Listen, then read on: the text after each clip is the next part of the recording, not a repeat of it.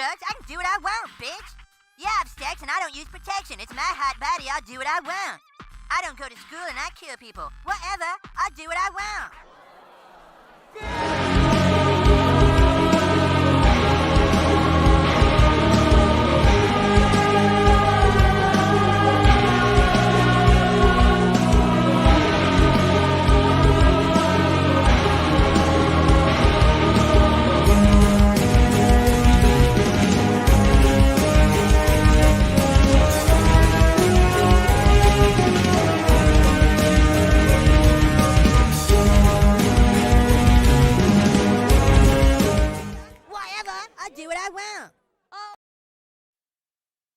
Good morning, good evening, good afternoon. Welcome. Amazing. I'm going to be just lurking too. I've been watching this all day and then noticed that they are discussing Ukraine. There was some fireworks with the Russian Federation and the Ukraine because they were letting them talk before the member states. And they're discussing what to do with Ukraine. And Russia. So this is the Security Council on Ukraine. We're about an hour and a half behind, but I was just going to let it play through, kind of premiere-ish. I'm working today, so I'll be around, but I thought it was important to get going before there was too much behind. So we'll see how it works. Hey, Dog Mama. I'll pop in every now and again, but I really was curious to see what was going on with this. So,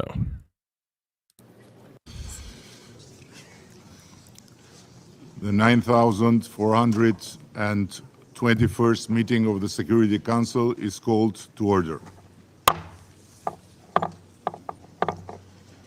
The provisional agenda for this meeting is maintenance of international peace and security, upholding the purposes and principles of the United Nations Charter through effective multilateralism, maintenance of peace and security of Ukraine. The agenda is adopted. I would like to warmly welcome the Secretary General, distinguished presidents, prime ministers, ministers, and other high-level representatives present in the Security Council chamber. Your presence today underscores the importance of the subject matter under discussion. In accordance with Rule 37 of the Council's Provisional Rules of Procedure, I invite representatives of Argentina, Australia, Austria, Belarus, Belgium, Bosnia and Herzegovina, Bulgaria, Canada, Chile, Croatia, Czechia, Denmark, Estonia, Germany, Greece, Guatemala, Hungary, India, Indonesia, Ireland, Italy, Kuwait, Latvia, Liechtenstein, Lithuania, Mexico, Montenegro, the Kingdom of the Netherlands, North Macedonia, Panama, Poland, Portugal, Qatar, the Republic of Korea, Romania, Sierra Leone, Slovakia, Slovenia, South Africa, Spain, Turkey, Ukraine, and the Bolivarian Republic of Venezuela to participate in the meeting. In accordance with Rule 39 of the Council's Provisional Rules of Procedure, I also invite the following briefers to participate in this meeting. His Excellency Mr. Charles Michel, President of the European Council. His Excellency Mr. Bujar Osmani, Chairperson in Office of the Organization for Security and Cooperation in Europe. And His Excellency Grand Chancellor Riccardo Paterno di Montecupo, Sovereign Order of Malta. It is so decided. I also propose that the Council invite His Excellency Archbishop Paul Richard Gallagher, Secretary for Relations with States and International Organizations of the Holy See, to participate in the meeting, in accordance with the Provisional Rules of Procedure and the previous practice in this regard. There being no objection, it is so decided.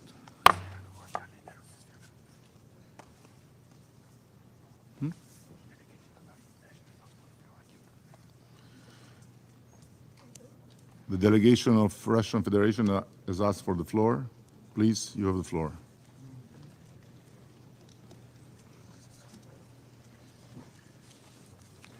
Mr. President, you were hasty in saying the words, "it is so decided." We had two questions.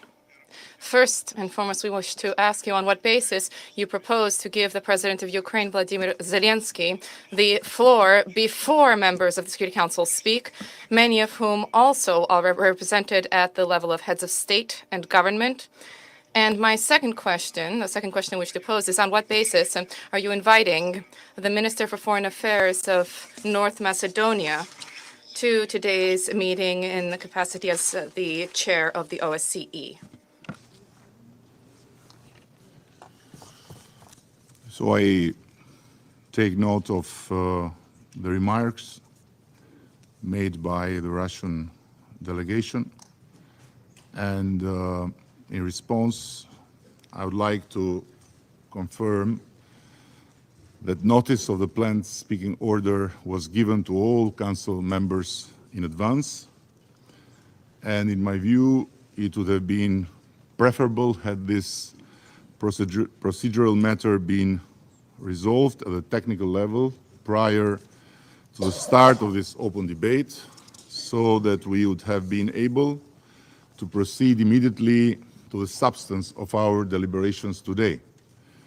I wish to recall that paragraph 33 of Presidential Note S 2017-507, agreed by consensus, states, and I quote, "When non-members are invited to speak to the Security Council, those who have a direct interest in the outcome of the matter under consideration may speak prior to Council members if appropriate." End of quote. Given the subject of today's open debate, we believe that inviting President Zelensky to speak before Council members amply confirms to paragraph 33. Moreover, giving the floor first to President Zelensky will provide the opportunity for Council members and the other member states participating today in such impressive numbers to respond to his remarks. Previously, in February of this year, the Russian delegation raised the same issue and was assured by then the Council President that ample precedents exist of non-Council member states taking the floor before Council members. Several cases were cited at that time, and others could be mentioned. I would add that at each of the previous 5 Security Council meetings in which President Zelensky was invited to participate, he spoke before Council members.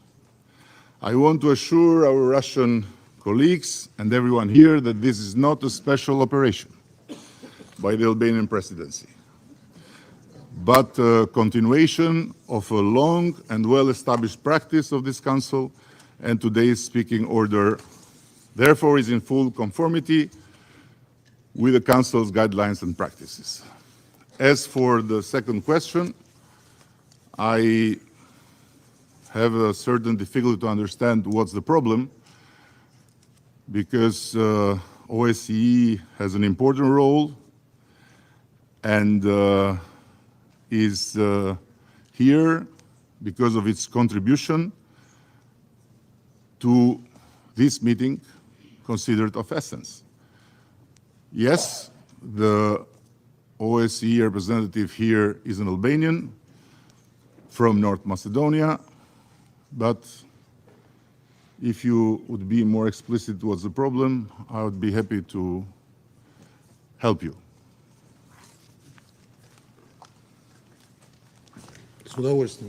With pleasure, Mr. President. We do not believe that the arguments that you have advanced are compelling. There are a number of members of the Security Council that will be represented in the hall today at the head of state level. You tried to explain why the Ukrainian president is being prioritized. However, the procedure, this has nothing to do with the procedure for the Security Council. You can understand the logic.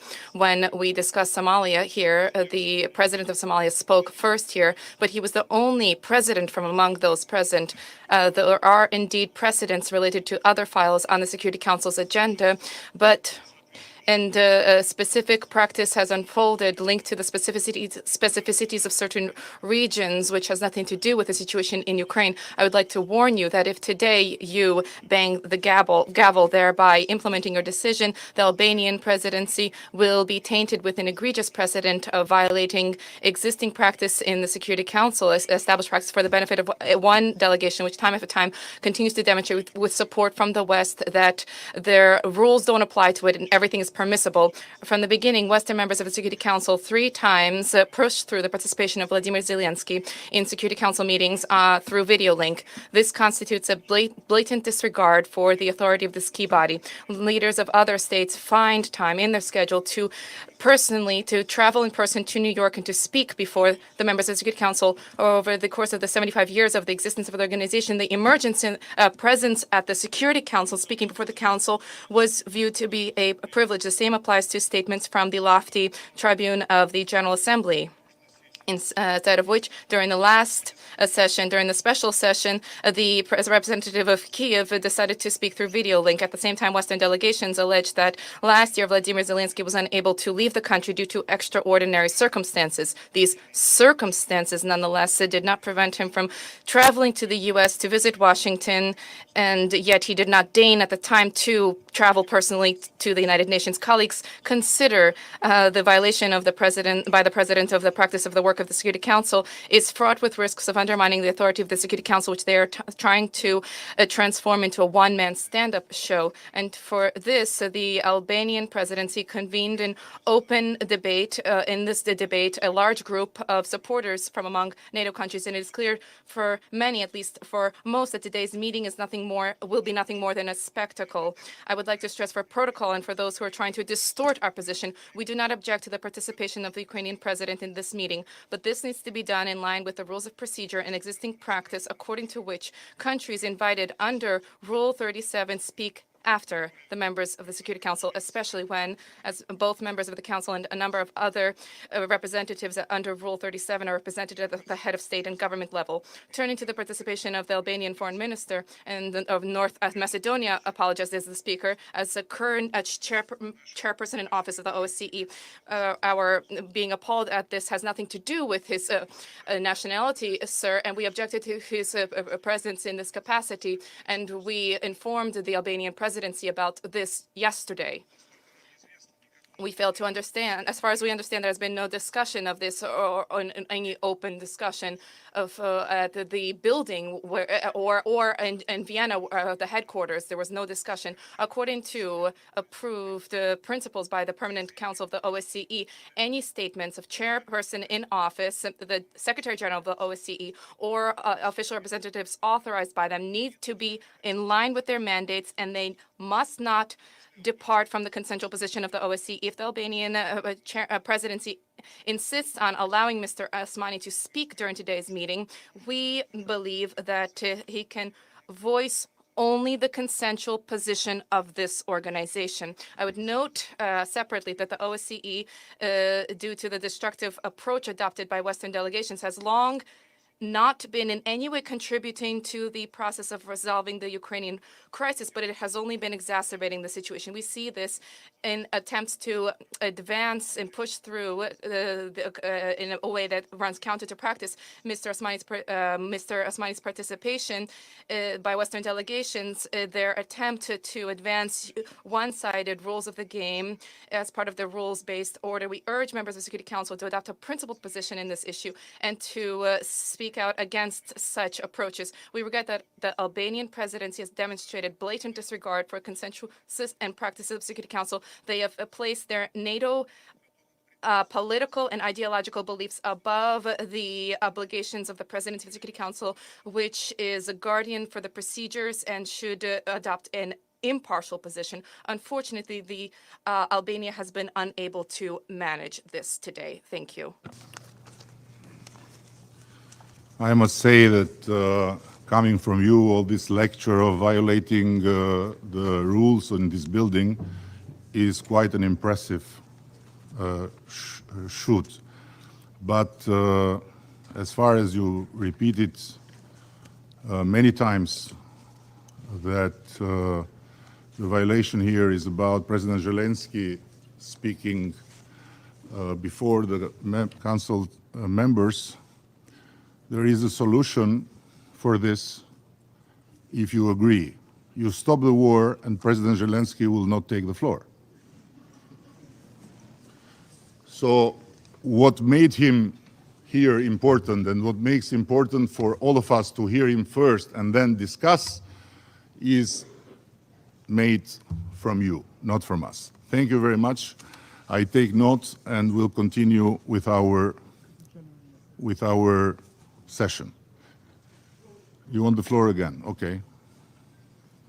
Mr. President, I wish to draw your attention to the fact that you today are acting as President of the Security Council, not speaking in your national capacity as a representative of Albania. Your objective is to conduct a meeting as is enshrined in the rules of procedure of the Security Council instead of providing political assessments in your capacity as the President of the Security Council. Thank you. I just responded to you after you addressing me as the Albanian Prime Minister and after you continuing to say incorrect things about what the procedure is here. If you don't want me to answer as an Albanian Prime Minister, don't provoke me as such. Anyhow, let's keep going now. The security, again, okay? Mr. President, I turn to you only as the President of the Security Council. Not once did I turn to you as the Prime Minister of Albania. Once again, I stress, I'm engaged in a procedural dialogue with you, not in a substantive dialogue. Please refrain from political assessments at the beginning of your statement at the Council. Yeah, it was you that talked about NATO, about Albania being in NATO, about NATO countries coming here. So all this has nothing to do with my role as President of the Council. Anyhow, can we now, with your permission, continue normally the session? Thank you very much. The Security Council will now begin its consideration of item 2 of agenda. I wish to draw the attention of Council members to document S 2023/653, a letter dated 6 September 2023 from the Permanent Representative of Albania to the United Nations addressed to the President of the Security Council. I now give the floor to the Secretary General, His Excellency Mr. Antonio Gutierrez. Mr. President, Excellencies, the United Nations Charter is our roadmap to a more peaceful world. The tools and mechanisms founded on the principles of the Charter are a how-to manual to resolve conflicts. Together, our collective efforts over the years have contributed to preventing war on a global scale and saving millions of lives through peacemaking and preventing diplomacy, UN peacekeeping operations, disarmament and non-proliferation efforts, humanitarian and development programs, and activities to promote human rights. Cette semaine, just this week, the Sustainable Development Goals Summit agreed a rescue plan for the SDGs, an essential tool to prevent conflicts and crises of all kinds. Multilateralism works. It is essential and effective. But multilateral tools and mechanisms are weakening. In the face of rising geopolitical tensions and challenges, some are failing while others frameworks that are urgently needed do not yet exist. The number of conflict-related deaths last year almost doubled. UN peace operations are under unprecedented strain. Nuclear disarmament is at a virtual standstill, and there are no adequate global frameworks to address the security threats posed by new technologies. I urge governments to go further and do better to recommit to their obligations under the UN Charter, to use the full range of diplomatic tools that it provides, to prioritize the prevention of conflict and crises, and to consider the proposals for new frameworks and tools in the new agenda for peace. Mr. President, Russia's invasion of Ukraine, in clear violation of the United Nations Charter and international law, is aggravating geopolitical tensions and divisions, threatening regional stability, increasing the nuclear threat, and creating deep fissures in our increasingly multipolar world. All this comes at a time when cooperation and compromise for multilateral solutions are needed more than ever to tackle challenges from the climate crisis to unprecedented levels of inequality to disruptive technologies. The United Nations organs have been clear in condemning the war. The General Assembly overwhelmingly approved a resolution demanding that Russia leave Ukraine, and the second rejected Russia's effort to annex Ukrainian territory. I have consistently and repeatedly called for a just and sustainable peace in Ukraine, in line with the Charter and international law, for Ukraine, for Russia, and for the world. Russia's invasion was followed by relentless, systematic attacks against civilians and civilian infrastructure and services, including health and education facilities. The war has killed or injured tens of thousands of civilians, destroyed lives and livelihoods, traumatized a generation of children, torn families and communities apart, devastated the economy, and turned vast areas of farmland into deadly minefields. Attacks on civilians and civilian infrastructure must stop immediately.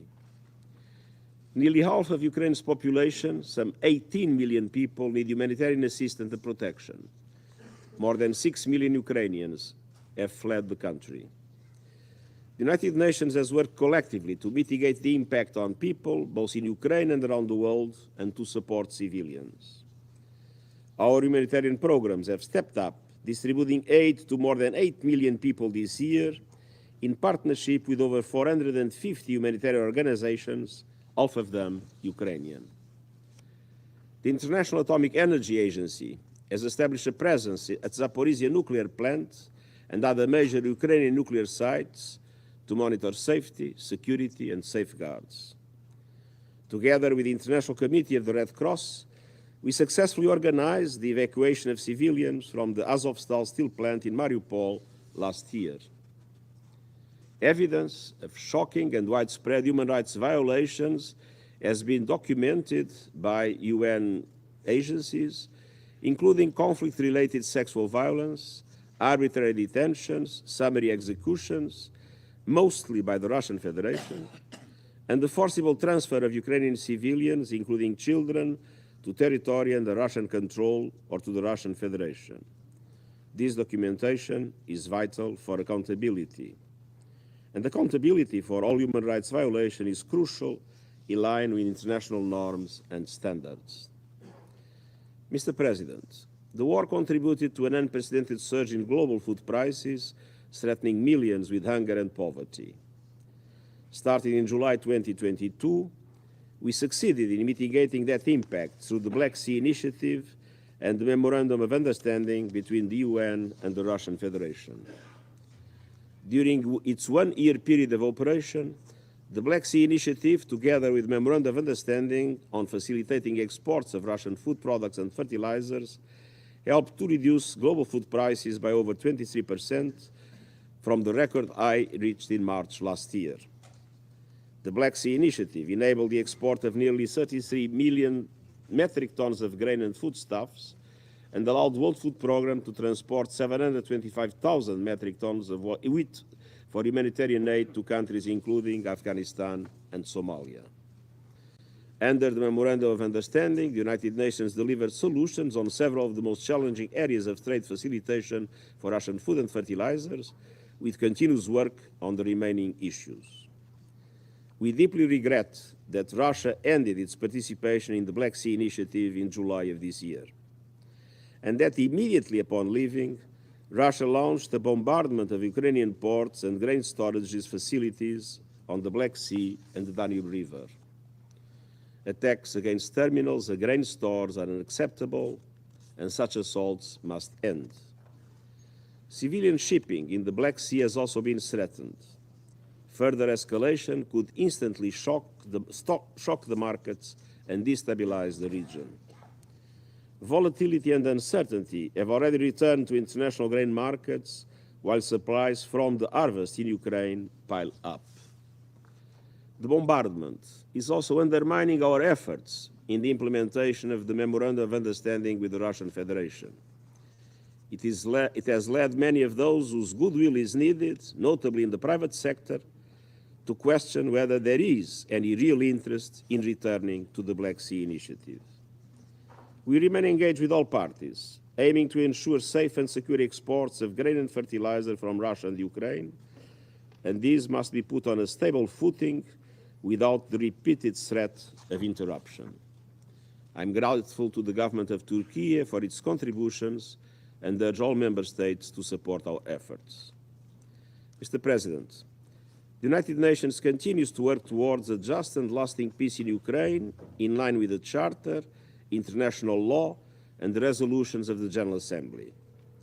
I urge all countries to do their part to prevent further escalation and to lay the foundations for sustainable peace.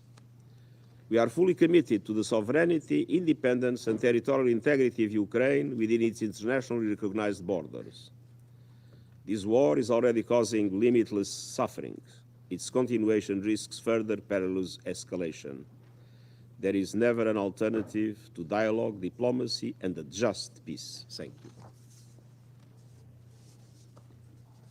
I thank the Secretary General for this briefing, and I now give the floor to His Excellency Mr. Volodymyr Zelensky, President of Ukraine. Thank you so much. Thank you. Distinguished Prime Minister Rama, I'm grateful to the Albanian presidency for the organization of this meeting. Mr. Secretary General, ladies and gentlemen, since the start of the full-scale aggression launched by the state, which for some reason is still present here among the permanent members of the UN Security Council, there's already been 574 days of pain, losses, and struggle. Russia has killed at least tens of thousands of our people and turned millions into refugees by destroying their homes. Most of the world recognizes the truth about this war. It is a criminal and unprovoked aggression by Russia against our nation, aimed at seizing Ukraine's territory and resources. But it's not just that. The terrorist state is willing, through its aggression, to undermine all the grounds of international norms meant to protect the world from the wars. And I'm grateful to all those who have recognized Russian aggression as the violation of the UN Charter. Ukraine exercises its right to self-defense, helping Ukraine with weapons in this exercise by imposing sanctions and exerting comprehensive pressure on the aggressor, as well as voting for relevant resolution, would mean helping to defend the UN Charter. The resolutions of the General Assembly have clearly recognized the fact that the only source of this war is Russia. But this has changed nothing for Russia in the United Nations. However, these are the situations that have changed everything for the UN. We should recognize that the UN finds itself in a deadlock on the matters of aggression. Humankind no longer pins its hopes on the UN when it comes to the defense of the sovereign borders of nations. World leaders are seeking new platforms and alliances that could reduce the disastrous scope of problems, the problems that are met here within these walls with rhetoric rather than real solutions, with aspirations to compromise with killers rather than to protect lives. Life should be defended uncompromisingly to ensure successful protection. But I would not be here today if Ukraine had no proposals precisely regarding some specific solutions.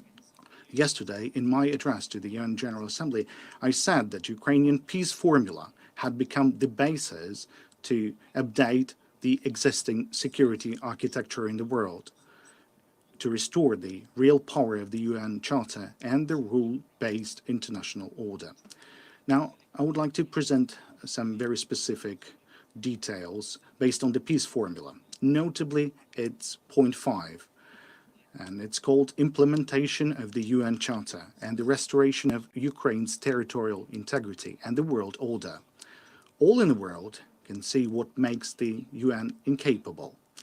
Unfortunately, this seat in the Security Council, which Russia occupies illegally through backstage manipulations following the collapse of the Soviet Union, have been taken by liars whose job is to whitewash the aggression and the genocide being carried out by Russia. And all the UN actions, either by the Security Council or by the General Assembly, that could have stopped this aggression are shattered by the privilege granted to the aggressor with this seat. Veto power in the hands of the aggressor is what has pushed the UN into a deadlock. Can this asshole Today, just go away? No matter what nation, Nobody it thinks might be, Ukraine a is this nation with important. 100 million Really, people, nobody does. or a small nation, a nation that bravely defends its independence, or a country whose long history of independence can help others, a state in need of help, or a nation that could provide some genuine support, a state relying on its army, or a state considering the UN Charter, but not the army, as its first and last line of defense. Regardless of who you are, the current UN system still makes you less influential than the veto power possessed by a few and misused by one, Russia. That is to the detriment of all other UN members. These days in the General Assembly, we can hear the word inequality too often. Inequality is mentioned by different nations, both larger and smaller. It is precisely inequality that renders the UN ineffective. I regret that so far the UN Security Council is just the largest and the most visible platform in the world. I believe and I know that UN is capable of more. I'm confident that the UN Charter can actually work for the sake of peace and security globally. However, for this to happen, the years-long discussions and projects on UN reform must be translated into a viable process of UN reform. And it should not be only about representation here in the Security Council. The use of veto power, that is what requires the reform. And this could be a key reform. That is something that can restore the power of the UN Charter. Ladies and gentlemen, 574 days of the full-fledged Russian aggression means 574 reasons for changes in this chamber. And the numbers of votes in favor of these challenges actually amounts to billions. The absolute majority of people in the world want to live in the world free of aggression. In contrast to all us, there's only a few obsessed individuals in Moscow. Veto right should not serve those who are obsessed with hatred and war. What we observe in the United Nations is an increasing support for the idea that in cases of mass atrocities against human rights, veto power should be voluntarily suspended. But we can also observe that Russia will not give up this stolen privilege voluntarily. Therefore, the UN General Assembly should be given a real power to overcome the veto. This will be the first necessary step. If it is impossible to stop the war because all efforts are vetoed by the aggressor or those who condone the aggressor, it is necessary to bring this issue to the attention of the General Assembly. In the event of two-thirds of the votes reflecting the will of nations from Asia, Africa, Europe, both Americas, and the Pacific region, in other words, a global qualified majority, the veto should be effectively overcome, and such resolution of the General Assembly must be legally binding for all member states. The second step, the UN Security Council must be fully accountable to the nations of the world. I welcome the proposals of various leaders to expand the representation of nations in the Security Council. The composition of the permanent members of the Security Council should reflect the current realities, and justice. Ukraine considers it unjust when billions of people do not have their permanent representation in the Security Council. The African unity must be here permanently. Asia deserves broader permanent representation. It cannot be considered normal when nations like Japan, India, or the Islamic world remains outside the permanent membership of the Security Council. One should take into account the changes that have taken place in Europe, notably that Germany has become one of the key global guarantors of peace and security. This is a fact. Therefore, it is also a matter of fact that Germany deserves a place among the permanent members of the Security Council. Latin America must be represented here permanently, and the Pacific states as well. However, we should not confine our attention to those in top seats only. There is a need to expand the participation and access to the activities of the UN Security Council and its subsidiary bodies for all members of the UN General Assembly who are not recognized as aggressors. At the same time, any participation of the Security Council membership should be suspended for a period of time when such a state resorts to aggression against another nation in violation of the UN Charter. The third step, there is a need for a system to prevent aggression through early response to actions violating territorial integrity and sovereignty of states. It is time to do that. The nations of the world should agree on such a mechanism for responding to aggressions to protect others that everyone would want for their own security. The Russian invasion of Ukraine has shown what can serve such a mechanism. Among other things, powerful sanctions against the aggressor, not only at a stage when Bucha has already happened, but also at the stage of the build-up of the invasion army. Anyone who wants to start a war should see before their fatal mistake what exactly they will lose when the war would start. The issue of applying such preventive sanctions should be automatically submitted for consideration of the UN Security Council when any member of the UN General Assembly reports a threat of aggression. Ukrainian soldiers now are doing at the expense of their blood what the UN Security Council should do by its voting. They're stopping aggression and upholding the principles of the UN Charter. And now talking about the territorial integrity. This is an element of both the UN Charter and our peace formula that is inextricably linked to the issue of cleaning the territory from the occupiers. Occupation is an inexhaustible source of dynamite under the international rule-based order. So I will provide examples of concrete steps that to be taken for the security architecture to be strong, using Ukraine as an example. Very specific things, just like Ukrainians.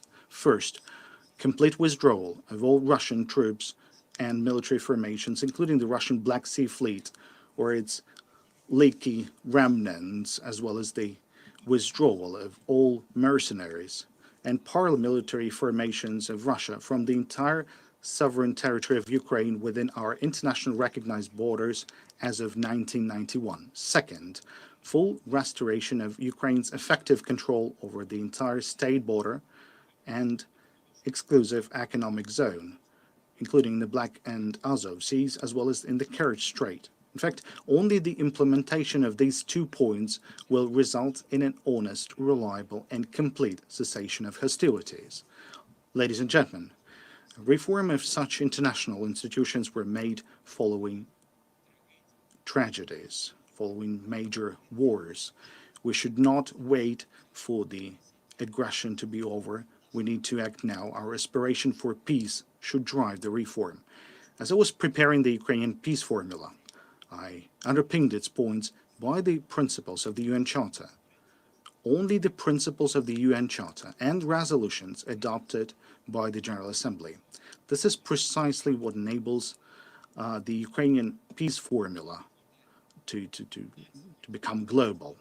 The nations that engage with the formula realize that they're working for the rule-based international order, for the protection of territorial integrity and sovereignty of states, protection of human rights, prevention of aggression, and genocidal policy. Naturally, the epicenter of such efforts should be in this very chamber, the UN Security Council chamber, and even to the greater extent in the General Assembly Hall. If reform of UN institutions is necessary for that, then we should not be afraid of such reform. We are ready to work together with UN members who have joined the peace formula to work on relevant draft resolutions and amendments to the UN Charter. And I would like to make it clear for everyone in the world that Very Stalin-esque Ukraine tits and ray is guns. proposing while addressing to nations of the world and calling them to join the implementation of the peace formula. Every country can demonstrate its leadership within the framework of one or more or maybe all points of the peace formula. We can establish groups based on the points of the peace formula where national security advisors to heads of states and diplomatic representatives work. Now, these groups are tasked to elaborate a list of decisions and legislative proposals to be implemented in order for the relevant point of the peace formula to be fulfilled. We're ready to hold 10 conferences at the level of advisors and in accordance with the 10 points of the peace formula, then a summit on the level of leaders. Could also be a These little drafts Castro's will be dad in there prepared, too.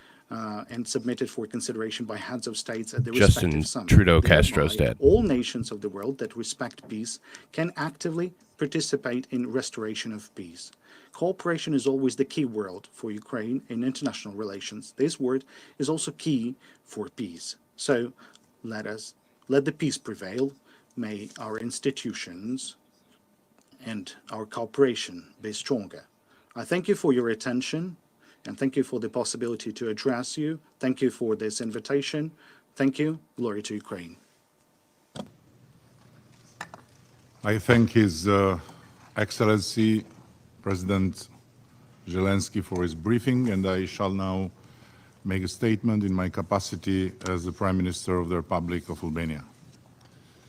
Mr. Secretary General, Excellencies, Head of State and Governments, distinguished representatives, thank you all for being here today. The presence of such considerable number of dignitaries speaks to the very high importance of the issue at hand. Thank you, Secretary General, for your remarks. They resonate with and reflect the values and principles of our organization. President Zelensky, I'm grateful for your presence here at such a tragic moment in your country's history. Your strong words translate the pain of your compatriots and convey very clearly, together with your firm determination, the grit of your people and the unwavering hope of your nation. Excellencies, while today the world needs more than ever an acute sense of responsibility from all of us to confront the multiple challenges and threats facing our planet, conflicts, unconstitutional seizures of power, climate change, devastating floods and unforgiving droughts, including unpredictable and severe wildfires, what we witness instead is more and more disruptive attitudes, reckless acts, and growing conflictuality within and among states. In many parts of the world, the examples of force have proliferated, while the force of example has become a rarity.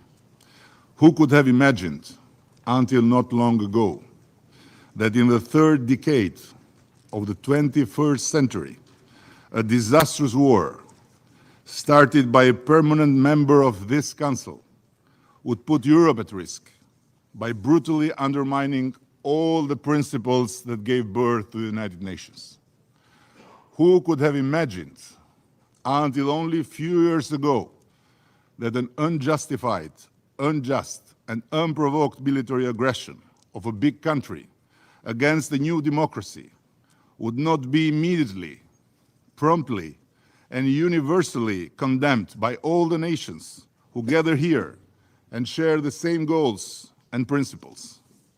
How to understand the yes, but, or calls on both sides with arguments in order to avoid calling a spade, and which refuse to call a brutal aggression by its only and real name, a man-made tragedy that is inflicting untold suffering to the Ukrainian people, but also reverberating across world regions, hurting growth, raising prices, and threatening with hunger and starvation hundreds of millions of people. An aggression in the heart of Europe cannot be Europe's problem only, as some think, as some say, or as some whisper. Cynics may think that Ukraine is just a problem dropped on the lap of the democratic West to deal with, and they even mumble that what goes around comes around, implying that this is a natural payback for what might have happened before, elsewhere, in other times. Is it? Really? I invite everyone to think twice. This war of aggression must be everyone's business. Let me remind us by paraphrasing the tragic account by Martin Niemöller. First they came for Georgia. I did not speak out. Then they came for Crimea. It was not my country, so I did not speak out. Then they came for the whole Ukraine, but I was not Ukrainian, and I did not speak out. And then they came for me, but there was no one left to help and defend me. As we speak, there have been more than 26,000 civilians that have passed away. Tomorrow the number will be higher, and it will increase every other day for as long as this war continues. Given the inexcusable nuclear saber rattling that keeps coming time and again from different layers of the Kremlin, one is right to fear that one day, God forbid, this madness could turn into something far worse. And don't forget, as unimaginable today as this war was yesterday. Excellencies, we have a duty to help those in need, and in this respect, Ukraine and Ukrainians. We may differ, of course we may differ, on how to support Ukraine in its fight for freedom and dignity.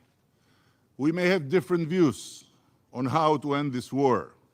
Let's discuss them. But it would be an insult to the intelligence of this organization if we fail to unanimously recognize and say loudly who is the aggressor and who is the aggressed. It is the same sharp difference between war and peace as Tolstoy would remind you. Go back and read him. If we fail to admit this crystal clear truth, we are not only letting down Ukraine and its people, we are failing our core responsibility, compromising the future, and betraying all our children, from Brazil to Spain, from the Arctic to the Southern Pole. The struggle of Ukraine is also the struggle of everyone who aspires to live in a world where nations are free and equal, where territorial integrity is undisputable and their right to live in peace is unquestionable. The contrary is not only short-sighted, but utterly dangerous for everyone under this roof. This is why everyone has to do its part. Albania is a small country. Our continued support to Ukraine may not change the dynamics on the battleground, but it contributes to not rewarding aggression, to not accepting annexation, and not letting the obvious become dubious. And again, I repeat, we may differ on how to deal with this. We may have different views on how to go towards peace. But how possibly we can have different views on who is the aggressor and who is the aggressed? Excellence, le devoir principal Excellencies, the main duty of the Security Council is to act decisively on behalf of the entire world and in the service of the world. We can well understand those who are many in number who ask, what is the Security Council doing?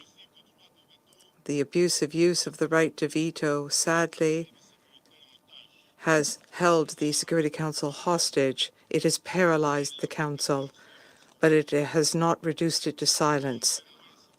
As we can see, the proof is here in this meeting. The force of rules and values bring us together. They should not be replaced by rules of force and the rejection of values. The world is dangerously tipping into what could become a tragedy for all of us. Calling the experience of the Western Balkans.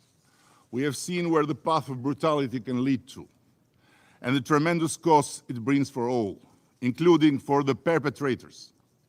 History has confirmed that those who saw war as a shortcut to achieve their goals ended up regretting it forever. Russia has tried many times to use, or better, misuse, the changed reality in the Western Balkans, particularly the birth of the Republic of Kosovo, to justify their neo-imperial dreams and the subsequent nightmare they have exported in Ukraine. No matter how hard one may try, Kosovo, whose independence has been sanctioned by the International Court of Justice, Chapter 14 of this Charter of United Nations, International Court of Justice, cannot serve as a pretext for territory grab or illegal annexations. If today a lasting peace in our region is within reach, this has to do first and foremost with the lesson learned that the most efficient way to overcome the past and shape a common future is through cooperation, not through division, by promoting free movement of people, goods, services, capitals, not by raising artificial barriers, by building bridges for our kids to enjoy freedom and prosperity, whatever their language, whatever their race, whatever their nationality, not erecting walls for our ghosts of the past to seek and hide in endless blame games. I'll end with this. The preamble of the United Nations Charter calls on us to practice tolerance and live together in peace with one another as good neighbors. Important decisions are never a matter of chance. They are always a matter of choice. Albania has made its choice to stand for peace, development and progress, to stand with the aggressed, not with the aggressors, to stand with and to stand for Ukraine. Thank you. I resume now my function as President of the Council. I now give the floor to His Excellency, Mr. Guillermo Lasso Mendoza, Constitutional President of the Republic of Ecuador.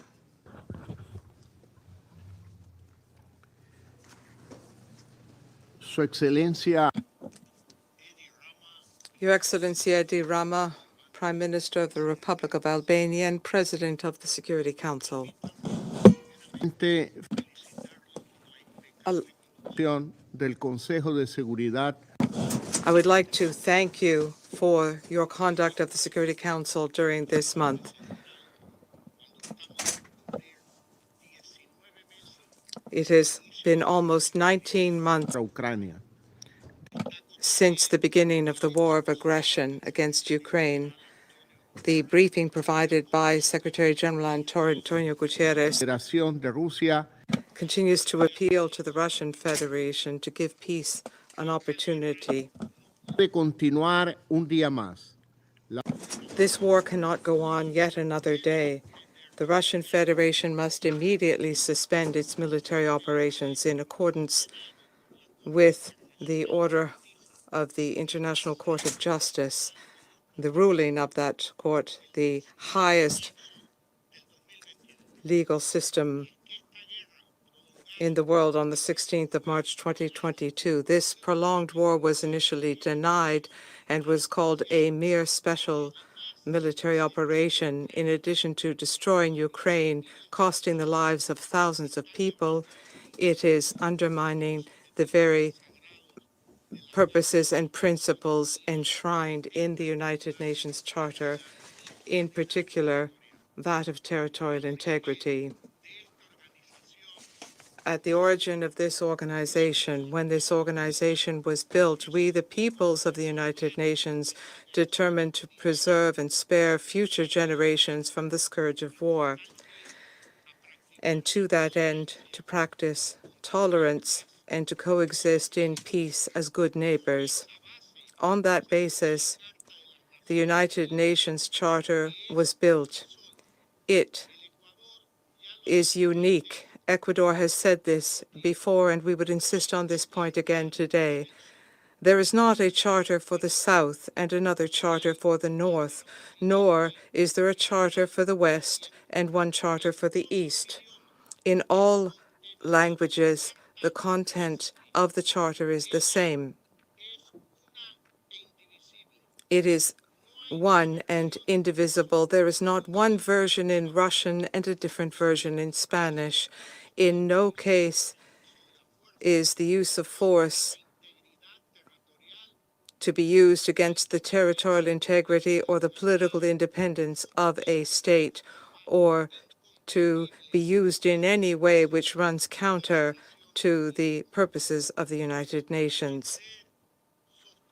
How can we uphold the principles and purposes of the UN Charter for effective multilateralism and at the same time invade a neighboring country, or not condemn that invasion, maintaining indifference or complicity? On the contrary, to defend the territorial integrity of states means that we must respect and implement the provisions of the UN Charter. We must maintain international peace and security, not to aggress a third state, and to abstain from voting in disputes where we're a party. There are those who say that the crisis of peace and security is due to supposed shortcomings in the Charter, but no reform, no new international framework will be sufficient for peace and security if states are not determined to respect and implement these higher principles. What a fatal blow for multilateralism to have a military invasion of a neighboring country. This war, which has impacted the dynamics and the work done in this Security Council, continues to undermine trust in the UN system. However, beyond the difficulties which this body is facing to have a clear-cut response to this issue, we must underscore the enormous contribution of the United Nations for millions of peoples and humanitarian groups working on the ground, providing emergency assistance, in particular to women and children. I recognize the efforts of the Secretary General in the humanitarian sphere, including in the Black Sea Grain Initiative, and we ask that that initiative be resumed. Mr. President, distinguished colleagues, there are corrosive narratives which claim to justify this war, but there is no justification with any legal foundation. We have been told, for example, that the invasion of Ukraine is in response to a supposed group of countries of the West aiming to weaken Russia. We've been told that Russia is acting in self-defense in the face of anti-Russian policies. with regard to some inhabitants or against Russian culture. But what greater act of xenophobia or disregard for one's neighbor than to carry out a war against one's neighbor? There's little truth in that position. We need only look at the pattern of voting in the General Assembly when resolutions have been adopted on the territorial integrity of Ukraine with a vast, clear majority. Of course, there is no veto which can halt the force of the General Assembly when it comes to defending the territorial integrity of its members. And this majority is not a majority of alliances or partnerships, as some claim. Ecuador rejects any invasion, regardless of the country committing that invasion. Moreover, and in particular, if that country holds a permanent seat in this body. The Secretary General, Boutros Boutros-Ghali, affirmed that only a power can impose order on chaos. It is the power of principles which transcend changing perceptions of coexistence in the short term. Ladies and gentlemen, among the hundreds of thousands of people who have fled war, there were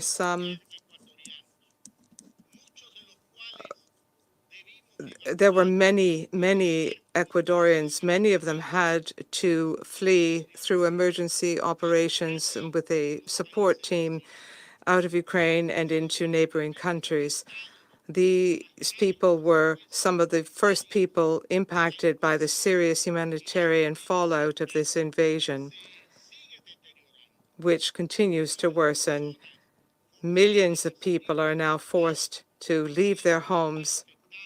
They have been the hardest hit. Primarily women, girls, and boys are the ones who are hardest hit. This war has continued to have a global impact as well. It has exacerbated the nuclear threat. It has led to global food insecurity, and it has impacted economies, in particular the economies of developing countries. For all of these reasons, we appeal to the members of the Security Council, individually and collectively, to redouble our support so that the efforts and the good offices of the Secretary General can be played out on the humanitarian and political fronts so that we can work towards just peace based on territorial integrity and on the principles of the UN Charter immediately. Thank you very much. Thank you. Thanks to His Excellency Mr. Lasso Mendoza for his statement. I now give the floor to His Excellency Mr. Nana Addo Dankwa Akufo-Addo, President of the Republic of Ghana. Mr. President, I thank you for making me a part of this important meeting on how we can uphold better the purposes and principles of the United Nations Charter, with the unfortunate tragic events in Ukraine serving as a backdrop. I'm grateful to Secretary General Antonio Guterres for making a compelling case of the shared benefits we derive as member states when we choose to be peace-loving, as required by the Charter. Mr. President, none of us here in this chamber can claim not to be aware that our world is in a troubled place. The sharp differences in geopolitical competition among major powers and the intense convergence of the crises in the world, particularly of conflicts, climate change, inequality, unconstitutional changes of government, and unsustainable development, have undermined global trust and solidarity and unraveled the common logic that has prevailed since 1945, which is, it is better to suffer the inadequacies of the multilateral system for the greater good than to pursue the chaos of the unknown for national advantage. In this context, and being mindful of the reality that neither geographic boundaries nor political ideologies have been able to isolate any state from the burden of the prevailing crises, Ghana continues to hope in earnest for an end to the war against Ukraine and for the construction of a future marked by peaceful coexistence, mutual cooperation, and brotherly relations between the two neighboring countries. Indeed, the Russian Federation's aggression against Ukraine is plainly wrong, and we have said so on many platforms. The war has had an increasingly devastating toll on the people of Ukraine and the rest of the world, particularly for those of us in Africa, and has challenged our shared values of international peace and security. The turnings of the war have constrained collective efforts in reintegrating multilateralism and impeded common approaches to confront effectively several complex challenges of our time. For those of us in Ghana, however, the unfolding situation is not a lost cause.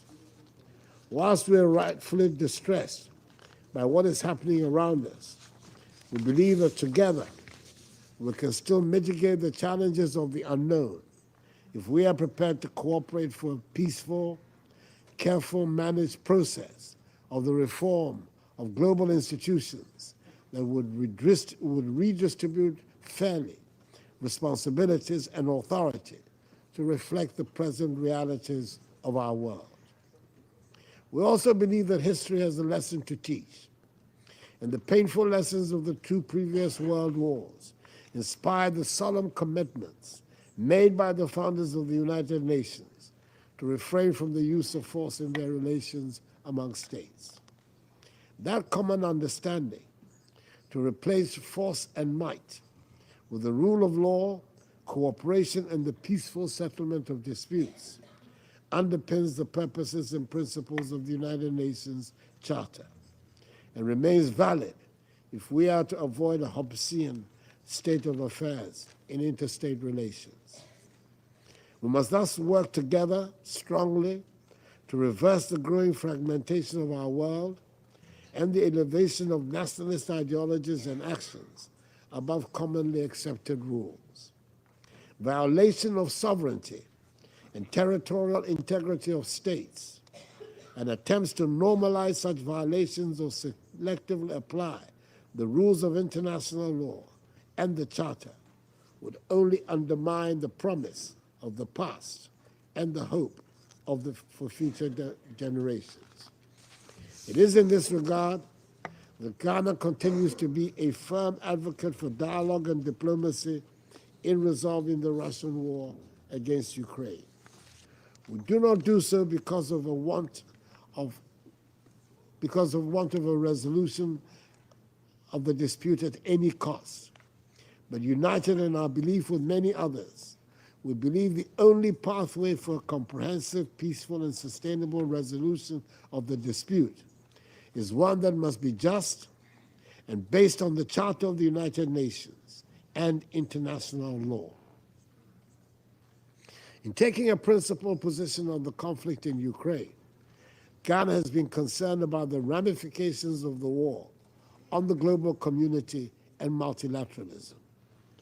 We therefore welcome the opportunity that the new Agenda for Peace provides, which is to reset our common understanding on how, among others, we relate with each other as states, can reinforce the preemptory norms of international law that have provided us stability for almost 8 decades, and find new ways of addressing old challenges that continue to undermine states and the sovereignty of nations. Mr. President, in support of the choices we need to make for a renewed and inclusive in multilateralism, I would want to share 3 key messages. Firstly, many of the organs and institutions established by the Charter, such as for the Security Council, continue to be relevant, but the Council's composition and working methods need renewal through the completion of the long outstanding reforms. In support of the Common African Position on Security Council reforms contained in the Azulwini Consensus, Ghana urges a transformation of the dialogue among member states to envisage an endpoint that delivers a Security Council that is representative and which also addresses the historical injustice done the continent of Africa. To overcome knotty discussions around the veto, we encourage the ongoing efforts to limit its use and the subsequent placement of a moratorium on its use that will lead progressively to its removal over a reasonable period of time. We cannot continue to have a Security Council that is structurally limited from being effective and yet demands universal acceptance for its decisions. As with many other things in life, with changes, we need to adapt, and with authority comes a responsibility that must be kept. Secondly, the peace of the world is indivisible and integrated with all other global arrangements beyond our collective security. Our efforts of preventive diplomacy must be comprehensive and broad-based. We need to be aware that, for instance, inimical economic and financial policies have an enduring impact on peace, and that global policies in the structure and functioning of international institutions cannot remove the centrality of peace from their raison d'etre. We must strengthen in a comprehensive and integrated manner our efforts in preventing the outbreak of violence or resurgence of new conflicts. Thirdly and finally, multilateralism at the global level must be accompanied by effective regional partnerships, partnerships that help to anticipate better threats to our common humanity, which prioritize specific means for resolving differences, and which cuts across regions to enhance its effectiveness when required. When we fail to leverage fully the potential of regional bodies, we can only have ourselves to blame when multilateral efforts at the global level are unable to deliver.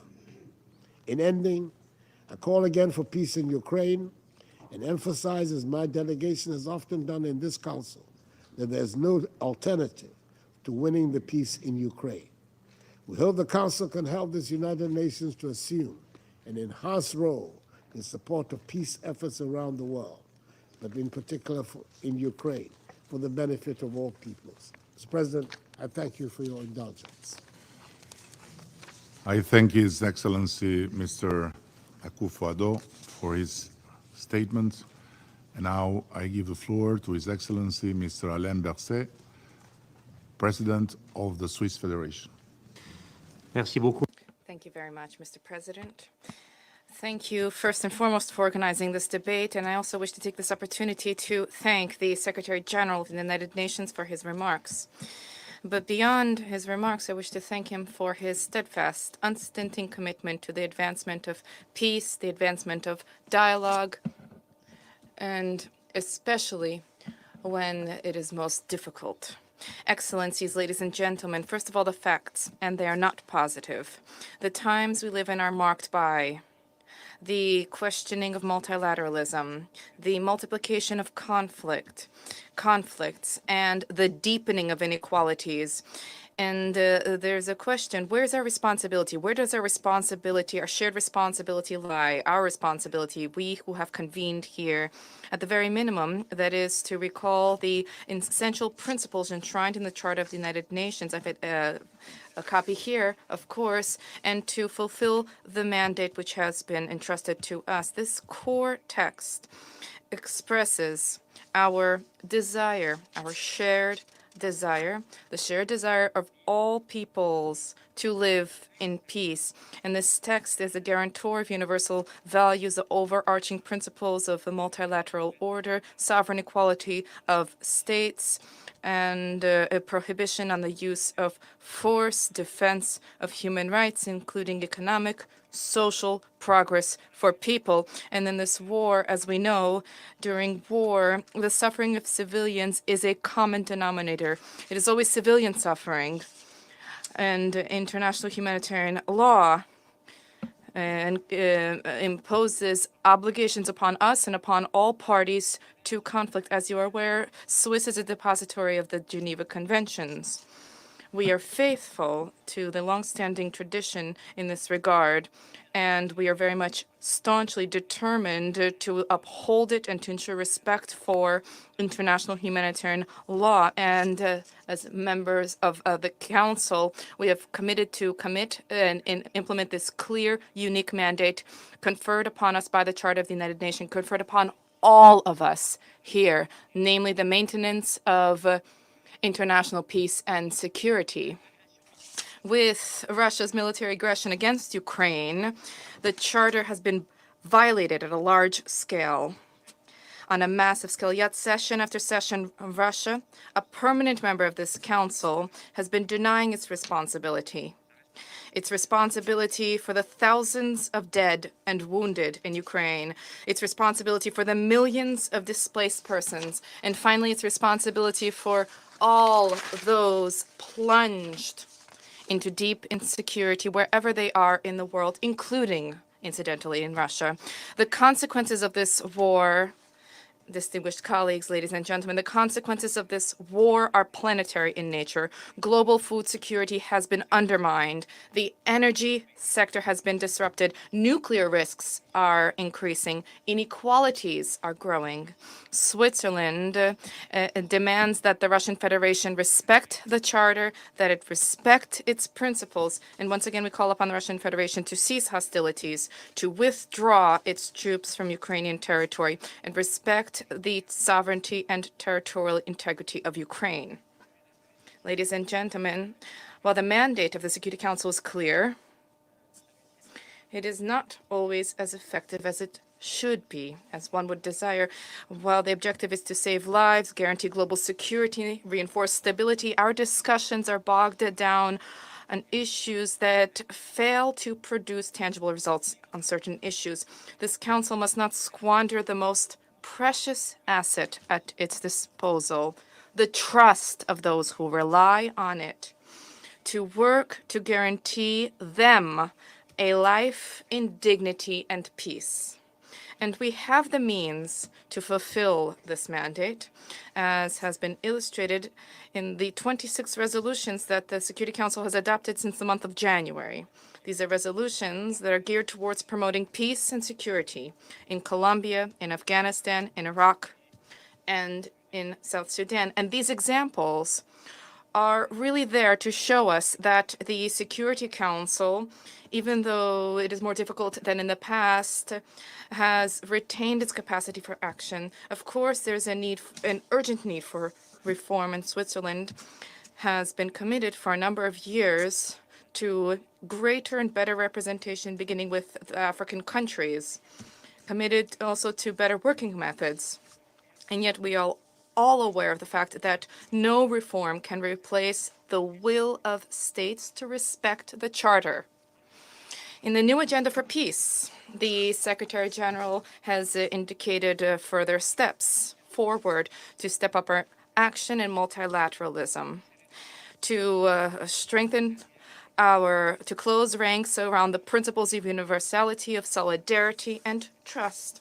And we have been assuming this duty of solidarity. In Ukraine, we are committed to alleviating the suffering of the civilian population, rendering justice to the victims, promoting a political solution to the conflict in due time. We have opened our doors to people fleeing the war. We have been delivering humanitarian aid. We have been collaborating with the Ukrainian government on the process of reconstruction. And the challenges, the tasks facing Ukraine are immense. To give just one example, an area four times the size of Switzerland. Switzerland is not a large country. 4 times the size of Switzerland That is the territory of Ukraine, which has been contaminated with mines. And there, too, we have been supporting humanitarian demining with our know-how and with deliveries of equipment and a commitment that we will continue to shore up. And it is in the same spirit of solidarity that we are calling for the relaunching of the Black Sea Initiative. We wish to take this opportunity to express our gratitude to the Secretary General for his tireless efforts in this regard. Excellencies, distinguished colleagues, multilateralism is the only option to achieve peace, the only way to move away from individualistic thinking in which each side seeks only to defend their own interests, to maximize their own influence, the only option to relaunch the search for common sustainable solutions that guarantee a dignified life for all. And against this backdrop, in this spirit, Switzerland welcomes diplomatic initiatives in favor of a lasting peace in Ukraine, a peace rooted in the principles of the Charter of the United Nations, the Charter which is truly the cornerstone of peaceful coexistence of all states. In the past and today, threats, isolationism, violence have never provided answers to the dysfunctions and imbalances of the world in which we live. And this Council, Security Council, can only successfully fulfill its mandate. Therefore, ensure the common desire of all people of this world to live in peace and security to be made a reality. Only can it achieve this if it acts in a spirit of trust and collaboration. This spirit must guide everyone around this table. Today, we have an opportunity to reverse course, to change the situation. We have this opportunity, but there's a need for will to be there, for ardent will to be there, because a lasting peace is worth more than any fleeting gain. Thank you. Mr. Berset for his statement. And now I give the floor to His Excellency Mr. Fumio Kishida, Prime Minister of Japan.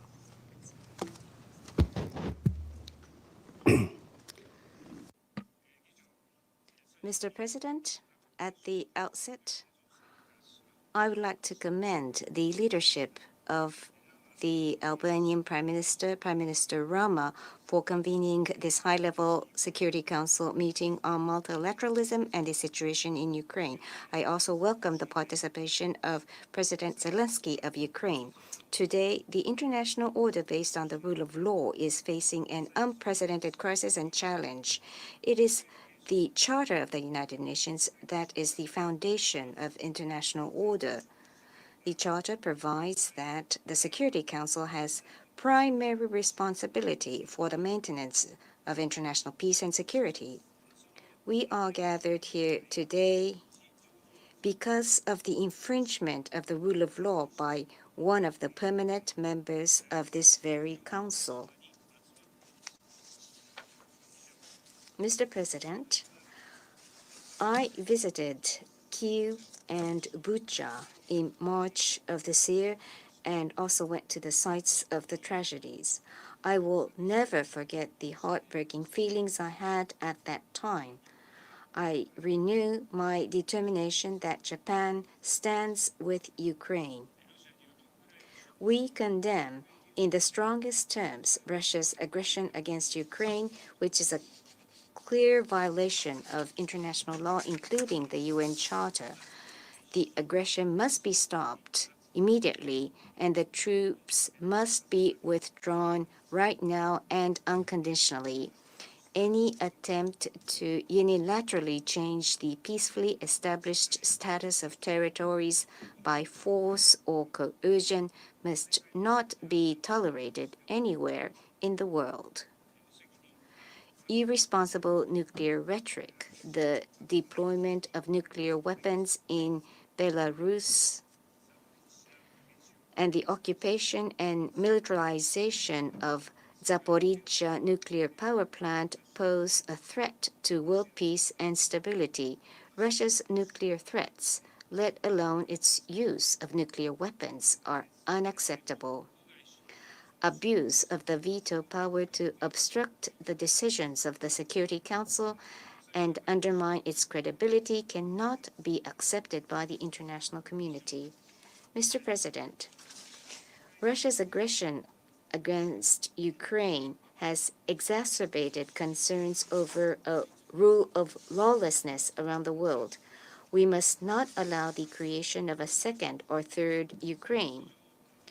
It is essential to achieve a comprehensive, just, and lasting peace in Ukraine conforming to the principles of the UN Charter in order to protect an international order based on the rule of law.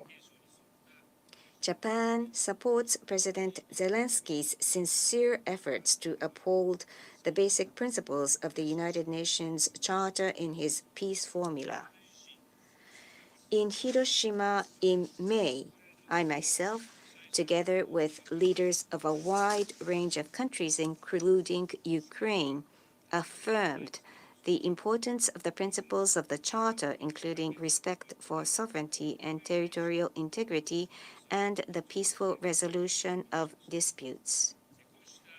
Following these discussions, 2 meetings of National Security Advisors on Ukraine were held.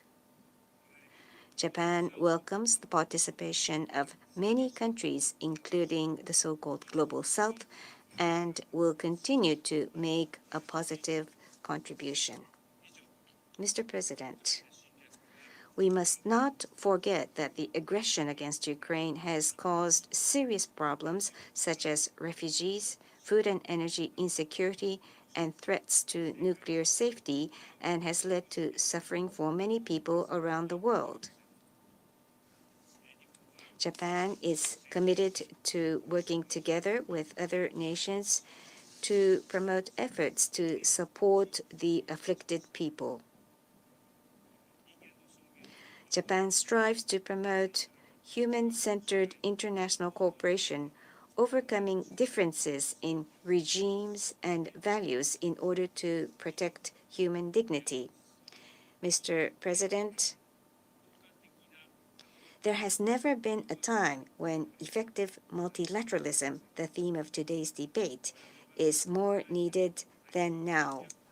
We must overcome numerous calamities, including the aggression against Ukraine, and realize multilateralism rooted in a spirit of solidarity. Bearing this in mind, I myself have engaged in a series of discussions with leaders of various countries. Japan has also organized Security Council open debate on the rule of law and peace building during our Council presidency to listen to the diverse voices of the international community. Japan will further strengthen its efforts to resolve issues concerning international peace and security, including through preventive diplomacy, while upholding the rule of law under multilateralism. Mr. President, now is the time to return to the unshakable principles that we, the member states, have built up since 1945, including the United Nations Charter, and work toward a world of cooperation, not division and confrontation. To this end, strengthening the functions of the UN is an urgent task. The Security Council must be enlarged in both its permanent and non-permanent seats to better reflect the realities of today's world, including Africa. We must now take concrete action looking ahead to the Summit of the Future and the 80th anniversary of the establishment of the United Nations. It is time to move forward to realize the UN as a platform that listens to people facing difficulties and works with them to confront challenges together, aiming for a world that respects human dignity. Thank you for your attention. I thank His Excellency Mr. Kishida for his statement, and I now give the floor to His Excellency Mr. Robert Abella, Prime Minister of the Republic of Malta. Thank you, Eddie, Mr. President, Mr. Secretary General, dear colleagues, excellencies, and also dear friends. First of all, I would like to kick off by thanking the Albanian presidency for having organized this high-level open debate of the Security Council. I also thank the Secretary General for sharing his thoughts with us earlier today. 12 years ago, soon after the outbreak of the Arab Spring, Malta had launched its bid to serve on the Security Council. That was a time, I remember, of turmoil, also instability in our immediate neighborhood, but also it was a time of hope and aspirations. The decision to embark on this journey stemmed from our commitment to the principles enshrined in the United Nations Charter. They are timeless and also universal and an integral part of our foreign policy. Our unwavering belief is that multilateralism, today's major theme that we are discussing, holds the answer to contemporary challenges, and that all countries should engage proactively to this end, and this served as our point of departure way back. Today, as elected members of this council, these convictions continue to serve as our guiding light. Mr. President, more than ever, the world today needs an effective multilateral system with the United Nations at its core. We must redouble our efforts to uphold and also defend the fundamental principles that unite us. We must promote our common values at a time when they are being aggressively undermined and threatened. We must protect them and adequately respond to any contempt for these values. At the same time, we must not lose sight of the fact that we are living in a world where conflicts, unfortunately, are on the rise. The nuclear threat still looms. The climate crisis is, unfortunately, spiraling out of control. Democracy and human rights are under a systematic attack. Global inequalities are deepening. Disinformation and misinformation campaigns are feeding as well as amplifying tensions. No country by itself can tackle these complex and existential challenges. They require our full and collective attention. Effective multilateralism is the only avenue to address these challenges in a decisive and holistic manner. Mr. President, if we are to reach these ambitious goals, we cannot resign ourselves to living in a world where might is right. Last year, the Russian Federation began its aggression against the Ukraine, violating its sovereignty and also its territorial integrity. These acts constitute a blatant violation of the United Nations Charter and also a violation of international law. They were overwhelmingly deplored and rejected by the General Assembly, who had called for Russia's immediate withdrawal of its military forces and the cessation of hostilities. This war profoundly undermines the multilateral system. It weakens and also destabilizes this very council. The immediate and long-term consequences of such actions by a permanent member of this council cannot be emphasized enough. And on the occasion of this debate, I reiterate Malta's full support for Ukraine's independence, sovereignty, and territorial integrity within its internationally recognized borders. I equally underline Ukraine's inherent right to self-defense as enshrined in Article 51 of the United Nations Charter. Ukrainian people have paid the heaviest price as a result of this unjustified and unprovoked war of aggression. It has led to another human-made catastrophe as the world was still struggling to find the path to normality following a crippling COVID pandemic. All wars are indeed devastating, and this is, of course, no exception. Lost lives are gone forever and will never be recovered. The scars of those wounded, injured, and traumatized by conflict never fully heal. Once the fighting is over, the road to recovery will still be a long and arduous one. Through its actions, Russia did not only bring war back to Europe's shores, it also generated a global food crisis that has seriously impacted mostly developing countries around the world. And while the Black Sea Grain Initiative allowed almost 33 million tons of grain to be shipped, Russia's unilateral decision to pull out of the deal has seen grain prices unfortunately soar up. Again, I once again state Malta's here uncompromising position that using hunger and food supplies as weapons of war is completely unacceptable. In closing, Mr. President, I reiterate and emphasize once again that there can be no peace in our future if the strong can trample on the weak. There can be no peace if international law can be brushed aside, if geopolitical interests so demand. There can be no peace if the rights of states and individuals can be suspended or revoked at any time. Malta's commitment to peace, dialogue, and multilateralism remain as strong as ever. We remain firm in our resolve to stay at the forefront of the defense of the United Nations Charter, no matter how difficult or disheartening circumstances may seem. We must never give up on peace. We must never give up on dialogue, and we simply cannot afford to do so. In this time of upheaval, our collective reply is to redouble and redouble and redouble our efforts and continue to invest in our multilateral system. In doing so, we must also reform this council to make sure it is truly fit for purpose in today's world. A council that is more transparent, more effective, more representative, more accountable, and also more democratic. Meanwhile, we remain convinced that the only step towards a lasting peace in Ukraine is for Russia to immediately cease all hostilities.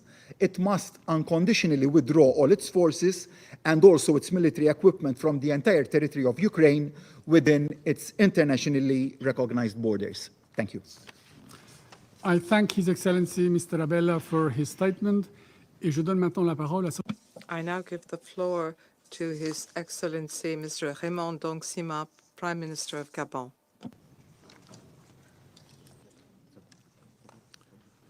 Monsieur le Président, Mr. President, I thank the UN Secretary General for his enlightening briefing on the terrible conditions and the fallout of the war in Ukraine 19 months after the outbreak of war.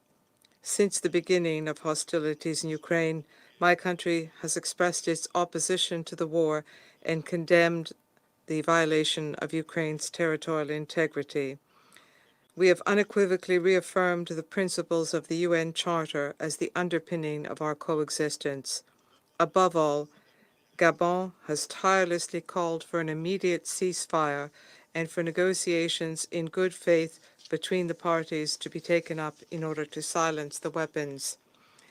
570 days since the beginning of this deadly war, the shock wave has continued to spread beyond the borders of Ukraine.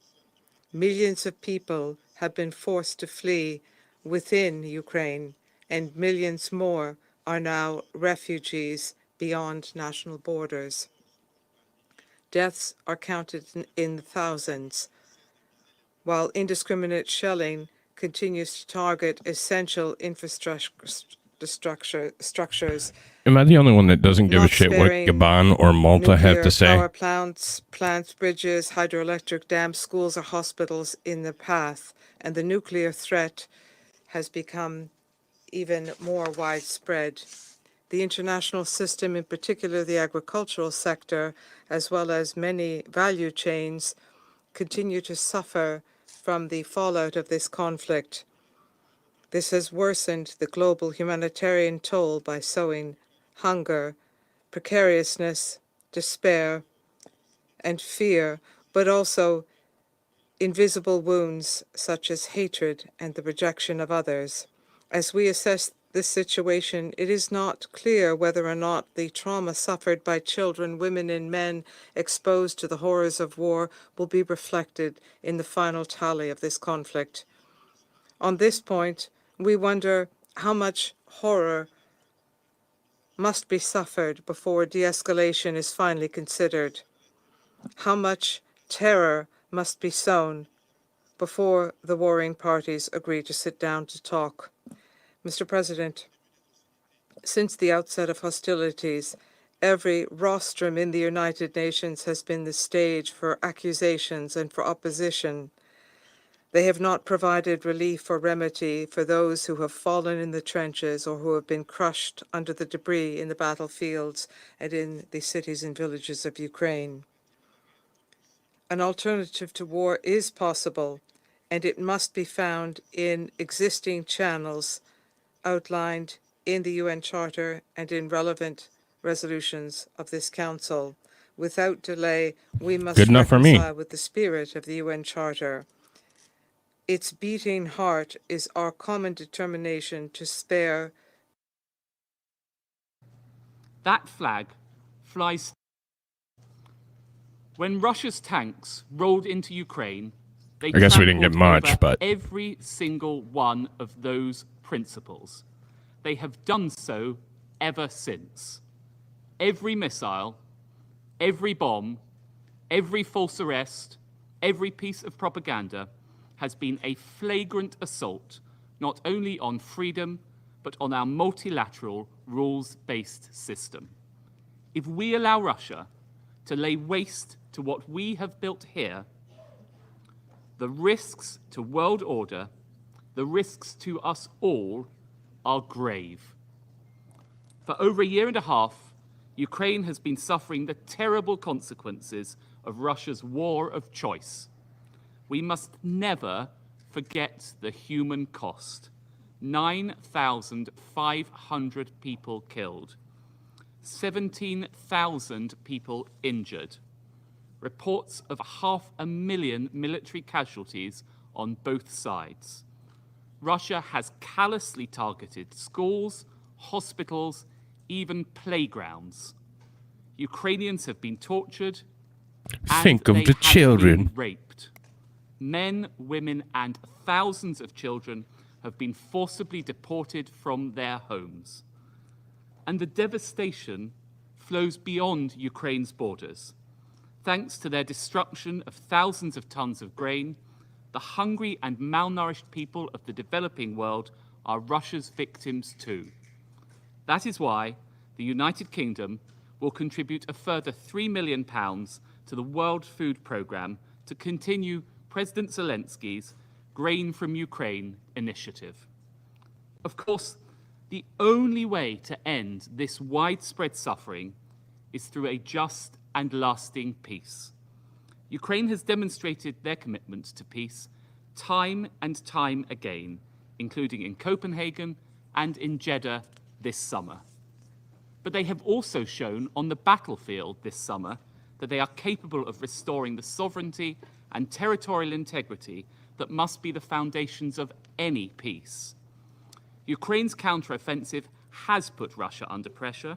In total, Ukraine has regained how in the hell do are they so since the war far began. away from reality? And in Kharkiv, Do you think they know that they're saying the bullshit? yellow and blue flag flies high once again. That flag flies throughout the rest of the world, reflecting the solidarity we feel to Ukraine. Yet, we may wonder, what difference does this support make when Russia seems so impervious to United Nations demands? When it seeks to fuel its aims with arms from sanctioned states such as Iran and the DPRK, and when it conducts sham elections in Ukraine's own sovereign territory.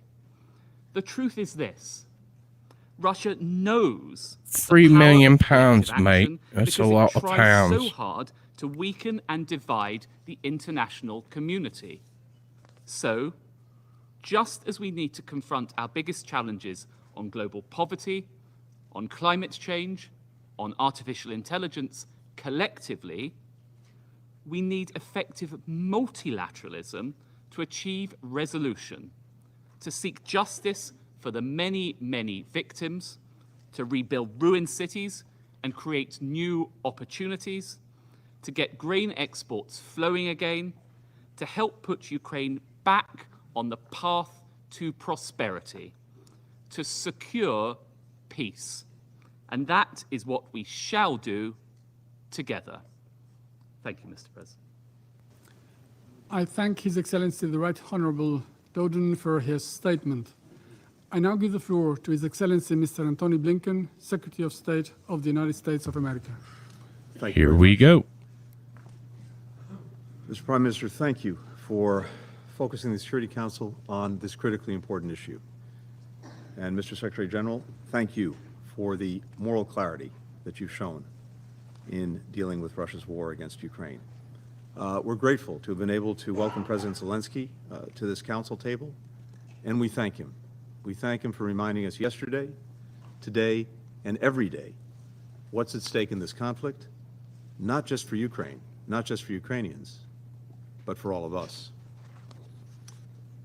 Fellow council members, 2 weeks ago, I was in Yehidny, a small Ukrainian town about 2 hours north of Kyiv. Russian forces seized the village in the first days of the invasion. They went door to door, rounding up residents at gunpoint, marching them to the local elementary school, where Russian soldiers had set up a command post.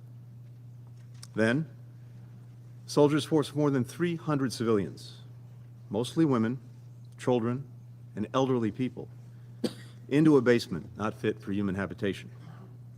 Just a few small rooms, no windows, no circulation, no running water. The soldiers held residents there for 28 straight days, using them as human shields, before fleeing when Ukrainian defenders arrived to liberate the town.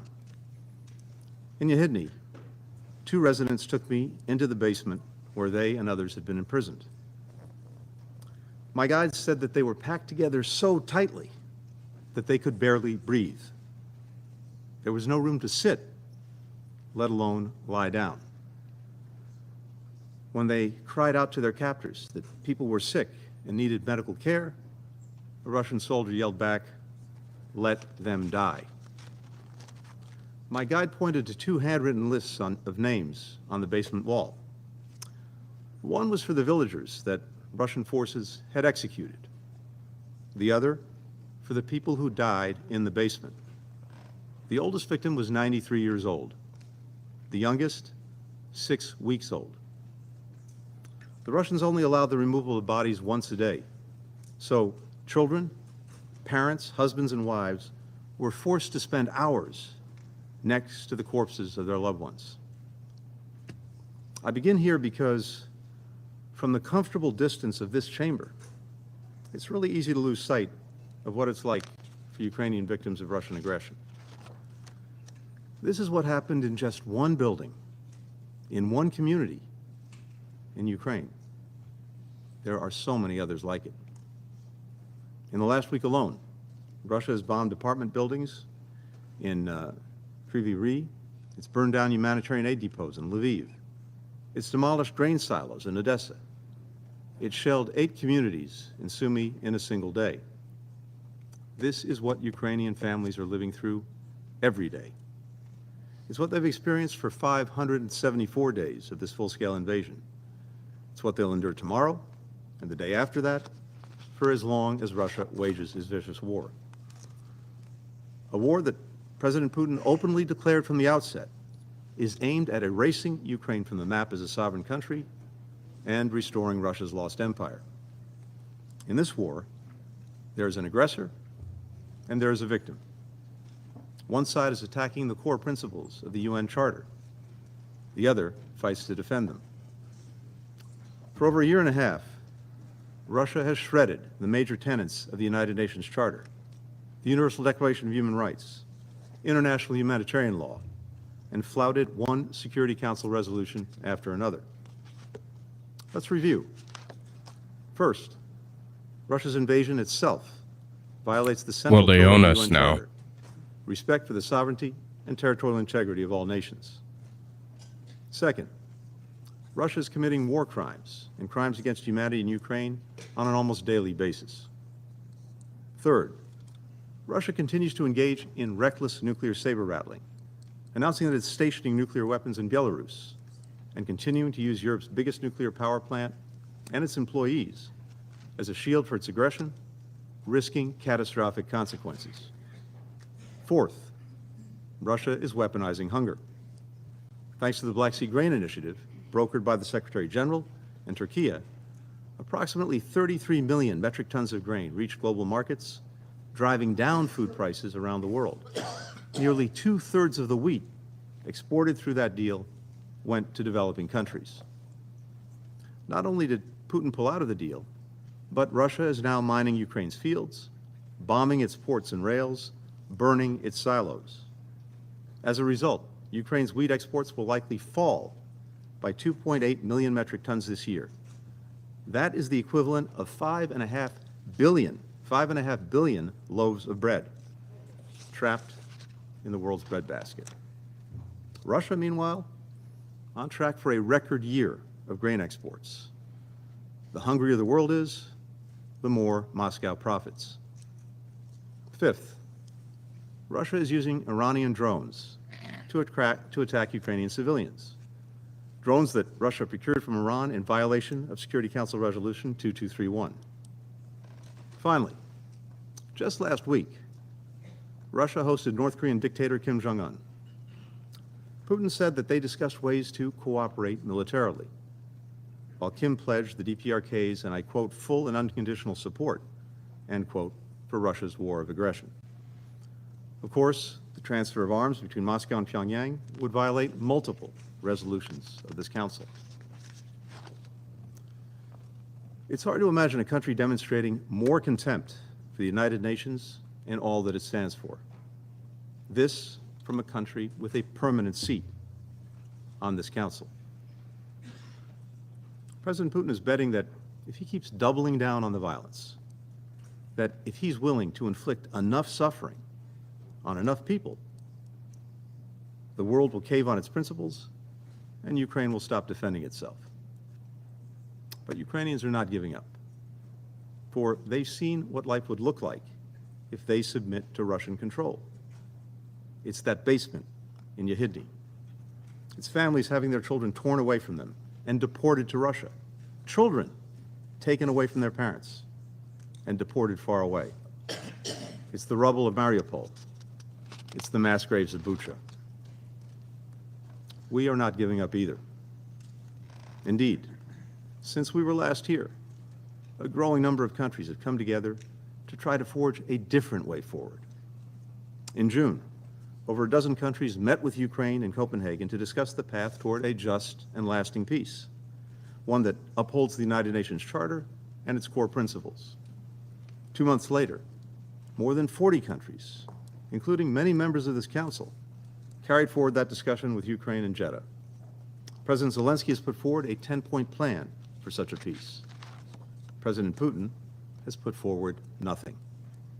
Now, some argue that continuing to stand with Ukraine and holding Russia accountable distracts us from addressing other priorities, like confronting the climate crisis, expanding economic opportunity, strengthening health systems. That is a false choice.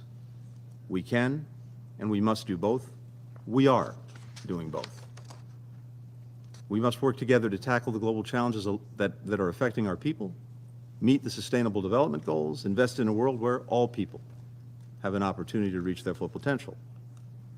The United States is the world's leading contributor to these efforts. And as President Biden told the General Assembly yesterday, we will continue to do more than our share to answer the imperatives of our time. At the same time, as President Biden has made clear, we must continue to shore up the pillars of peaceful relations among nations, without which we will be unable to achieve any of our goals.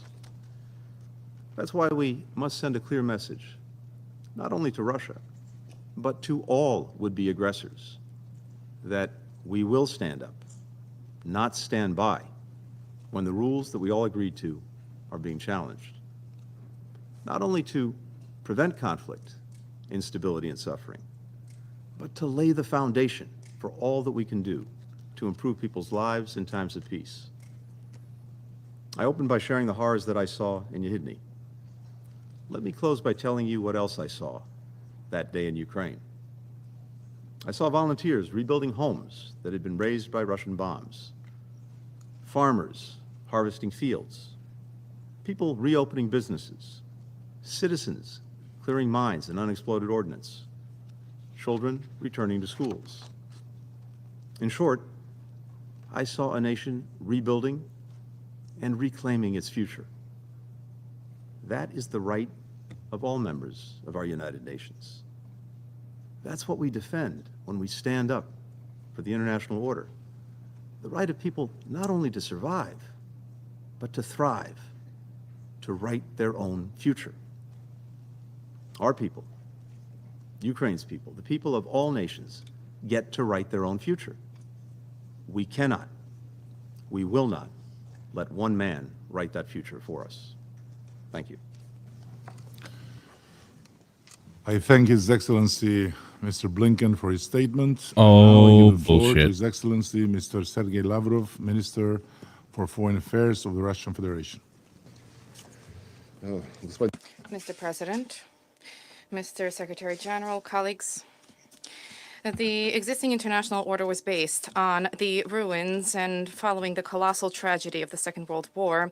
Its basis was the Charter of the United Nations, became the Charter of the United Nations, the key source of modern international law, largely thanks to thanks to the United Nations, a new world war was averted, a new world war which was fraught with natural I don't nuclear actually disaster. remember. Unfortunately, after the end of the Cold War, the collective Maybe. West, led by the U.S., single-handedly decided that it would determine fates of all of humankind, and with its complex of superiority, began to more frequently and broadly ignore the legacy of the founding fathers of the United Nations. Today, the West turns to selectively to norms and principles from on a case-by-case basis, exclusively based on their parochial geopolitical needs. This has resulted in a shaking of global stability, as well as the exacerbation and the fomenting of new hotbeds of tension. Risks of global conflict have heightened. In order to curb them, in order to bring things on a peaceful path, the Russian Federation has and continues to insist on all provisions of the United Nations Charter being respected and applied not selectively, but fully in their full and interconnected way. This includes a principle of the sovereign equality of states, non-intervention in their domestic affairs, respect for territorial sovereignty and territorial integrity, and the right of peoples to self-determination.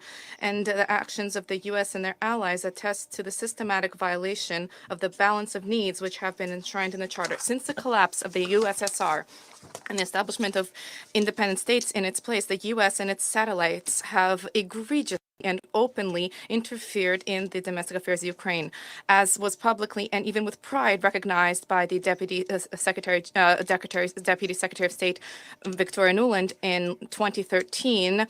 The $5 billion was spent on cultivating Ukrainian politicians in Kyiv by the West. All of the facts are being swept under the rug. Their attempts to cancel all of what happened since prior to 2014. And for this reason, the theme of today's meeting proposed by the Albanian presidency is most apt, which allows us to restore the chronological succession of events, specifically in the context of relations of the main acting parties in the implementation of the principles and the purposes of the UN Charter. In 2004 to 2005, the West, with the aim of bringing to power pro-American candidate, sanctioned the first coup in Kyiv, forcing the Constitutional Court of Ukraine to adopt an unlawful decision on the conduct of something which was stated in the Constitution, namely a third round of elections. And even more unceremonial intervention in domestic affairs was cleared during the second Maidan in 2013 to 24. Then a litany of Western leaders directly encouraged participants in anti-government demonstrations and acts of violence. The same Victoria Nuland discussed with the U.S. ambassador in Kyiv the composition of the future government to be composed of putschists and the EU's real place in world policy. We all remember her obscene 2 words, showing that the EU swallowed this. In February 2014, the U.S. selected individuals who became key participants in the brutal coup, which was organized, I would recall, one day after what was reached under the guarantees of Germany, Poland, and France. I refer to the agreement between the legitimately elected president of Ukraine and the opposition leaders. The principle of non-intervention in domestic affairs was repeatedly trampled upon. Immediately after the coup, the putschists announced that their top priority was to deny the rights of Russian language speakers in Ukraine, and the residents of Crimea and southeast of the country who refused to reconcile themselves to the outcomes of the coup were labeled terrorists. A punitive operation was unleashed against them. In response to this, Crimea and Donbass conducted referenda fully in line with the principles of equality and self-determination of peoples, which are enshrined in paragraph 2 of Article 1 of the UN Charter. Western diplomats and politicians vis-à-vis Ukraine have been turning a blind eye to this important norm of international law. They have been trying to take all the background and the essence of what has happened and trying to distill this to the inadmissibility of violation of territorial integrity. Let us recall in this connection, a UN declaration was adopted unanimously in 1970. This was a declaration on the principle of international law pertaining to friendly relations and cooperation amongst states.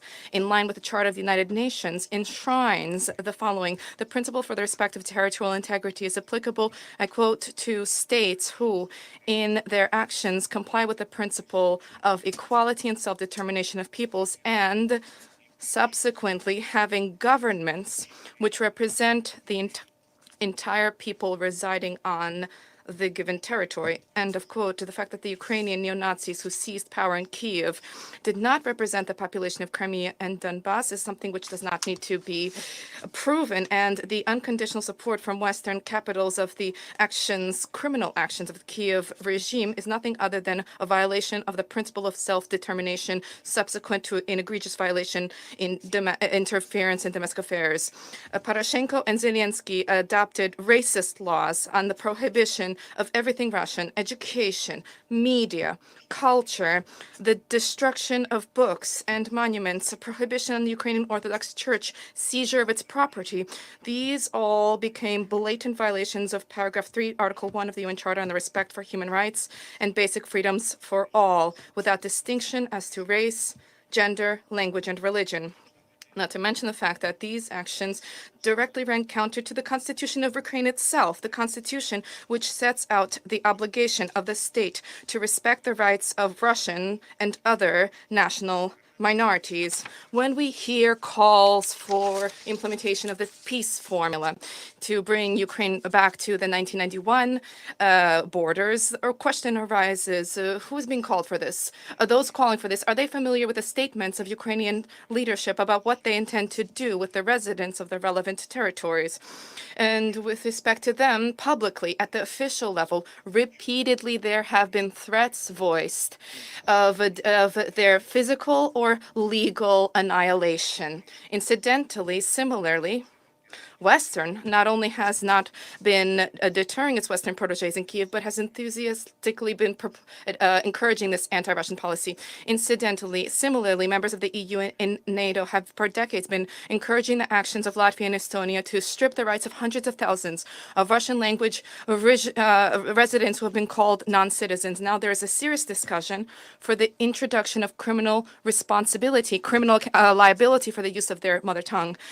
Senior officials officially state that the spread of information about the possibility of remote school programs, that this possibility needs to be considered as something almost a threat to national security, which requires the attention of law enforcement bodies. Turning back to Ukraine, in February 2015, the Minsk agreements were reached, and this included they were approved by a Special Security Council resolution fully in line with Article 36 of the Charter, which supports, I quote, any procedure for the resolution of disputes that was adopted by the parties. In this specific case, Kyiv, Donetsk, and Lugansk.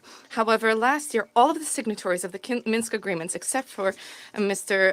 Putin, I refer to Merkel, Hollande, and Poroshenko, publicly, and with some kind of pleasure even, recognized that having signed this document, they had no intention of implementing it. They were simply looking to gain time to shore up the military capability of Ukraine and to funnel weapons into the country to be used against Russia. For all of these years, if EU and NATO directly supported the sabotage of the Minsk agreements, encouraged the Kyiv regime to use force to address problems in Donbass, and this was all in breach of Article 25 of the Charter, according to which all members of the United Nations agree to accept and carry out the decisions of the Security Council. Let us recall that the package with the Minsk agreements, the heads of Russia, Germany, France, and Ukraine signed a declaration where Berlin and Paris assumed an obligation to do a lot, including to help to restore the banking system in Donbass. But they didn't move a finger. They merely observed how, contrary to all of those obligations, Poroshenko announced a trade, economic, and transport blockade against Donbass. In that same declaration, Berlin and Paris assumed an obligation to comply with a trilateral agreement in the EU, Russia, Ukraine format to practically resolve issues of concern to Russia in the area of trade, as well as to advance the establishment of a shared humanitarian economic space from Atlantic to the Pacific, I quote.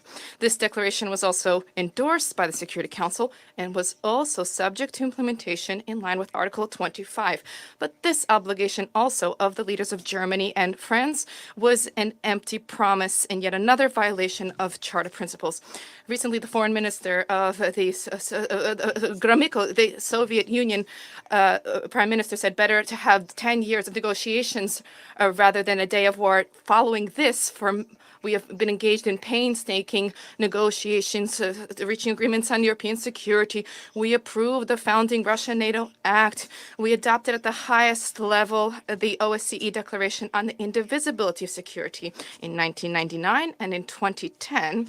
And beginning with 2015, we insisted on the unconditional implementation of the Minsk agreements, which emerged as a result of negotiations. And this is all fully in line with the Charter of the United Nations, which demands, I quote, to ensure conditions for the just and respect for obligations which emanate from treaties and other sources of international law, I quote.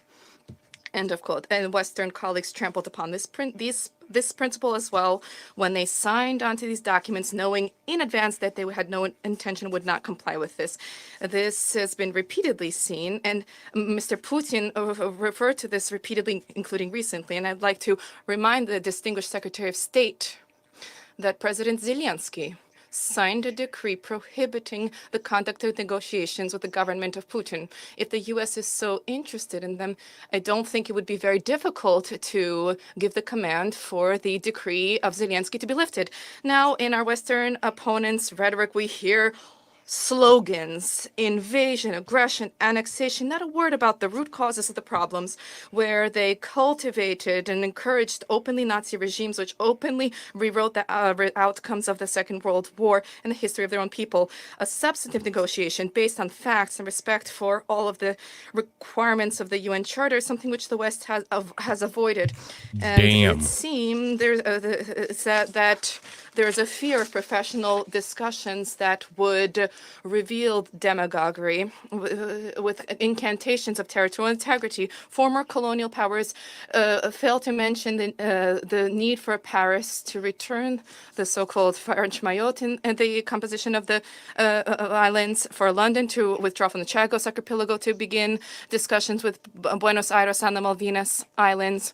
The supporters of champions of territorial integrity in Ukraine now make it appear as if they don't even remember the sense of the Minsk agreements, which lies, I recall, in the reunification of Donbass and Ukraine, with a guarantee for respect for the fundamental human rights. First and foremost, the right to one's mother tongue. Having torn apart these agreements, the West now bears full responsibility for the collapse of Ukraine and for the fomenting of civil war there. Other principles in the Charter, respect for which could have prevented the security crisis in Europe, and could help to reach an agreement on the basis of balance of interest, I would mention Article 2 of Article 8, which sets out the need to develop the practice of peaceful resolution of dispute with the assistance of regional organizations. In line with this principle, the Russian Federation, together with our allies, has been consistently advocating the restoration of contacts between the Collective Security Treaty Organization, the CSTO, and NATO to facilitate the practical implementation of the above-mentioned outcomes of the OSCE Summit on the Indivisibility of Security, which stipulate, among other things, I quote, not a a single state, group of states, organization can be vested with primary responsibility for the maintenance of peace and security and stability in the OSCE region, or consider any part of that region as a sphere of influence, of its influence. It's clear to all that this is specifically what NATO was doing in its attempt to create a full superiority and in Europe and now in the Asia Pacific. However, the repeated appeals of bodies of the CSTO to NATO were disregarded. The reason for such an arrogant position of the US and their allies, as we see once again today, lies in an unwillingness to engage in any equitable dialogue with any party. If NATO had not rejected the proposal of the CSTO to cooperate, then perhaps we could have avoided numerous negative processes which resulted in the current European crisis, because Russia had been not listened to or deceived for decades. Today, at the proposal of the presidency, we are discussing effective multilateralism. Let us not forget the numerous facts of the genetic avoidance of the West of any forms of equitable cooperation. Consider Joseph Borrell's Pearl, that Europe is a flourishing garden surrounded by jungles. This is purely neo-colonialism with disregard for sovereign equality of states and the need to, and disregard for strengthening the principles of the UN through effective multilateralism. Trying to prevent democratization in international relations, the US and its allies are openly and unceremoniously trying to privatize the Secretariat of the UN in circumvention of the Secretariat, trying to advance unconsensual mandates with claims to have the right to accuse those who, for one reason or another, are inconvenient to Washington. In this connection, let us recall the need for stringent compliance with the Charter, not just by member states, but also by the Secretariat of our organization. According to Article 100, the Secretariat has an obligation to act impartially and should not receive any instructions from any government. We have already talked about Article 2, and I wish to draw attention to a key point, paragraph 1, an organization based on the principles of sovereign equality of states. Building upon this principle, the General Assembly in the above-mentioned 1970 declaration reaffirmed, I quote, the inalienable right of each state to select for itself the political, economic, social, and cultural system without intervention from any side. End of quote. And in this connection, we have serious questions that arise about the statements which our distinguished Secretary General delivered on the 29th of March, that, and I quote, autocratic rule does not guarantee stability. This is a catalyst for chaos and conflict. And robust democratic societies are capable of correcting themselves, improving themselves. They can stimulate change, even radical change, without any bloodletting or violence. One cannot but recall the changes that were introduced by the aggressive misadventures of robust democracies in Yugoslavia, Afghanistan, Iraq, Libya, Syria, and many others. The distinguished Secretary General then said, democracies are the centers of broad cooperation rooted in the principles of equality, participation, and solidarity. End of quote. Worthy of note is that this was all stated, this was all announced by something Biden convened beyond the outside of the framework of the UN, the so-called Summit for Democracy. The U.S. administration selected the participants of this on the principle of loyalty. Loyalty not so much for Washington, but rather the Democratic Party, which rules in Washington, attempts to use a new formula to address issues directly contradict paragraph 4, Article 1 of the UN Charter, which sets out the need, I quote, to ensure the role of the organization as a center for agreeing on action for the achievement of shared goals. Contrary to this principle, many years ago, France, Germany, they proclaimed an alliance of multilateralists, where they also invited only those who were obedient. And this in and of itself once again points to the unshakable nature of the colonialist mentality and the view of the initiators of this meeting vis-a-vis the principle of effective multilateralism. In parallel, there was a narrative that was imposed about the European Union as the ideal of multilateralism. Now there are calls from Brussels to expand the membership of the EU as soon as possible to include specifically the Balkan countries. But most importantly, this is not about Serbia, not about Turkey, where for decades hopeless talks have been carried out for their entry, but rather this is about Ukraine.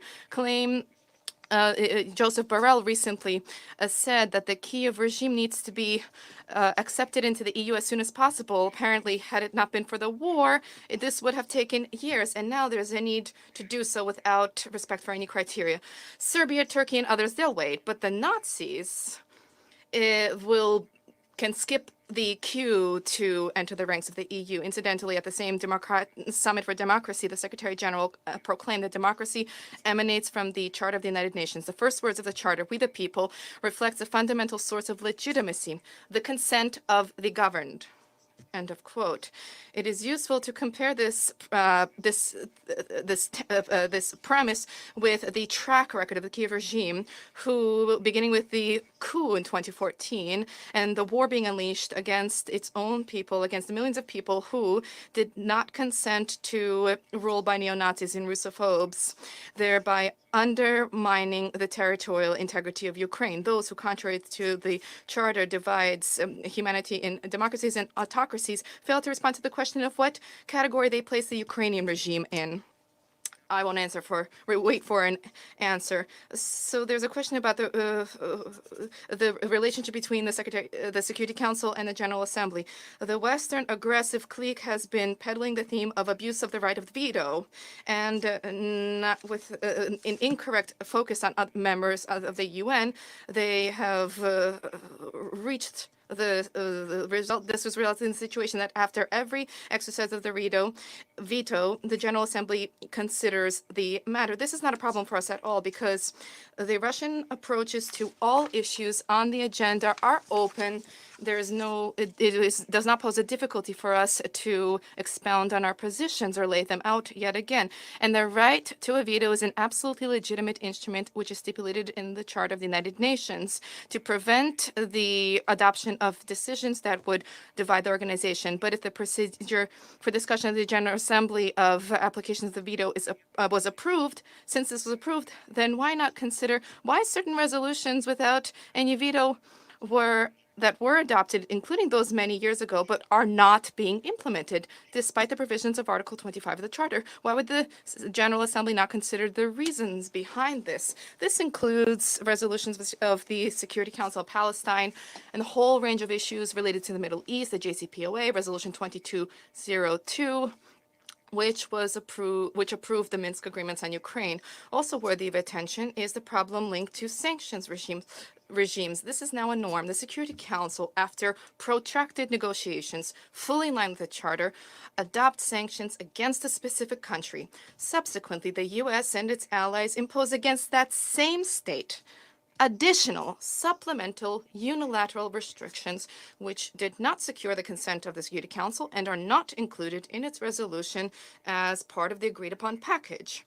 This includes another very egregious example. Berlin, Paris, and London just adopted a decision through their national legislative bodies, for example, to extend restrictions against Iran that were set to expire in October, which are subject to legal conclusion in line with Resolution 2231. So the Security Council has determined that they have expired, but those countries decide that they decide on the rules. After this, any adoption of a council of sanctions, there is a need to consider the question of the adoption of any sanctions by the Security Council not be overridden by the desires of others. Also important is for sanctions regime through the Security Council to be time-bound insofar as their being unlimited in nature deprives the Council flexibility vis-a-vis the impact on the sanctioned government's policy. There's a need to consider humanitarian limitations of sanctions. For sanctions projects introduced at the Security Council should be accompanied by assessments about their consequences through consequences by humanitarian agencies of the UN, rather than being accompanied by demagogical exhortations of Western colleagues that ordinary people will not suffer. We see a deep crisis in international relations, and the lack of willingness to redress this situation by the West. And the organization is responsible for the fate of the world in the historic context. There's a need to abandon parochial, short-sighted arrangements and national elections of any given member state being taken into account. Let us once again recall, nearly 80 years ago, having signed on to the UN Charter, world's leaders agreed to respect the sovereign equality of all states, large states, small states, poor ones, rich ones, monarchies, republics. In other words, even then, humankind recognized the need for equitable, polycentric world order as a guarantee for the sustainability and security of its development. For this reason, we're not talking today about subordinating ourselves to some kind of a rules-based order, but we are talking about compliance with all of the obligations which we shouldered when signing the Charter in all of their integral and interconnected nature. Thank you.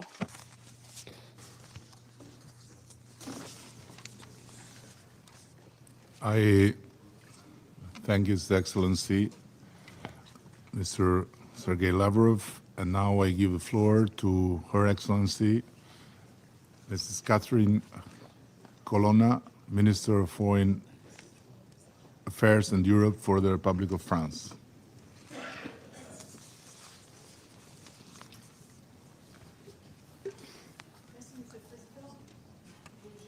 Microphone, please. I thank the Secretary General for his remarks. I wish to take this opportunity to begin by applauding the statement delivered by the President of Ukraine, Volodymyr Zelensky. For the past 18 months, he has been embodied Ukrainian action. He has been the countenance and the voice of millions of Ukrainian people who have been fighting for their freedom with admirable courage.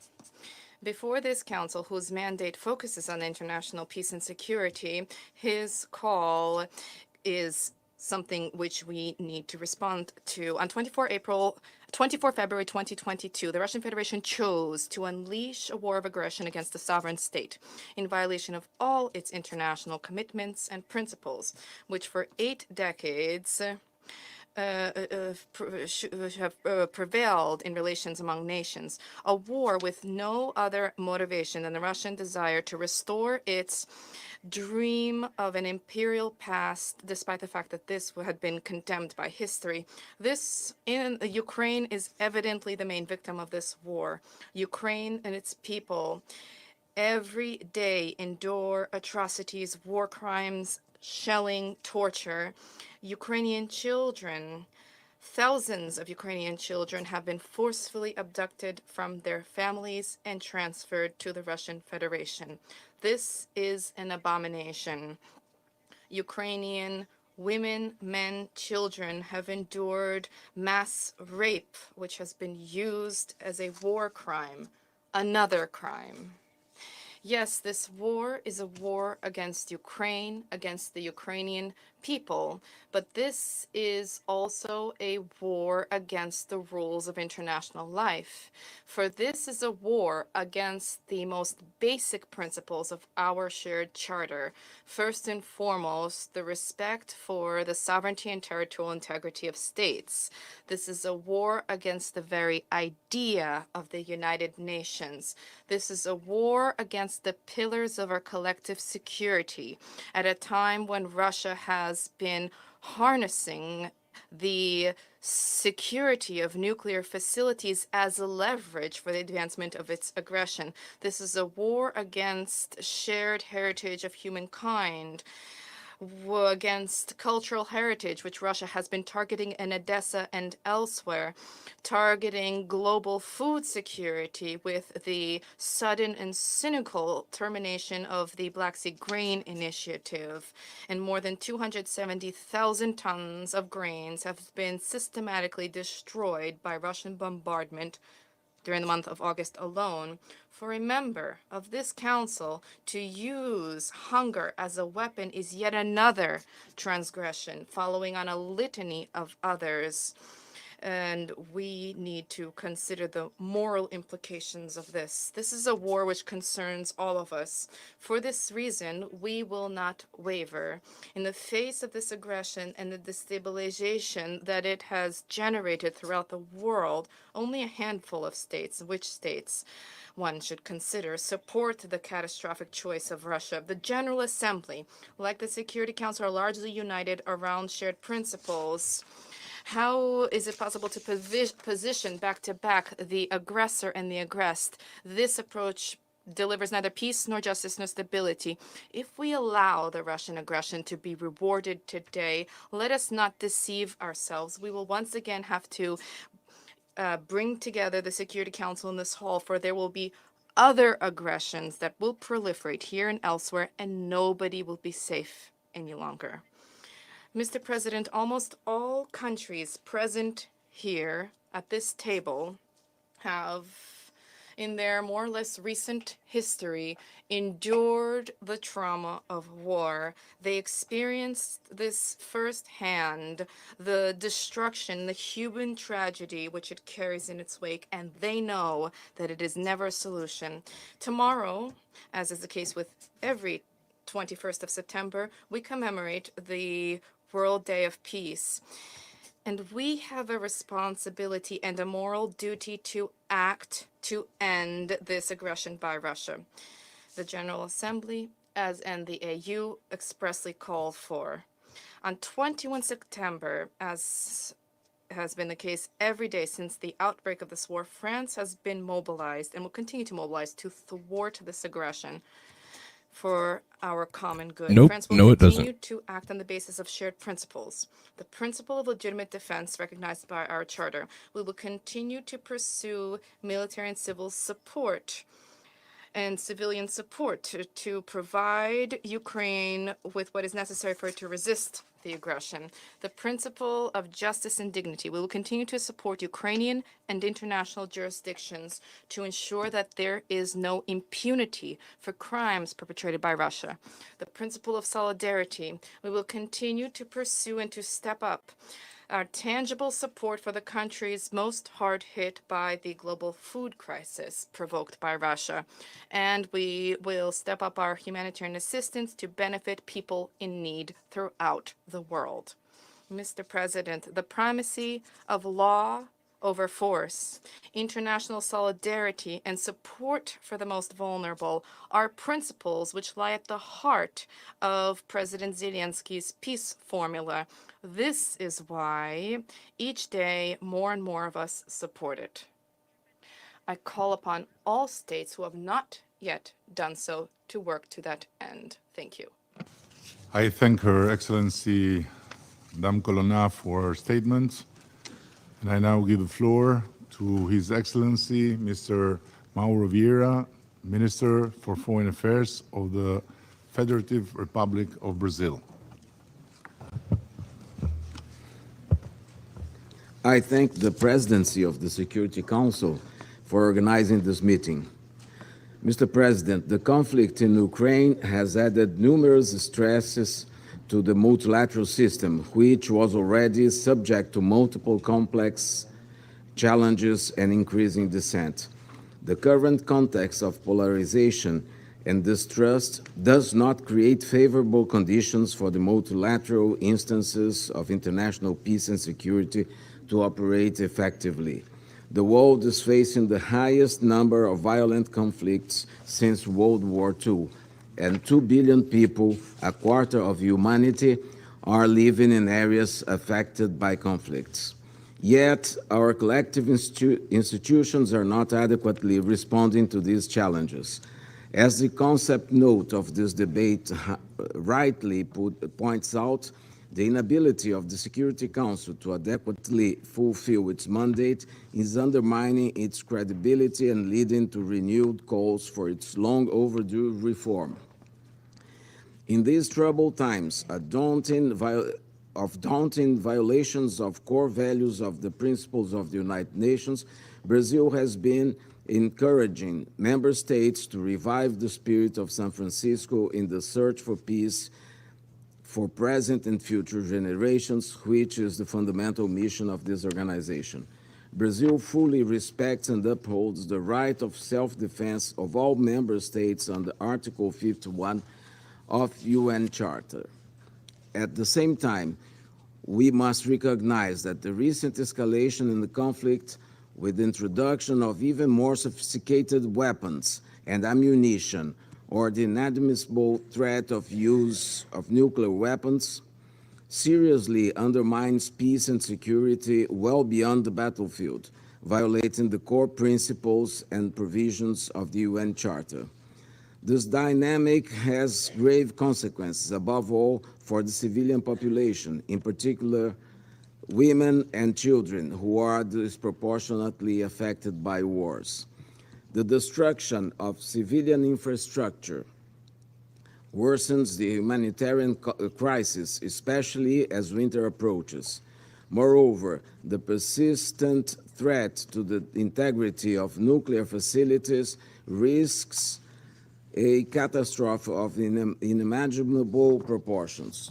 Mr. President, as we have consistently noted, the war in Ukraine also affects other regions, especially as developing countries bear the burden of food and energy insecurity.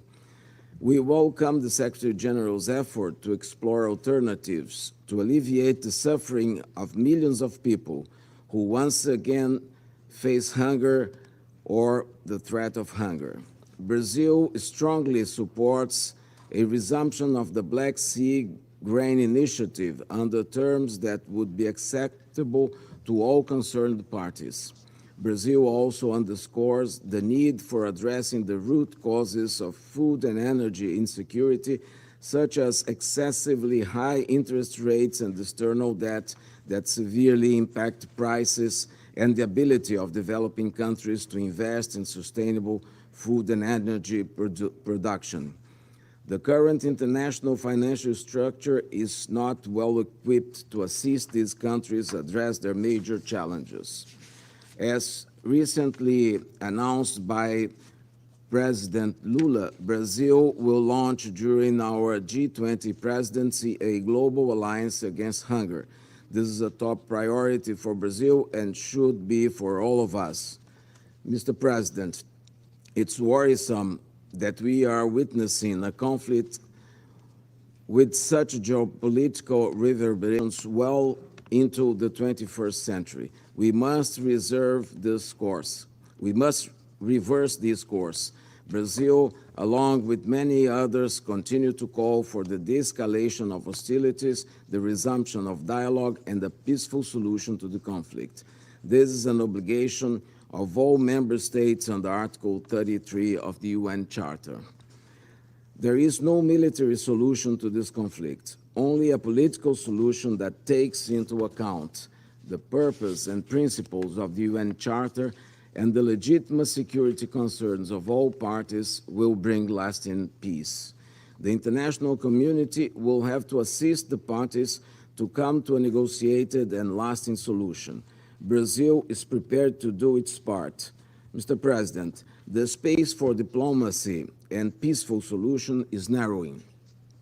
We must set aside practices that only deepen the divisions instead of contributing to a more peaceful world and work together for a renewed multilateralism.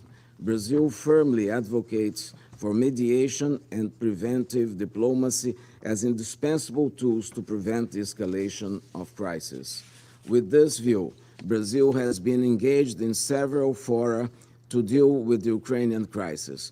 We have sent high representatives to Copenhagen and Jeddah. We have also spoken bilaterally to the concerned parties. We strongly encourage that in these conversations, both parties should be heard and their views carefully taken into consideration. Talking to only one part or the other will not help advancing the cause of durable peace. A comprehensive approach, as suggested will be the only way forward to enable peaceful negotiations. With that in mind, we will organize next month, during our presidency of the Security Council, a high-level open debate on the contributions of regional, sub-regional, and bilateral arrangements to the prevention and peaceful resolution of disputes. I count on your participation in October. Thank you, Mr. President. I thank His Excellency Mr. Vieira for his statement, and now I give the floor to Her Excellency Mrs. Mariam Al-Mahiri, Minister of Climate Change and Environment, Chief of the International Affairs Office at the Presidential Court of the United Arab Emirates. Thank you, Mr. President. I extend my gratitude to Secretary General Guterres for his valuable briefing and wish to acknowledge the heads of state and government and other high-level representatives present today. I also welcome the participation of President Zelensky. I commend Albania for convening this critical open debate. The UAE has long advocated for a peaceful resolution to the war in Ukraine that upholds the UN Charter. The war has wrought a devastating toll on human life, including the displacement of almost 2 out of every 3 children in Ukraine. The country now bears the grim record for the highest concentration of landmines in the world, rendering nearly 1/3 of the country no longer safe due to unexploded ordnance. This conflict has further ravaged food and transport infrastructure. We stress once again the need for all parties to comply with their obligations under international humanitarian law, and specifically the protection of those objects indispensable to the survival of the civilian population. We are deeply concerned by the ramifications of the destruction of infrastructure on survivor services, healthcare, and other critical forms of support, especially on women and children, who already bear the brunt of armed conflict. The UAE has pledged $100 million to help address the humanitarian crisis. We have sent 11 airlifts of relief and medical supplies for children and the elderly, provided more than 2,500 generators, and sent 23 ambulances just this week. The UAE has also provided $4 million in funding for First Lady Olena Zelenska's foundation's programming for orphans. Beyond Ukraine, the war's global ripple effects are evident, especially in the pronounced impact on food security, including in our own region. Let me restate that the UAE remains steadfast in supporting the renewal of the Black Sea Grain Initiative and the full implementation of the MOU on Russian fertilizers and food products, as well as any discussions that support these goals. Mr. President, while crucial, these measures only alleviate rather than end suffering. World leaders, especially this week in the General Assembly, have made clear the global desire for a just and sustainable peace in Ukraine, one that upholds the UN Charter. A diverse set of countries is increasingly coming together around the common cause of peace in Ukraine. We welcome the role played by countries such as the Kingdom of Saudi Arabia and China, as well as the African Peace Initiative, in supporting all possible routes to a peaceful settlement. In these calls, there is growing recognition of the urgency of the task, not just for Ukraine, but for all of us. The war amplified the erosion of faith in multilateralism. Achieving peace can begin its restoration. Of course, peace will only come out of diplomatic talks between Russia and Ukraine, and it will only be just and sustainable if it upholds the UN Charter. The UN Security Council and its members have a vital role to play in this process. We can encourage and incentivize de-escalation, extend the urgency to uphold the UN Charter to every file before us, and expand the circle of peacemakers to reflect today's global realities. We would welcome an increasingly representative council and believe the discussions on Security Council reform should move forward with serious intention. Though the path to peace in Ukraine may be arduous, it doesn't license inaction. There is only one sustainable path to a just and lasting peace in Ukraine in line with the UN Charter and preserving its sovereignty, independence, and territorial integrity, and the UAE stands ready to support that objective. Thank you, Mr. President. I thank Her Excellency Ms. Almairi for her statement, and I give the floor to His Excellency Mr. Ma Jiaosu, Executive Vice Minister of Foreign Affairs of the People's Republic of China.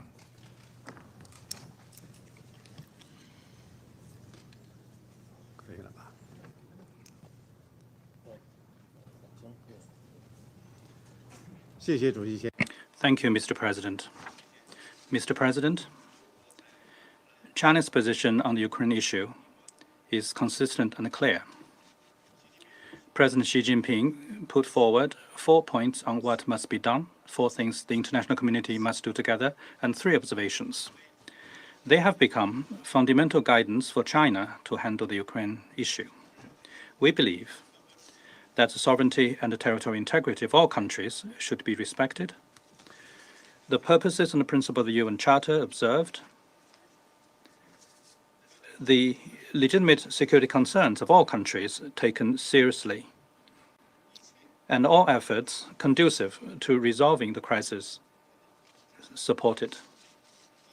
In February this year, we released China's position on the political settlement of the Ukraine crisis, laying out 12 propositions, including respecting sovereignty, ceasing hostilities, resuming talks, stopping unilateral sanctions, etc. The core message is facilitating talks for peace. China has maintained close communication on the Ukraine crisis with various relevant parties and the rest of the international community. The special representative of the Chinese government on Eurasian affairs has visited countries concerned and attended the International Conference on Ukraine in Jeddah. China has facilitated talks for peace in its own way and played a positive and constructive role in resolving the Ukraine crisis. Mr. President,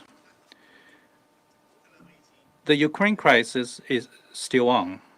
The intense situation on the battleground and the accumulating risks of spillover have exerted a significant impact internationally.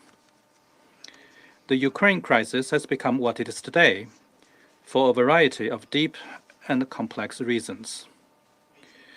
A prolonged and expanded Ukraine crisis is in no one's interest. In light of the current situation, I would like to stress on the following 4 points. First, stay committed to facilitating talks for peace. History has proven that conflict produces no winner and war cannot solve problems. The pursuit of one's absolute security, all efforts to stoke bloc confrontation will only intensify disagreement and conflict and will come to no good. However complicated the situation or challenging the task, it is important to stick to the general direction of political settlement, help parties concerned to build consensus, initiate talks for peace, and cease hostilities at an early date. To this end, the international community needs to create necessary conditions and atmosphere. Relevant parties need to take a long view, uphold the vision of common, comprehensive, cooperative, and sustainable security, respect each other's legitimate security concerns, and promote the building of a balanced, effective, and sustainable security architecture in Europe. Second, avoid pouring oil over the fire. All parties should exercise restraint and not increase or escalate tension. Refrain from taking any initiatives that lead to a steady escalation of the situation, and work to create necessary conditions for political settlement. We should safeguard the bottom line of nuclear security and prevent man-made nuclear accident. Third, manage the spillover risks. The Ukraine crisis has dealt a heavy blow to world economic recovery and global development, and severely affected the world food, energy, and financial security. Developing countries are the first to bear the brunt. Relevant countries should stop abusing unilateral sanctions and long-arm jurisdiction and protect the security and the smooth operation of global production and supply chains. We support relevant parties in maintaining communication with Russia and Ukraine on the Black Sea Green Deal and assuming the deal on the basis of balanced consideration of the concerns of both sides, with a view to earnestly protecting global food security. Fourth, ease the humanitarian crisis. In 2023, as many as 339 million people around the world are in need of humanitarian aid, some 70 million more than at the beginning of 2022. The Ukraine crisis has produced millions of displaced people and destroyed multiple important large-scale infrastructure. The parties to the conflict should strictly observe international humanitarian law, follow the principles of necessity, distinction, and proportionality, protect civilians and civilian infrastructure, and provide rapid, safe, and unimpeded humanitarian access in order to lessen the suffering of civilians. The international community and the humanitarian institutions should honor the principles of humanitarian aid and step up efforts to help people affected, tide over difficulties.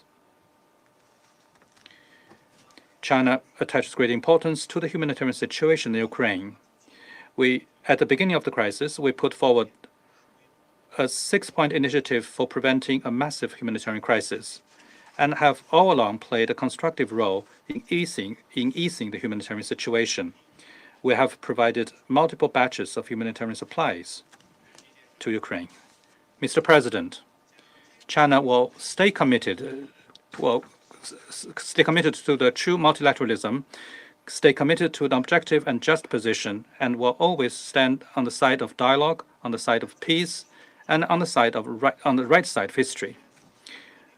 We are ready to work with Security Council members and relevant parties to continue playing a constructive role for the political settlement of the Ukraine crisis. Thank you, Mr. President. Thank you, Your Excellency, Mr. Ma, for your statement. And now I give the floor to representatives of Mozambique. Thank you very much, Mr. President. I wish to thank the Albanian presidency for convening this briefing. We also wish to express our deep gratitude to the Secretary General for his invaluable insights. Mr. President, it is not redundant that we remind ourselves of the importance of multilateralism, fostering cooperation, partnership, interaction between states based on a shared system of norms and values. Multilateralism also involves consultation, dialogue, inclusion, respect, solidarity, and is guided by collectively developed rules that ensure sustainable and effective cooperation. More significantly, the importance of multilateralism lies in its ability to enable us, sovereign states, to solve complex challenges collectively that they could be not overcome individually. By nurturing peace before, during, and after conflicts, multilateralism contributes to sustainable and lasting peace. It is in this regard that the Security Council must play its crucial role in maintaining international peace and security by facilitating political process, protecting civilians, preventing wars, promoting human rights, and restoring the rule of law. Mr. President, this protracted conflict between Russia and Ukraine constitutes a grave risk to the maintenance of global peace and security. This, in essence, perfectly illustrates the struggle multilateralism faces. Despite numerous international appeals, including from this very Council, we are now entering the 574th day of hostilities with mounting civilian casualties and no clear end in sight. It is indeed a 21st century tragedy unfolding under our collective gaze and the scrutiny of the entire world. This conflict unfolds both on the battlefield and amidst a perplexed and divided public opinion. pushing our contemporary multilateral system to its breaking point. Our multilateral system, as we all can attest, has, despite its imperfections, weathered numerous crises. These ongoing crises pose a serious threat to this foundational principle of global stability. Not only has the conflict caused immense suffering for Ukraine and its people, but it has also compounded global food security issues, pushing more individuals into poverty and destabilizing regions far from the conflict's epicenter.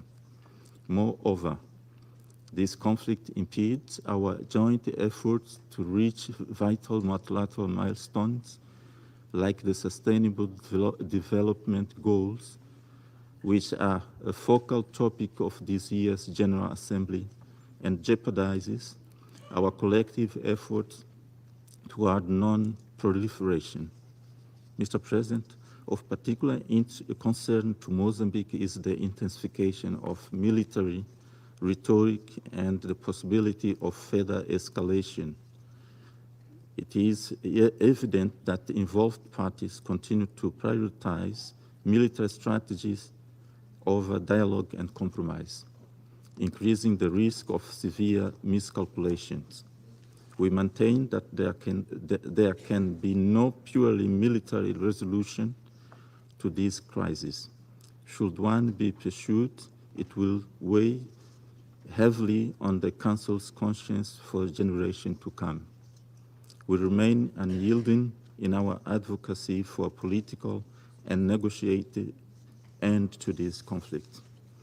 We once again urge all parties to silence the guns, engage in earnest in diplomatic efforts aimed at the swift resumption of direct negotiations. A lasting peace, consistent with the Charter, remains the sole viable solution. I thank you, Mr. President. I thank the distinguished representative of Mozambique, and now I give the floor to His Excellency, the Chancellor of Germany, Mr. Scholz. Mr. President, colleagues, excellencies, it has been almost 19 months since Russia started a brutal war of aggression against its sovereign neighbor, Ukraine. Tens of thousands of soldiers and Ukrainian civilians have been killed. Countless Ukrainian children have been abducted. Russian troops have murdered, raped, and tortured. They are razing towns and villages to the ground. They are mining entire regions, turning cornfields into death traps. This war is taking place in Europe, but its repercussions are felt throughout the world. Russia has deliberately removed millions of tons of grains and fertilizer from the world market, which countries around the globe need to guarantee food security. Russia is deliberately targeting grain silos and port infrastructures. And Russia has withdrawn unilaterally from the Black Sea Grain Initiative, triggering more poverty and more food insecurity all over the world. There is no justification for that. Any claims that sanctions are hampering Russian exports of crops and fertilizer are false. There are no sanctions impeding such exports. On the contrary, Russia dominates the global fertilizer market. 2022 was a record year for Russian wheat exports. The reason for the continued suffering in Ukraine and around the world is shockingly simple. Russia's president wants to follow through with his imperialistic plan to conquer his sovereign neighbor, Ukraine. Mr. President, the United Nations has expressed very clearly what it thinks of Russia's war of aggression, most recently on the 23rd of February of this year. The General Assembly called for a comprehensive, just and lasting peace. This demand is directed at Russia. It remains unanswered. Nothing rings out louder today than Russia's silence in response to this global call for peace. Some argue that this war could have been prevented by diplomatic means. In fact, France and Germany have held hundreds of meetings with Moscow and Kiev since the beginning of Russia's attack on eastern Ukraine in 2014. Our aim was to find a diplomatic solution that is in line with international law. All these endeavors failed because one party, Russia, chose war over diplomacy. But there has been no lack of diplomatic efforts. Some call for immediate ceasefire. I acknowledge their good intentions. We all want an end to the killing today rather than tomorrow. And yet we must beware of seemingly easy solutions that promise peace in name only. Peace without freedom is oppression, and peace without justice is a dictate. In the resolutions of the General Assembly, we have laid out the path towards peace. Peace means respecting the UN Charter. Peace means respecting the territorial integrity and political independence of Ukraine. That is the promise of UN Charter gives to every United Nations member state. No one longs for peace more than the Ukrainians. The peace plan that the Ukrainian president has laid out is proof of that. The recent meetings in Copenhagen and Jeddah were important. This work should be continued. It should be continued in the pursuit of one goal, finding peace that respects the principles of the UN Charter. Mr. President, the more decisively we rally behind these principles, the more determined we are in pushing for a just peace, and the more united we are in our rejections of Russian aggression, the sooner this war will end. The sooner this human suffering will end in Ukraine and around the world. This goal is worth our utmost efforts. Thank you. I thank the Chancellor of the Federal Republic of Germany, His Excellency Mr. Olaf Scholz. There are still a considerable number of speakers remaining on my list for this meeting, so I intend, with concurrence of members of the Council, to suspend the meeting until 15:30 or 3:30 p.m. for our American friends. So the meeting is suspending.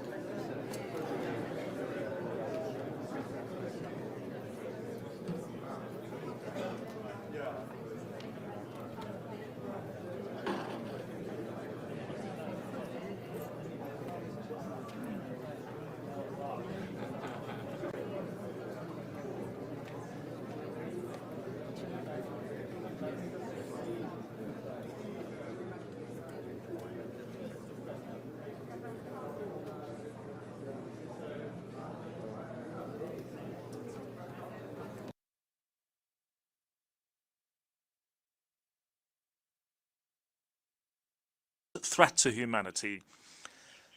In this context, joint concerted efforts to address these threats and challenges and achieve the goals of the 2030 Agenda have become more imperative. To this end, we welcome the theme of the 78th session of the United Nations General Assembly, Rebuilding Trust and Reigniting Global Solidarity, Accelerating Action on the 2030 Agenda and SDGs towards peace, prosperity, progress, and sustainability for all. Ladies and gentlemen, despite the efforts of the international community to attain the 2030 Agenda, the world is not on track to meet most of the Sustainable Development Goals. Unfortunately, developing countries, least developed countries, and small island developing states are bearing the brunt. Despite significant progress made on some SDGs, in particular SDG 1, SDG 7, SDG 12 and SDG 13, Tajikistan still faces challenges in fulfilling its promise to attain SDGs by 2030.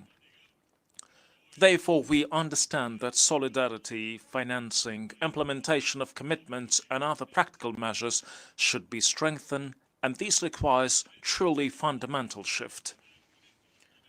Therefore, Tajikistan supported the Secretary General's proposal of a common agenda to reverse the course and turbocharge the SDGs. We also welcome the Secretary General's SDG stimulus to deliver Agenda 2030 and call for at least $500 billion to be made available to developing countries, least developed countries, and small island developing states annually to accelerate progress towards the 2030 agenda. Yeah, just 500 we also billion. welcome the call to reform international financial architecture to ensure the mobilization of stable and long-term financing scale for investments needed, among other things, to achieve SDGs. Out the entire world.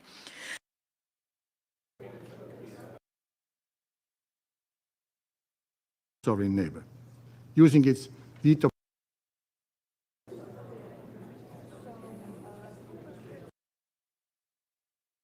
Thank you for convening today's debate, important not only for Ukraine, but for all of us who respect the UN Charter. We cannot remain silent when multilateralism and international law, the UN Charter at its core, are under unparalleled pressure.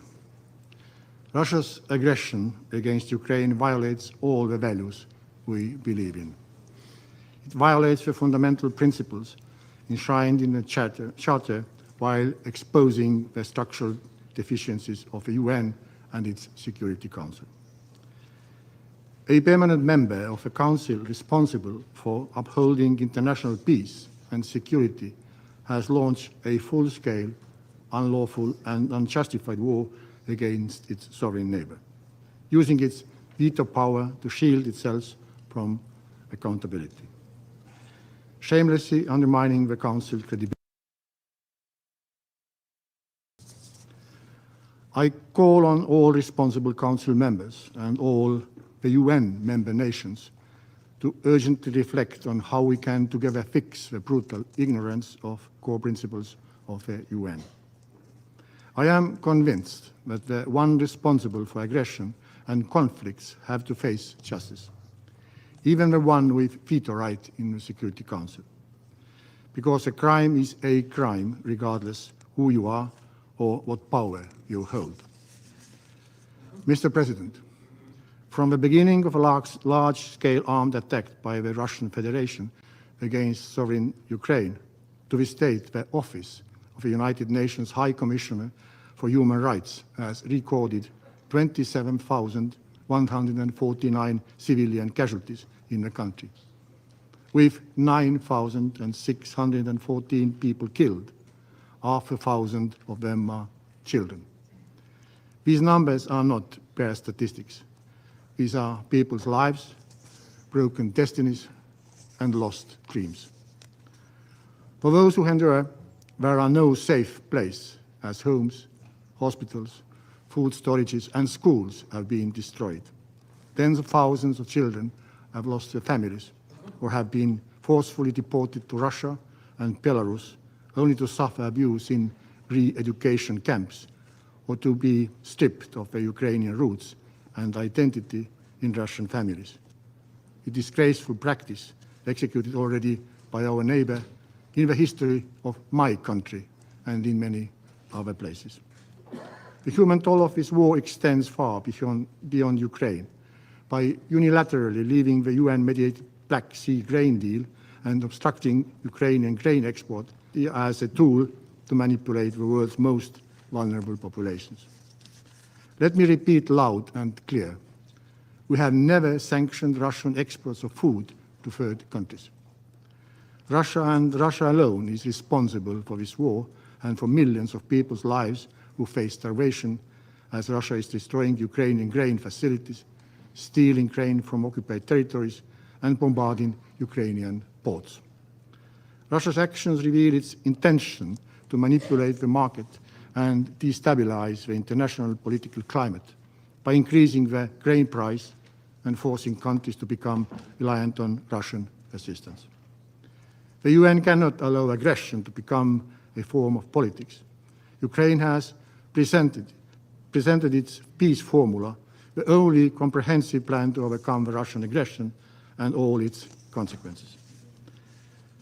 The points of peace formula reiterate all the basic principles of the Charter. An overwhelming majority of the UN members have voted for a just peace for Ukraine and protecting the Charter. However, the Security Council remains hostage of the aggressor. Mr. President, it has become an unfortunate reality that the Security Council is unable to act decisively and fulfill its mandate. To ensure that the Security Council can carry out the tasks set by the UN Charter, there is no alternative but to adjust the structure and working methods of the Council while further reinforcing the power of the General Assembly. The veto initiative adopted last spring was a laudable, significant first step. But more has to be done. There should be no veto right if there is a suspicion that the one casting it maybe have acted against the international law. Estonia supports the French-Mexican initiative on the veto restraint and the code of conduct by the Accountability, Coherence and Transparency Group on not voting against resolutions aimed at ending mass atrocities, including the crime of aggression. Thank you very much for your attention. I thank His Excellency Mr. Karas for his statement, and I now give the floor to His Excellency Mr. Petr Pavel, President of the Czech Republic. Mr. President, Excellencies, it is an honor to address you today at this Security Council, and I would like to thank the Albanian Presidency for this opportunity. We teach our children to play by the rules, to develop friendly and respectful relations, and to prevent conflicts. This globally shared notion, we, the members the member states of the UN family, reflected in the international rules in order to secure a peaceful and prosperous life for our societies. And yet, Russia, a permanent member of this Security Council, launched a full-fledged invasion and leads a brutal and unprovoked war of aggression against its neighbor, in a blatant violation of the United Nations Charter. It is an outrageous insult to the rules-based order and thus to the entire international community. Time and again, we have been bitterly retaught the lesson that the aggressor's voracity only grows while he devours his prey. This is not only about Russia and Ukraine, this concerns us all. The ultimate victory of Ukraine means victory of the rule of law and respect to others, while its defeat would allow lawless brutality to prevail. That's why I believe that no country may be genuinely neutral to this conflict. Russia must completely and unconditionally withdraw all of its troops and military equipment from the entire territory of Ukraine. The Kremlin leadership must face consequences and be brought to justice. Due to Russia's aggression, people are dying again in Europe. But the impacts of the war go far beyond the region. By violating the fundamental rights of Ukraine to its independence, sovereignty and territorial integrity, Russia is putting peace and security at risk globally, inspiring possible followers. Further, we cannot but condemn Russia's cynical decision to terminate the Black Sea Grain Initiative. It has led to massive increases of food prices, and it bluntly demonstrates how little Russia cares about the day-to-day struggle of the most vulnerable ones.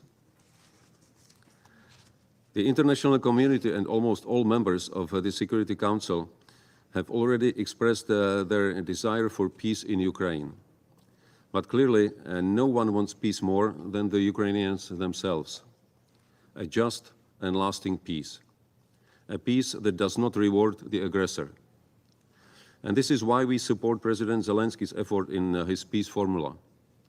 It is only Ukraine who can set the terms of any peace solution.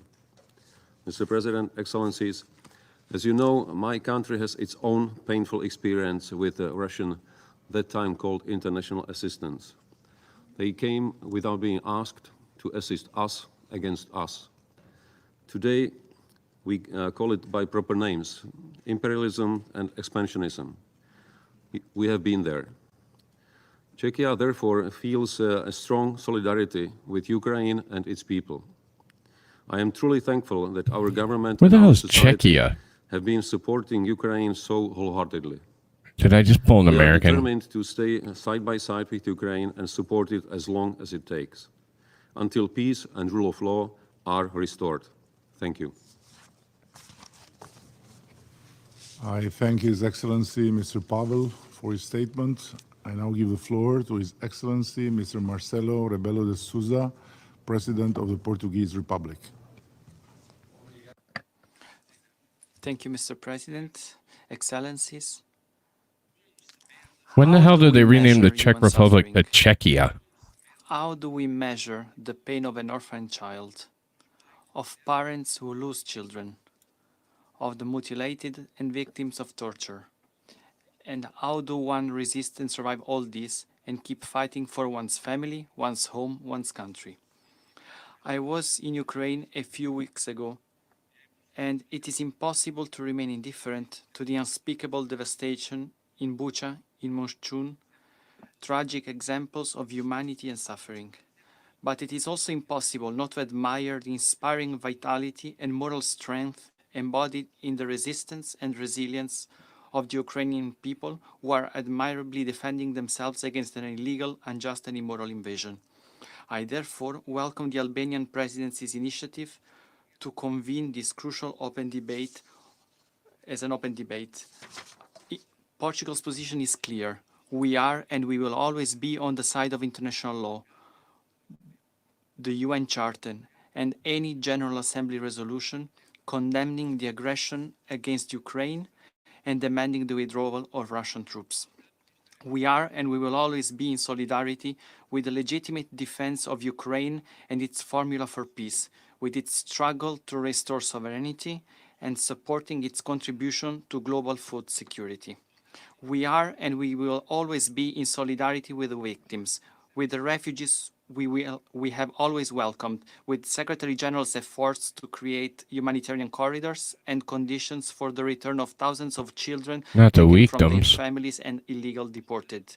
We are and we will always be committed to a just roadmap for peace, one that restores and gives credibility to international law and reaffirms Ukraine's legitimate aspiration to full integration into the organizations it sovereignly wishes to join. We are and we will always be ready to make our contribution to achieving a just and sustainable peace that makes possible immediate and lasting ceasefire with the withdrawal of the Russian Federation's troops from the territory of Ukraine and the guarantee of nuclear safety and its facilities under the monitoring of the International Atomic Energy Agency. A just and sustainable peace that ensures the monitored release of prisoners and deportees with special urgency for the situation of children. and Just that bullshit and ensures empty the credibility platitudes. of international This is justice why we don't get through a anything thorough accomplished, investigation because it should be and debate. accountability for all war crimes, human crimes, and their perpetrators. These steps and the political courage they require could lead, in time, to the signing of a peace and security treaty between the Russian Federation and Ukraine. Let us live up with this moment. Our people demand it. Humanity demand it. Thank you. I thank His Excellency Mr. Rebelo de Sousa for his statement. And now I pass the floor to Her Excellency Ms. Catalina Novak, President of Hungary. Thank you so much, President. Mr. President, I would like to thank you personally, Mr. Edi Rama, Prime Minister of the Republic of Albania, for taking the effort to initiate this open debate. Open debates create for us, non-member countries of the Security Council, an opportunity to express our views on issues impacting our world. Our position is clear. The Russian Federation has crossed the Rubicon with the invasion of an independent and sovereign state, a member of the international community, and the member of the family of the United Nations. Our goal is a lasting, just peace in Ukraine. Mr. President, according to the 2022 Global Conflict Tracker of the Council of Foreign Relations, there were 27 armed conflicts around the world. Since the invasion of Ukraine by the Russian Federation, this number has significantly increased. We see that new armed and military conflicts emerge as we speak. For 1.5 years, we have witnessed a major war as never before since the Second World War, at least not us, Europeans. War itself is not unknown to us. In the early 90s, we saw the bloodshed and experienced the impact of the war in the Balkans, again, Hungary's direct neighborhood. And let us not forget the stability of the Western Balkans is even now the goal we have to work for, among others, with the speeding up of the EU integration of the region. Today, it is a nuclear power invading a European, Take care, buddy. for some of us, a neighboring country, also with the realistic threat of nuclear escalation, a scenario that none of us wants to experience. We Hungarians are hit by the war in Ukraine in 3 dimensions. As a direct neighbor, we feel threatened. Ethnic Hungarians, citizens of Ukraine, are fighting and are dying on the battlefield. The war in Ukraine directly threatens the security architecture of Europe. Since the war is being fought close to the eastern border of NATO, the emergence of a new Cold War is the disturbing reality. The war in Ukraine has serious impact not only on the European continent, but in the whole world. Inflation and rising energy prices remind us that in this interconnected world, local conflicts easily become regional, then global. We all need to work together to promote peace and security in Ukraine. Hungary supports and is open to take part in any peace initiative that creates a feasible environment for a lasting ceasefire and creates a roadmap towards a sustainable and just peace. We need organizations, countries, and personalities who can invite the warring parties to peace negotiation. Organizations. We acknowledge the United Nations and this Security Council of the UN as essential actors in this process. Being the fora where both parties concerned are around the table, there is a room and a chance for talks and actions. We need countries. We need strong nations, for example, the United States, China, or Turkey, that are capable or ready to set the table for a possible solution, are capable or ready to talk with both sides and have the potential to influence the continuation further. Personalities we also need. Our history gives us so many examples that a small group of people or even a single person can have an effect or turn the flow of history. I am convinced that Pope Francis is someone who can facilitate peace in Ukraine. And let us not underestimate the power of women.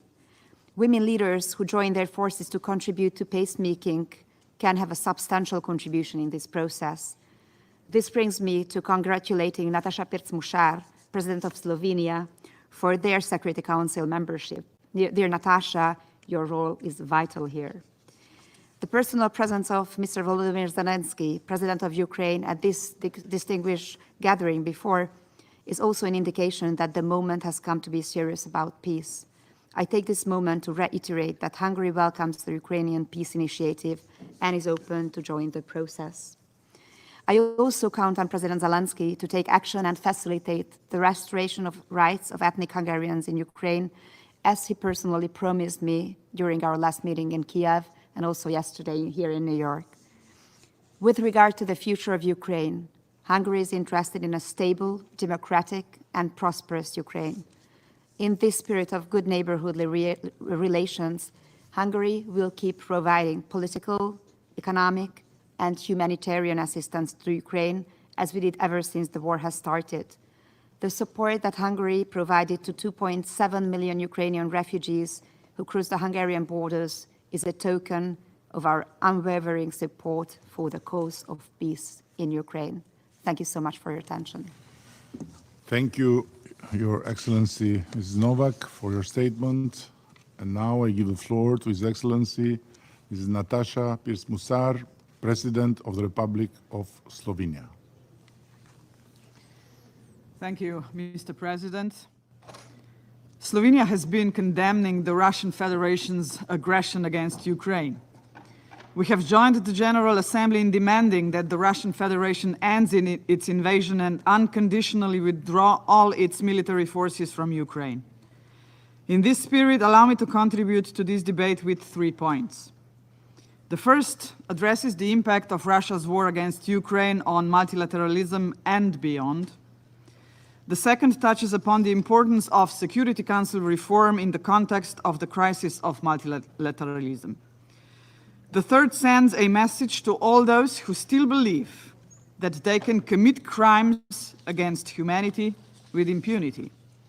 Mr. President, the impact of the Russian Federation's aggression against Ukraine is multifold. It is primarily on the people of Ukraine who have felt the impact on a daily basis for almost 19 long months. Furthermore, the aggression has impacted on inter-ethnic relations and interstate relations in the region, but also globally. The aggression has also had a further human impact, with food security being further endangered as grains and their export have become part of the war tactics. Especially heartbreaking are the accounts from women and children, many of whom are at risk of human trafficking, exploitation, and conflict-related sexual violence. This is not multilateralism. This is violent anarchy, and it must stop. It must stop, but not only in Ukraine. Speaking at the United Nations headquarters at a home of 193 member states, it is important to put the war in Ukraine in a wider context. In 2022, fatalities from organized violence across the world increased by 97%. This was the deadliest year in almost 30 years. The Russian Federation's war against Ukraine largely contributed to this spike, but it was not the only one.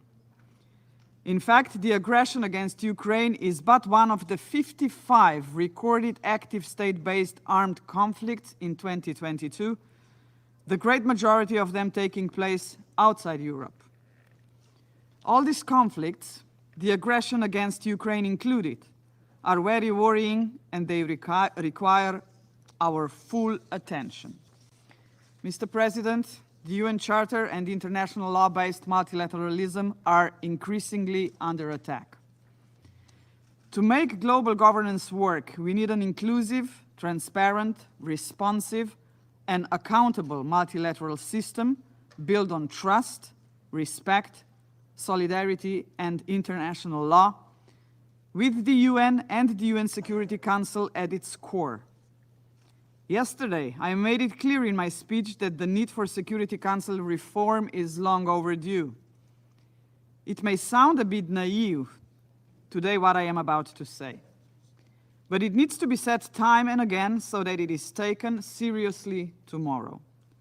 Namely, if the major powers with special status and privileges want to live in peace and want to make the United Nations a truly inclusive and fair global institution, they need to act responsibly. Not only do they need to make and keep peace, but they also must refrain from violating the peace. This is the point from which any meaningful reform of the Security Council should begin. Slovenia will support and participate in such endeavors. Mr. President, finally, a lasting peace can be achieved only if justice is served. Slovenia is a staunch supporter of the fight against impunity. All those responsible for crimes and atrocities must be held accountable. Earlier this year, Slovenia hosted a diplomatic conference that resulted in the adoption of an important international treaty, the Ljubljana-The Hague Convention on International Cooperation in the Investigation and Prosecution of the Crime of Genocide, Crimes against Humanity, War crimes, and other international crimes. We call on all countries to become parties to this convention. And to summarize, if we want a better and more fair world, we need a better and more fair organization of the United Nations and the Security Council. And just to remind you, do we know where the innocent people are being killed, where the houses are being destroyed? Is this in Russia? You know the answer. Thank you. I thank Her Excellency Ms. Musar for her statement, and I give the floor to His Excellency Mr. Edgars Rinkēvičs, President of the Republic of Latvia. Mr. President, I would like to thank Albania as the presidency of the Security Council for convening this debate. 1.5 years ago, the Russian Federation, a permanent member of this very council, started its brutal invasion against Ukraine. Russia's war of aggression against Ukraine threatens the rules-based order and undermines the United Nations Charter. Latvia condemns in the strongest possible terms Russia's unprovoked, large-scale aggression against Ukraine, enabled by Belarus. The international community must not allow Russia to get away with this land grab. We cannot afford the international system to backslide to the pre-World War II era. Russia bears the sole responsibility for the war it started. Russia alone must end it immediately. Every sovereign country has a right to choose its own foreign policy course. It applies to Ukraine as well as to any other country. Ukraine has a right to defend itself against foreign aggression. Ukraine fights for its survival, its right to exist. We must all continue to support Ukraine for as long as necessary. Latvia supports Ukraine's peace formula. Only Ukraine can decide when to start peace negotiations. Sustainable peace must be based on Ukraine's sovereignty and territorial integrity. Mr. President, we are witnessing a clear pattern of Russia's deliberate steps aimed at causing maximum suffering to Ukraine's civilian population and targeting Ukraine's civilian infrastructure. Children are particularly suffering in this war. They are being deported to Russia or Belarus. There, they are forcefully re-educated and militarily trained, turned into Russian citizens or legally adopted. These crimes must stop. Russian leadership and military personnel must be held accountable for each and every international crime committed in and against Ukraine. By ensuring accountability, we will bring justice to the victims and prevent the return of such crimes in the future. Latvia reiterates the need to establish a special international tribunal to prosecute for the crime of aggression. Latvia invites more countries to join the register of damage created by the Council of Europe. It is an important first practical step towards a future international compensation mechanism. Mr. President, Russia's war against Ukraine is causing serious geopolitical, economic, and humanitarian consequences far beyond Europe's borders. It is Russia's war against Ukraine that has aggravated the shortage of food supplies, not the sanctions. Russia considers food as a weapon of war rather than essential humanitarian good to prevent hunger around the globe. Russia alone is responsible for stopping the Black Sea Grain Initiative. This initiative allowed to export millions of tons of foodstuffs to global markets and fed those in need. It is key to continue international efforts to mitigate the effects of global food insecurity. In conclusion, I hope the day when Russia ceases its brutal war of aggression comes soon. Our thoughts are with the brave heroes of Ukraine who defend freedom. Thank you. I thank His Excellency, Mr. Rinkevics, for his statement. And now I give the floor to His Excellency, Mr. Alejandro Eduardo Giammattei Falla, President of the Republic of Guatemala. Thank you very much, Mr. President. Me complace I'm pleased to make this statement on behalf of the group of Friends of Accountability Against Ukraine, made up of 49 member states in the European Union. Today, it has been 574 days since Russia's full-scale invasion of Ukraine. Russia's illegal war of aggression is a clear violation of Ukraine's sovereignty and territorial integrity and constitutes a blatant violation of international law, including the UN Charter, as has been clearly and repeatedly condemned in resolutions adopted by the General Assembly. The group of Friends will support all meaningful efforts to bring perpetrators of these massacres to justice. This includes justice for crimes involving children, such as the forcible transfer of Ukraine's children to Russia within occupied parts of Ukraine and deportation to Russia, as well as restoring a sense of justice for the manifold victims of the war. The journey towards justice is often long and costly, but we will be there to sustain the process. The group of Friends stands ready to support Ukraine's initiative for a just and lasting peace and other relevant initiatives seeking to advance peace in line with international law, including the UN Charter and relevant GA resolutions. We must all stand together around the purposes and principles of the UN Charter. We must remain committed in condemning the continued Russian aggression that goes against the very purpose and spirit of the UN Charter. The maintenance of international peace and security can only be ensured through a comprehensive, just, and lasting peace in Ukraine. Today, we underscore the importance of pursuing perpetrators of international crimes, because by doing so, we defend the very rules of our international system depends on, and we hopefully deter anyone from committing such violations in the future. Without accountability, crimes will continue and impunity will persist, undermining the prospects for future peace and reconciliation. Our resolve is unwavering for as long as it takes. Mr. President, in my national capacity, I would like to reiterate that the Republic of Guatemala is a peaceful country. We are a promoter of peace and we respect the values of the founding charter of the United Nations. And we appeal for democracy to prevail, for negotiated and civilized solutions to prevail in the illegal and unjustified and unprovoked invasion of Ukraine by the Russian Federation. In my visit to Ukraine as the first president of Latin America to go to that sister country, I saw the horrors of this incursion. I saw destruction and the countless testimony of women and girls who've been raped by Russian soldiers.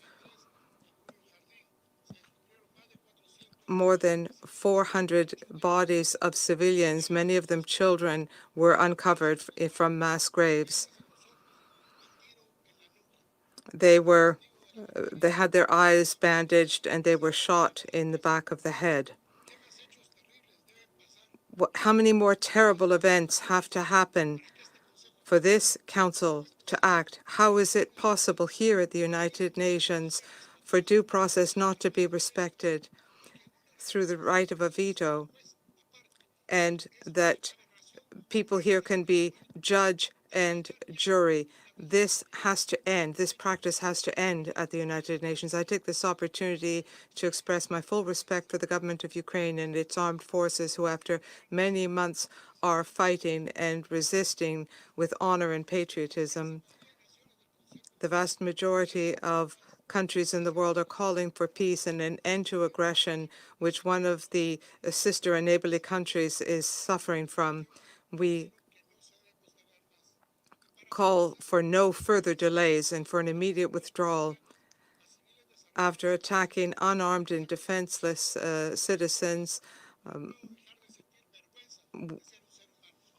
we feel shame in being human beings. Thank you. Mr. Giammattei Falla for his statement. And I now give the floor to His Excellency Mr. Gitanas Nausėda, President of the Republic of Lithuania. Mr. President, Excellencies, 574 days ago, a permanent member of the United Nations Security Council started an unprovoked military invasion against an independent, sovereign state of Ukraine. It would be dangerous to forget this wasn't the start of the war. Neither was it the opening act of a crime of aggression. We must remember that the war began 9 years and 7 months before, or exactly 3,500 days ago. And it was precisely the weak response of the international community that allowed violence fester and grow, leading us all to the largest military conflict in Europe since the end of the Second World War. These old mistakes must not be repeated. Our collective responsibility today is to challenge Russia's calculated manipulation of international norms, which must be stopped from eroding the authority of the Security Council and threatening the Charter of the United Nations. Our duty today is to uphold multilateralism and defend the rules-based international order from Russia's relentless war of destruction. If Ukraine is able to achieve victory and regain control of its internationally recognized borders, it would mean victory for all us. It would serve as a precondition for a fair and enduring peace and ultimately stabilize the whole international order. In any future negotiations, we must follow a set of clear principles. First, we must hold Ukraine's sovereignty and territorial integrity to be of fundamental importance. The Ukrainian peace formula backed by the General Assembly should not be in any way simplified or diluted. Ultimately, the final decision regarding peace on Ukrainian soil must rest with Ukraine itself. The Ukrainian Peace Summit organized by President Volodymyr Zelensky provides us with an ideal opportunity. Second, it is imperative that Russia puts an end to its aggressive actions and withdraws its troops and military equipment from Ukrainian territory. This withdrawal should be immediate, complete, and unconditional. Third, we must recognize that Russia bears sole responsibility for inflicting immense suffering upon the Ukrainian population, while also threatening the livelihood of our people in need around the globe. Russia's decision to terminate the Black Sea Grain Initiative and His to attack whistling is driving me Ukrainian ports and nuts. stockpiles has contributed to What's the up, Josh worldwide Chandler? food crisis and benefited only Russia itself. 4. Russia must be held accountable for numerous war crimes, including the crime of aggression. And finally, Russia must pay for the destruction it has inflicted. Ukrainians should not be forced to bear the burden of rebuilding their country. At this crucial moment, I call on every member of the international community and the United Nations Security Council to join forces. Let us all implement the fundamental responsibilities entrusted to the United Nations and its member states. Thank you. I thank His Excellency Ms. Nausėda for his statement, and now I give the floor to His Excellency Mr. Stevo Pendarovsky, President of the Republic of North Macedonia. Thank you.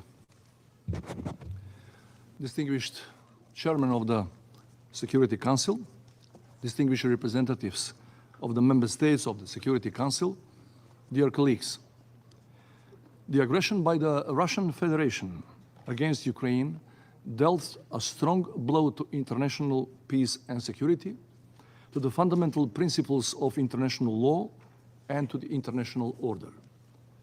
This war challenged multilateralism as the basis of the international order on an unprecedented level. And as we all know, the international and security architecture, the most important expression of which the United Nations is centered on multilateralism. The current situation is the result of the ignoring of the obligations enshrined in the UN Charter since 1945. Without respect for the sovereign equality and territorial integrity of each member state, we cannot talk about effective multilateralism. So far, we have seen several attempts to redefine the foundations of the international order, but none of those have ever received such wide support as the principles the civilized world established after the horrors of the World War II. In that sense, the deadlock in which the Security Council finds itself as the main body of the United Nations, entitled to preserve and promote international peace and security, was instigated precisely by the non-compliance, and I would say even the conscious bypassing of the basic principles of the international order. It is clear that this impasse diminishes the credibility and confidence of the people that the UN can effectively achieve the key goal for which it was established almost 8 decades ago. Without a credible alternative on the horizon to the current international order, which will harbor a majority support of the nations, it is understandable why the frustration of the people with the United Nations inactivity is getting stronger. It is clear that the modern world is vastly different from the world in 1945, and the UN Security Council should face and reflect this new reality. Within the ongoing debates about the eventual reform of the prime UN body, the question of the veto of the permanent members has to be thoroughly assessed, especially when one of them is involved in a conflict. Ladies and gentlemen, the most urgent task of the Security Council is to be proactively engaged in putting an end to the war in Ukraine. The only way to achieve this goal is through diplomacy and negotiations based on respecting the sovereignty and territorial integrity of Ukraine within its internationally recognized borders. To that end, the first step should be an immediate and unconditional truce in order to create an ambient for a start of negotiations. During the entire process, the United Nations should establish a peacekeeping mission with the main task of monitoring the truce and humanitarian assistance to civilians. Key component of the future peace agreement should be, first, fully respecting the territorial integrity of Ukraine, meaning full withdrawal of all Russian forces, securing all the refugees and internally displaced persons are returned to their homes, massive support for the post-conflict reconstruction of a devastated country, and international guarantees for the rights of all ethnic and religious communities which have been living in Ukraine for centuries. As I said, the war in Ukraine has seriously undermined the credibility of the World Organization, but it offers also an extraordinary opportunity for the Security Council to act in line with the principles of the UN Charter and help restore the people's confidence in the United Nations as an indispensable global organization. I thank you for your attention. I thank His Excellency Mr. Pendarovsky for his statement, and I now give the floor to His Excellency Mr. Andrzej Duda, President of the Republic of Poland. Thank you very much. Mr. President, Excellencies, distinguished delegates, looking from the perspective of my region, February 24th, 2022 is a date when the world, as we knew it, changed permanently. Russia's full-scale invasion of Ukraine was a defining moment in geopolitics, transforming Europe's security landscape and tearing down the core pillar of our international system. This strategic change is not temporary. We are living in a new era of uncertainty. The multilateral system established nearly 8 years ago, with its principles enshrined in the United Nations Charter, asserted the superiority of the rule of law over force in international relations. It gave nations a place to turn to when faced with regional or global challenges, often as a last resort. The Charter embodies a code of international ethics by which every state should abide. When Russia replaced the Soviet Union as a permanent member of the United Nations Security Council, it took upon itself even greater responsibility than other nations to preserve international peace and security.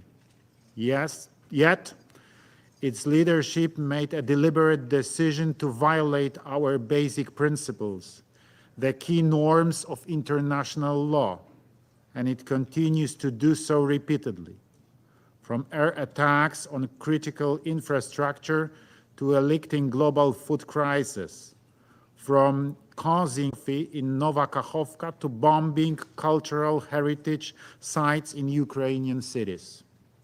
Those hideous actions, together with continuous negation of the international order, including the UN Charter, prove that an imperialistic Russia is discrediting itself as a member of international community. Excellencies, Russia is abusing its veto power to prevent the Council from addressing the flagrant violation of international law the same Russia has committed. In this situation, the nations of the world cannot remain passive. The prohibition of aggression, as well as the elimination of genocide and crimes against humanity, are jus cogens norms accepted and recognized by the international community. These are the norms from which no deviation is permitted.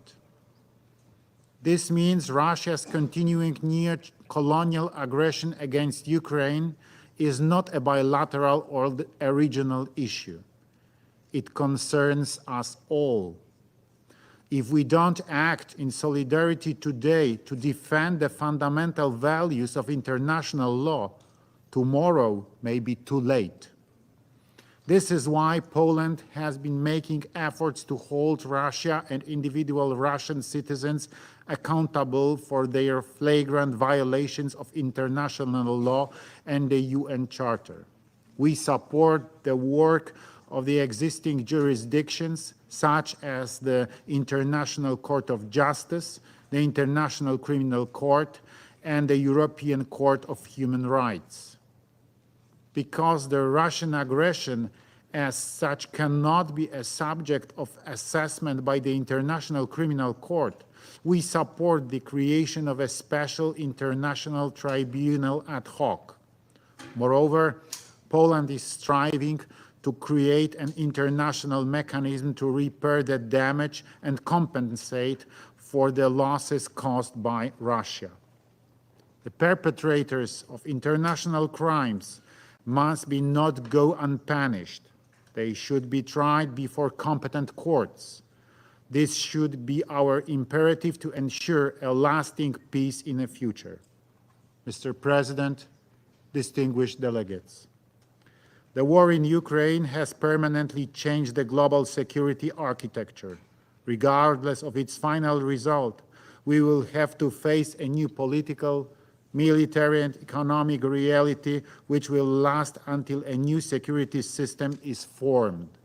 A system with no place for aggression, imperialism, and neocolonialism.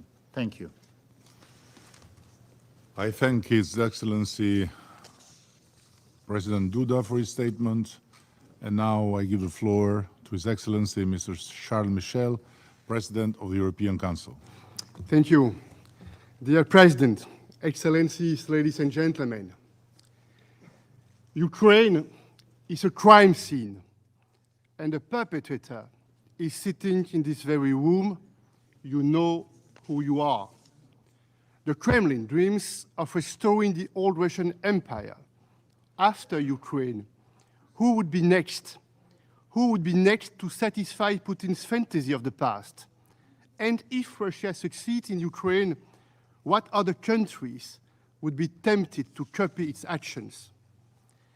At this crime scene, we also have the victim, the attacked, Ukraine and all Ukrainians, fighting a battle they did not start, defending their country against a war they did not want, and protecting their children against suffering nobody deserves. And to save them from another horror of this war, the forced abduction to Russia, so-called adoption. In reality, these are deportations of children. I ask you all, including the Russian representatives, could you bear having your child stolen and deported? Your child forced to forget your family, your child forced to forget your language, your land, so-called education. In fact, this is an attempt at cultural genocide. By defending their children, Ukrainians are defending what is most precious, their family, their future, their freedom. And that's why we, the EU, we stand firmly with Ukraine to defend itself. As long as the innocent are attacked, we will help them to defend themselves, and we'll stay by their side for as long as it takes. Ladies and gentlemen, Excellencies, at this crime scene, we also have the witnesses, all of us around the world, and all of us sitting right here, the witnesses in this Security Council. What have we done about this crime? What have we done about this aggression? It's the president of the European Council. As one of the permanent members attacks its neighbor, what have we done as it wields its veto power against each of us, against the UN Charter, its veto power against the core principles of the UN Charter? Do we not sit together in this chamber for one reason, and for one reason only, to protect peace and security for all people, no matter their country or continent? Ladies and gentlemen, Excellencies, powerful and responsible nations simply cannot turn a blind eye to these crimes, because we all share a responsibility to end war, a responsibility to work for peace, a just peace that respects the UN Charter and its core principles, the territorial integrity of each sovereign nation, a just peace that will never last if crimes go unpunished. And that's why I'd like to speak directly to each of you around this table. As responsible nations, we all have a role to play in building global peace and stability. And I'd like to particularly speak to the esteemed Chinese representative. You have warned Russia against the use of nuclear weapons, and we welcome this. And now we are asking you, let's go further. Let's join forces to persuade Russia to end this criminal war that's hurting so many. Let's join forces to convince Russia to respect the principles of the UN Charter. Excellencies, the consequences of this crime extend across the globe. And the Kremlin's latest cynical actions are only making things worse. By pulling out of the Black Sea Grain Initiative, for instance, when you shoot missiles at grain silos in Odessa, they also strike Africa and kill the most vulnerable, destroying the lives of millions. Excellencies, a tragic crime is unfolding before our very eyes, and we are the witnesses, all of us. We must stand strong by the side of the attacked, especially right here in this Security Council. And that's why this chamber was born, and that's why we are here today to say no to aggression, and to protect peace, security, and cooperation between people and between all our nations. I thank you. I thank His Excellency Mr. Charles Michel, the President of the European Council, and I give now the floor to His Excellency Mr. Dritan Abazovic, Prime Minister of Montenegro. Thank you very much, Chairperson, dear colleagues. The idea of United Nations coming after the biggest social disaster in our history. And we should not wait for another big disaster to make steps to change our reality, to make a reform of United Nations, including Security Council, and to be more productive and more effective in protective of international law. This is what happened in Ukraine after the aggression of Russia Federation. It's totally unacceptable. Violence, any kind of violence, and getting the political goal with the violence is unacceptable in 21st century. Montenegro giving the strong support to the Ukrainian people, because Ukrainians today are not defeat only own population and own citizen. They defeat the right to choose. They defeat the different kind of freedom and universal values. If we are ready to protect the democratic values and to promote the peace and stability, we should say the truth and giving the all support, because today is Ukraine, tomorrow can be some another country. In that sense, I want to underline that Montenegro is a very small country, but country which giving the contribution for the peace and for the security. I want to inform you that today Montenegro is the country which have the most refugees from Ukraine if you compare with the size of population. 5% of our population are Ukrainian refugees. And the best thing in that, in all this catastrophe, is that they all feel safe and secure in our country. I call all the participants, first of all, to stop with the war activity, to sit on the table, to discuss. I want to congratulate the Prime Minister of Albania for the organizing this kind of forum. I think the idea of United Nations is to be united. It's not to be divided. If we want to crash this idea, that is another story. I think that the most of the nation who participating in General Assembly want to see more united world, more unity, more solidarity, and more protection of human rights. It's not only about Ukraine. There are many places around the world when we have different kinds of problems, so we need to be ready to start with the reform, to take the concrete action, and to not be afraid to take a risk. Big decision for the big decision, we need to take the risk. And I hope that especially countries who have a lot of power, who are not small, will take that risk for the good of the international community and for the providing more cosmopolitan spirit, more protective of human rights, and more protective of international law. Idea is to be united and to be concrete. Idea is not just to come 1 or 2 times in New York to speak something and in the end of the day to have the same situation. In that name, I hope the situation will be changed and we'll all giving small contribution for in the end of the day, big contribution for the big changing and promoting the peace. Thank you very much. Thank you, Your Excellency, the Prime Minister of Montenegro. And now I give the floor to His Excellency, Mr. Lars Løkke Rasmussen, Minister of Foreign Affairs of Denmark. You have the floor. Thank you, Mr. President, distinguished delegates.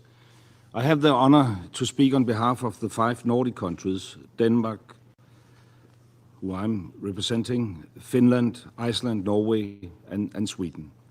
And first, on behalf of all the Nordic countries, I would like to thank the Albanian Prime Minister for bringing leaders from across the world together in this room today, so we can discuss the most imminent threat to international peace and security of our time, Russia's unlawful and unjustified aggression against Ukraine.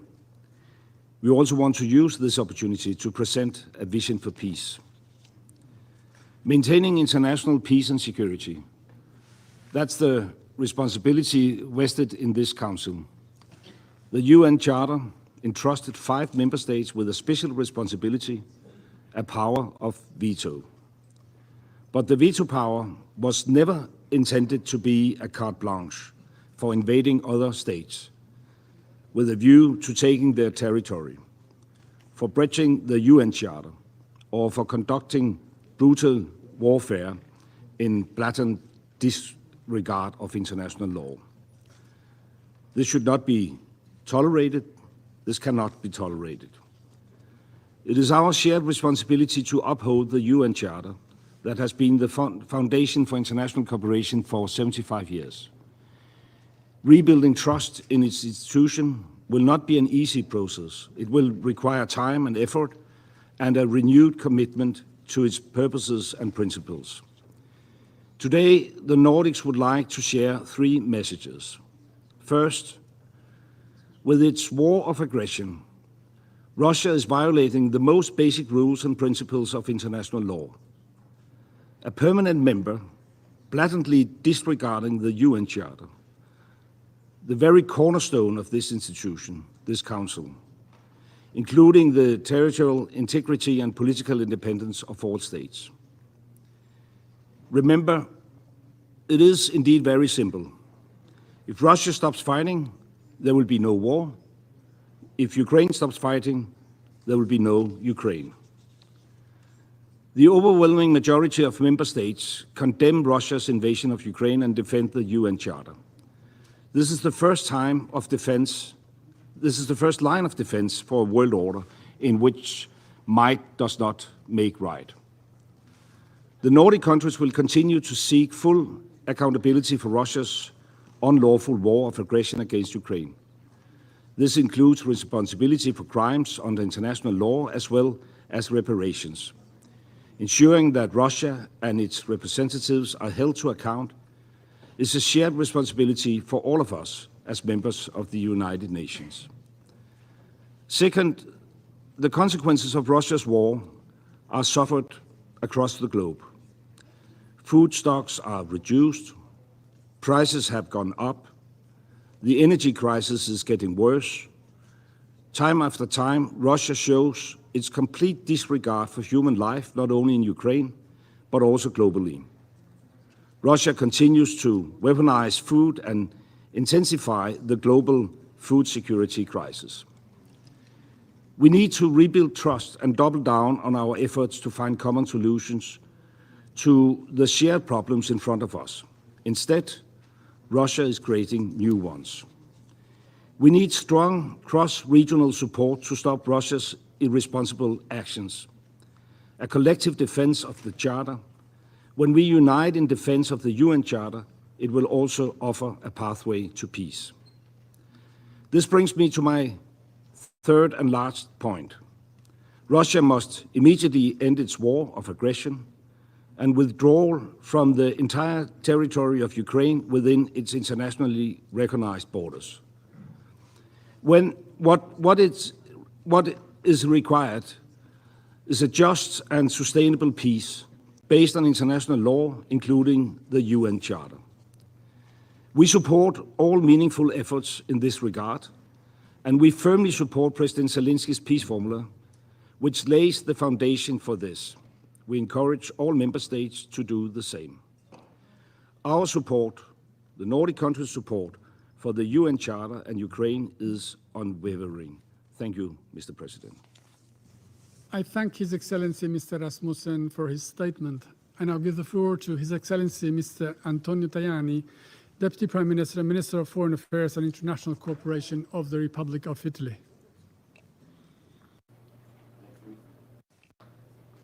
Thank you very much, Mr. President. The position of the government of Italy, led by Prime Minister Giorgia Meloni, on the Russian aggression on Ukraine is clear and very well known. We stand with Ukraine on invaded people fighting to defend their freedom and sovereignty. We all suffer the consequences of this war that, like a domino, affected our societies. Energy crisis, rising commodity prices, inflation, refugees. An increased immigration pressure from Africa, particularly on Italy, exacerbated by the food crisis caused by Russia's blockade of grain. The international community has not surrendered to these difficulties in spite of the fatigue of our public opinions. We want a just peace for Ukraine, of course. Just peace means freedom for Ukraine. President Zelensky and the Ukrainian people know that Italy is with them and will be with them, for them, but also for Italy itself. We must protect the essential principle of the United Nations Charter. Sovereignty and territorial integrity were reflected also in the position of the G7 and in the recent final declaration of the G20 leaders in Delhi. We must admit that something has not worked. We thought that international peace and security were taken for granted. Security Council has been blocked for decades. The position of the Italian government is very clear. We need a Security Council that is more fair, representative and inclusive. More representative means for us to give more chances to sit in the Council to Africa, Asia, Latin America and insular states without, however, creating new hierarchies and privileges. Apoyiamo sinceramente la formula. We support President Zelensky's 10-point peace plan, and it has the full support of the Italian government. We're quite concerned at the security situation of the Zaporizhzhia nuclear power plant, and we must continue to support the efforts of the Director General of the IAEA, because, as has been said, this is another Chernobyl, even more dangerous than Chernobyl. We regret Russia's decision to suspend the Black Sea Grain Initiative. This has increased food insecurity and put millions at risk of starvation.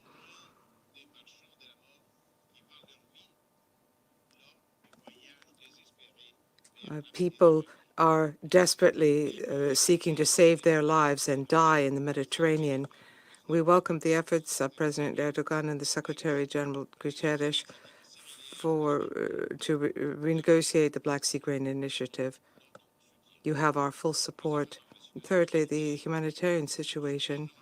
We support the Vatican's initiative on the exchange of prisoners so that young Ukrainian children can be returned to their families.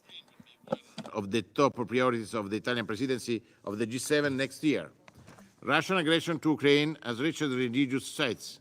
More than 100 religious sites, according to UNESCO, have been damaged.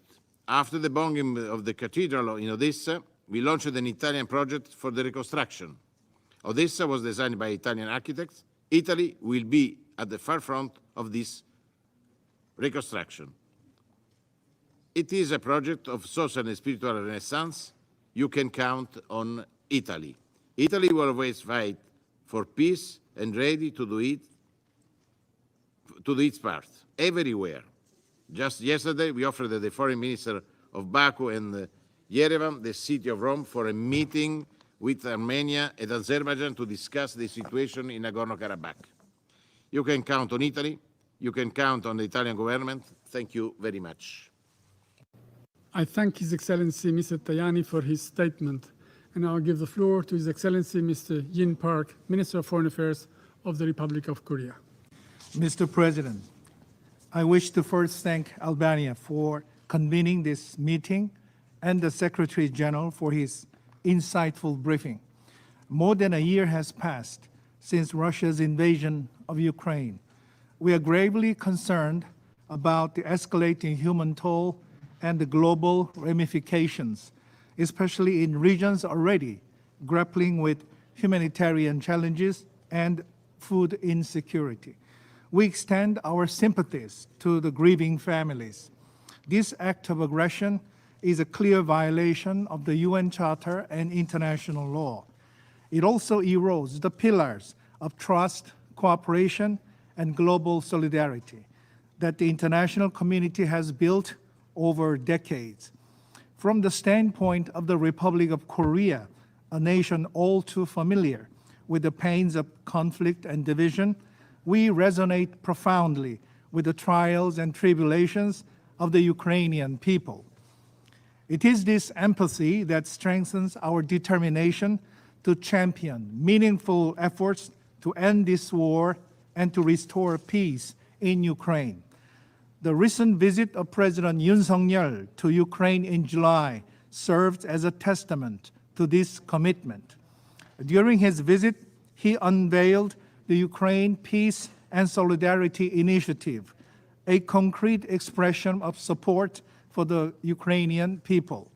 In line with this initiative, the Republic of Korea will contribute $150 million in humanitarian assistance this year.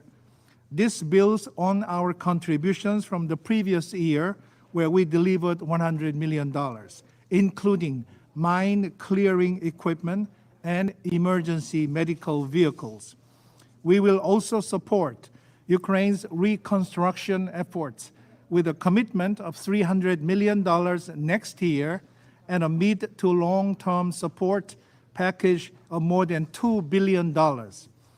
At the same time, we will be active voices in the global discourse addressing challenges to global food and energy security, intensified by the conflict in Ukraine. Mr. President, the media reports emerging from the recent Russia-DPLK summit indicating potential military cooperation are most unsettling. Any deal that enhances North Korea's military capabilities is an unequivocal violation of relevant Security Council resolutions. Such developments endanger not just Ukraine, but also the security of the Republic of Korea. It is regrettable that the DPLK continues on its trajectory of provocations, consistently breaching Security Council resolutions and international law. Their continued pursuit of nuclear and missile programs pose an existential threat to the Republic of Korea, the broader international community, and the NPT regime. Given Russia's required role in shaping the international non-proliferation regime and safeguarding world peace as a permanent member of the Security Council, we call on Russia to fully implement the Council resolutions for which it voted itself. Mr. President, the Republic of Korea is preparing to serve in this Council from next year. Rest assured of our unwavering dedication to fulfill the Council's fundamental mandate, which is to maintain international peace and security. Thank you. Thank His Excellency Mr. Park for his statement. And now I give the floor to His Excellency Mr. Bujar Osmani, Chairperson in Office of the Organization for Security and Cooperation in Europe. Thank you, Mr. President. At the outset, allow me to thank the Albanian presidency for the invitation to address the distinguished UN Security Council. Our combined presence today is a strong sign of commitment and responsibility for two Balkan states. It is quite remarkable that as we mark 30 years of UN-OSCE cooperation, two neighboring countries and partners, Albania and North Macedonia, stand at the helm of two key multilateral formats. This is our contribution to global peace based on our principles' commitment to multilateralism. These principles include dialogue, cooperation, and solidarity. They are enshrined in our founding documents, but moreover in our humanity. Earlier this month, I visited Kolkata and paid tribute to Gonja Boyadziu, better known globally as Mother Teresa, a native of Skopje, our capital, a citizen of the world and the embodiment of peace, compassion, and solidarity. Allow me to convey her simple yet prophetic wisdom as a compass and an answer to our challenges. I can do things you cannot, you can do things I cannot, together we can do great things, she said. Indeed, the joint pursuit of peace depends on our collective engagement.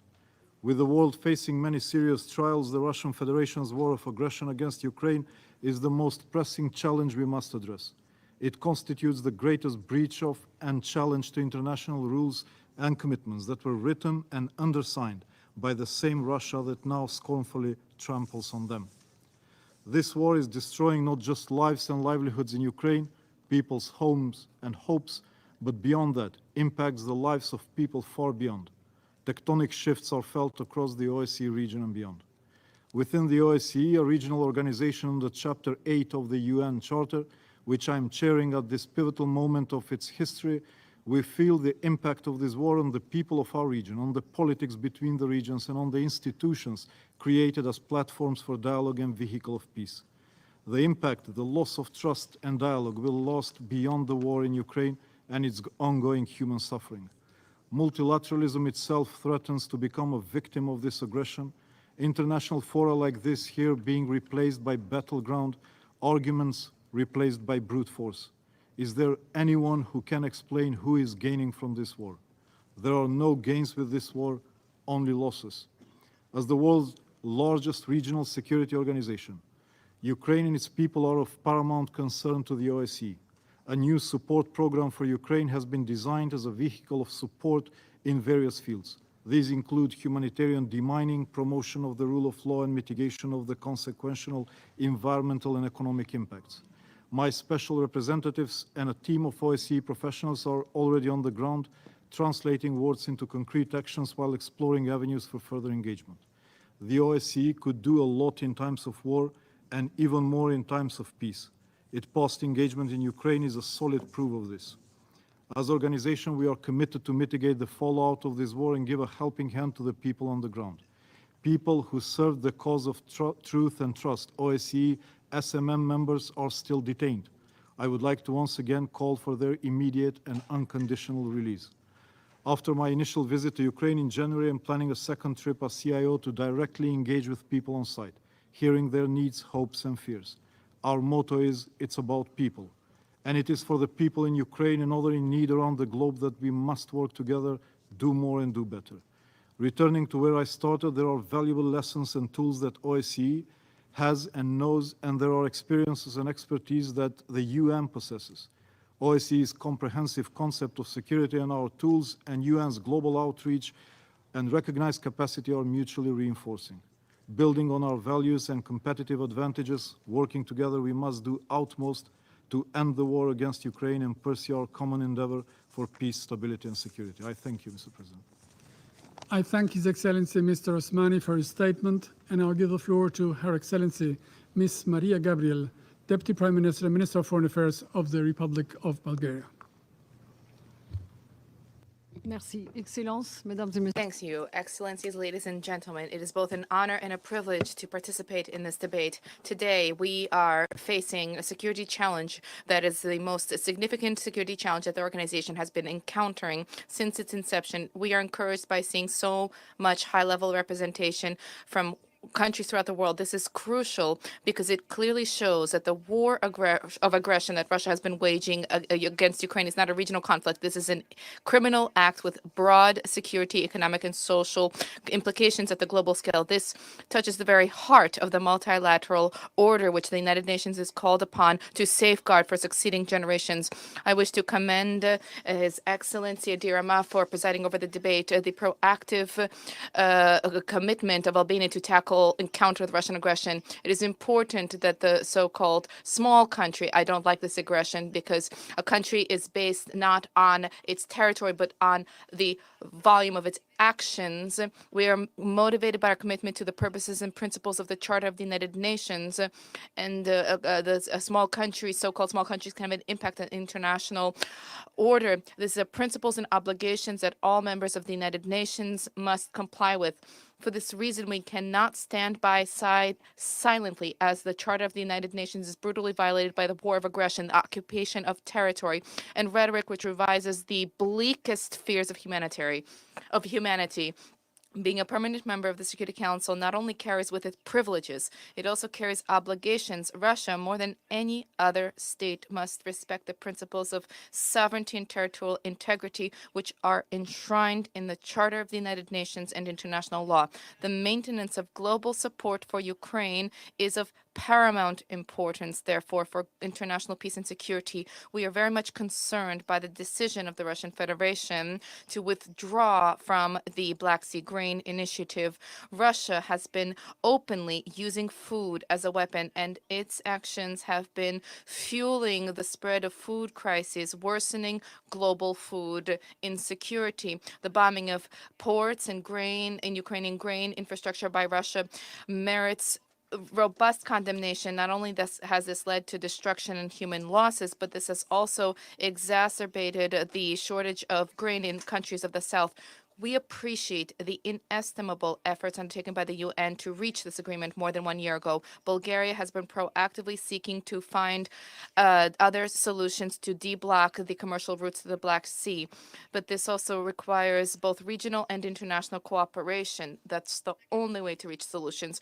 Russia's war against Ukraine not only imperils the historic development of the international community over the past 78 years, but it also jeopardizes shared trust in multilateralism as the cornerstone underpinning the contemporary international system.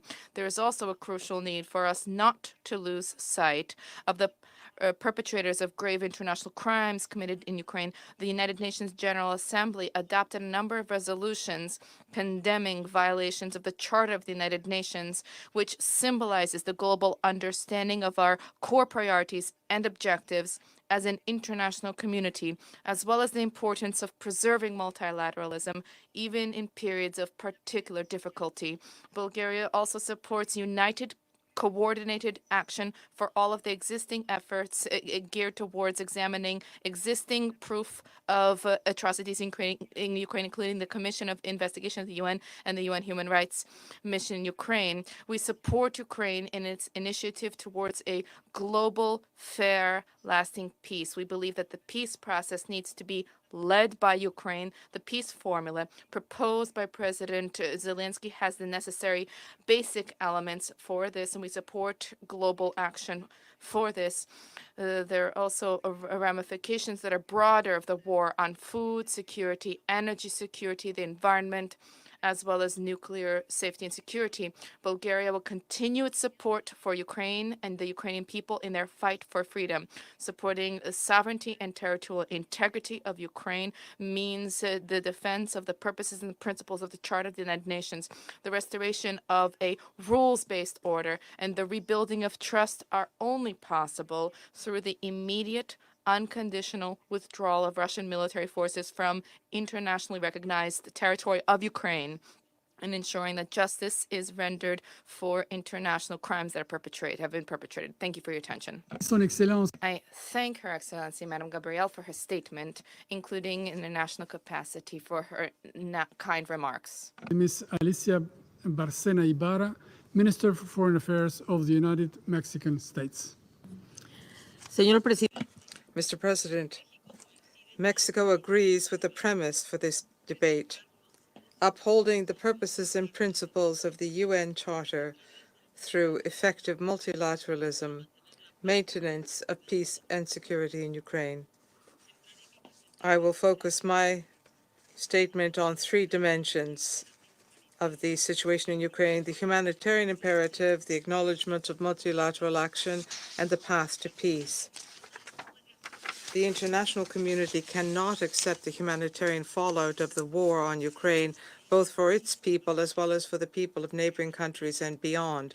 The war in Ukraine has already cost hundreds of thousands of victims, combatants and civilians, disproportionately affecting women, girls, and boys.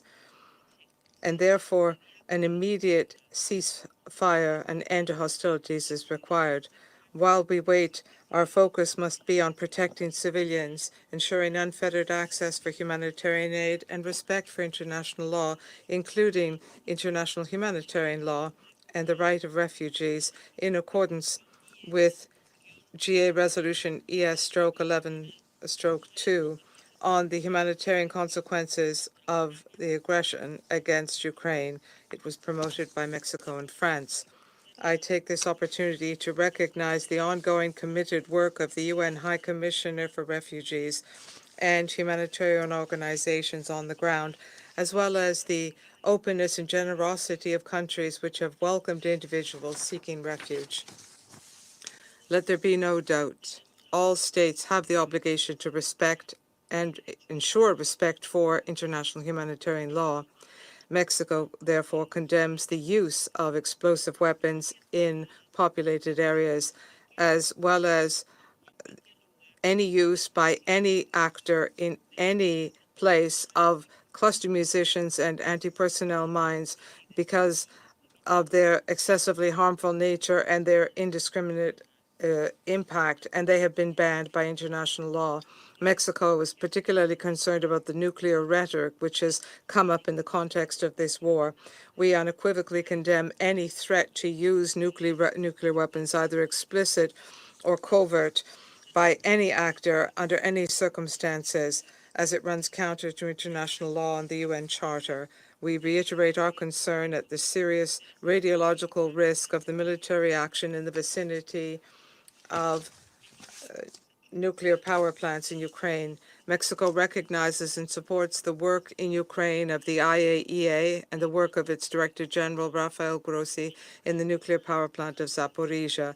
We reaffirm the importance of respecting the 7 pillars of technical and physical nuclear security and the 5 principles for the protection of the Zaporizhia nuclear power plant in accordance with the provisions put forward by the International Atomic Energy Agency.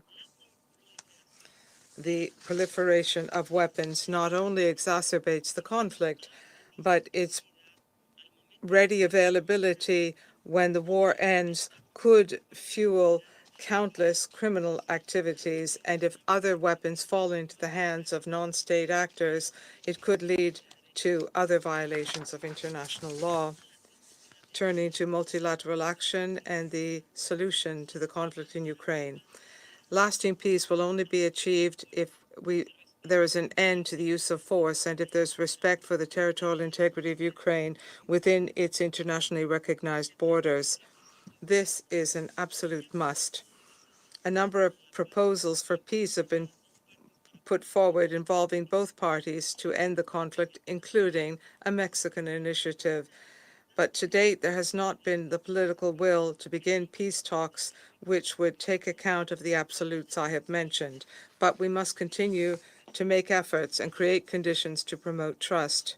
In that regard, the Black Sea Grain Initiative and the Memorandum of Understanding signed with the Russian Federation on food and fertilizers did play a crucial role to restore trust and to stabilize the food markets and ensure the food security of many countries. And that is why we regret the suspension of the Black Sea Grain Initiative, which will affect food security, particularly in less developed countries. We welcome Turkey's mediation efforts and the unswerving determination expressed yesterday by the Secretary General Antonio Guterres to continue to seek a resumption of exports of grain and fertilizers from Ukraine and the Russian Federation. Since the outset, Mexico, both in the Security Council and in the General Assembly, has unequivocally expressed its position and categorically condemned Russia's military invasion of Ukraine because it runs counter to the UN Charter and international law. We welcome this meeting with the conviction that international law and only international law offers the means for achieving a peaceful solution to the conflict. We recognize there will be challenges on the way, and just and sustainable peace cannot be built only on good intentions, but it would be inconsistent not to try, as the United Nations, to chart a roadmap which is underpinned by the principles of international law. The immediate future will require openness, dialogue, and a genuine sense of commitment from the parties involved and from the international community in order to put an end to this war. Mexico reiterates its readiness to support this effort to peace. Thank you. I thank Her Excellency Ms. Barcena Ibarra for her statement. I now give the floor to His Excellency Mr. Justin Trudeau, Prime Minister of Canada. Prime Minister, you have the floor. Merci. Thank you. Good afternoon. Albania for using their presidency to convene this meeting. I also want to thank President Volodymyr Zelensky for his words earlier today. As leaders, protecting the sovereignty of our nations is one of our most sacrosanct duties. Any violation is unacceptable. It violates the very charter of this institution. It violates international law. It violates the peace and security of people. The UN was established to save people from the scourge of war. This fundamental principle has guided this institution since it was founded. So we need to be 100% clear about what is happening right now. A permanent member of this Security Council, Russia, has launched and continues to wage an illegal war. Vladimir Putin has violated the sovereignty and territorial integrity of Ukraine and seeks to deny the rights of the Ukrainian people to determine their own future. At the same time, the Russian Federation has been flagrantly using its veto right within this organization to facilitate this war and these violations of the principles of the United Nations. Stand up to this affront to the UN. We must take action to stop the tragic deaths and violence, including sexual violence, caused by this unjustifiable invasion. We must not let the world return to a place where might makes right. We must make sure that borders mean something, even when a neighbor has a bigger army. Respect for the rule of law and accountability to it should be fundamental and non-negotiable. This body was born out of the ashes of the deadliest war humankind had ever seen. Tens of millions of people died in Europe, Africa, and Asia during the Second World War.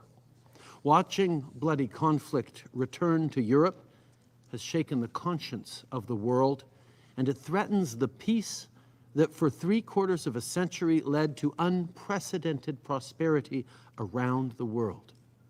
We cannot let that happen, because it is not just Ukraine or even just Europe that suffers if we don't uphold our values. All of us will suffer, including all of you in the global south. And it's not just about the far-reaching and long-term impacts. It's about the suffering that is happening right now. Russia is weaponizing energy and food, leading millions to face shortages, hunger, and even starvation. Canada is dedicated to mitigating the impacts on the most vulnerable. We do not believe we have to choose between supporting Ukraine and supporting the SDGs and global development. In fact, the only responsible choice is to do both, which we are doing with solidarity and financial commitment. Le combat de l'Ukraine. The fight of Ukraine is also our fight. It is also our common struggle, and there can be no doubt of this. Canada calls upon Russia to completely, immediately, without conditions, withdraw its troops. Key principles of the Ukrainian peace formula, because it must be a peace that respects the UN Charter, is based in international law and preserves Ukraine's territorial integrity. A peace that upholds our common humanity and common values, not a peace that turns a blind eye. It must be a peace that is built on respect for the facts and respect for the rules.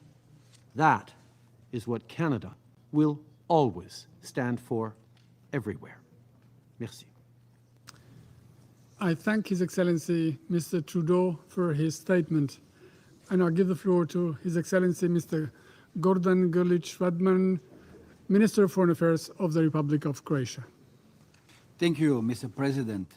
Croatia aligns itself with the statement of the EU, and I'd like to add some remarks in my national capacity.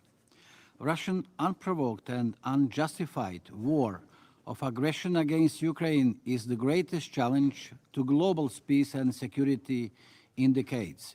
Surely, most significant tragedies caused by this Russian invasion are mirrored in human fatalities, war crimes and crimes against humanity that displaced and otherwise hurt human lives.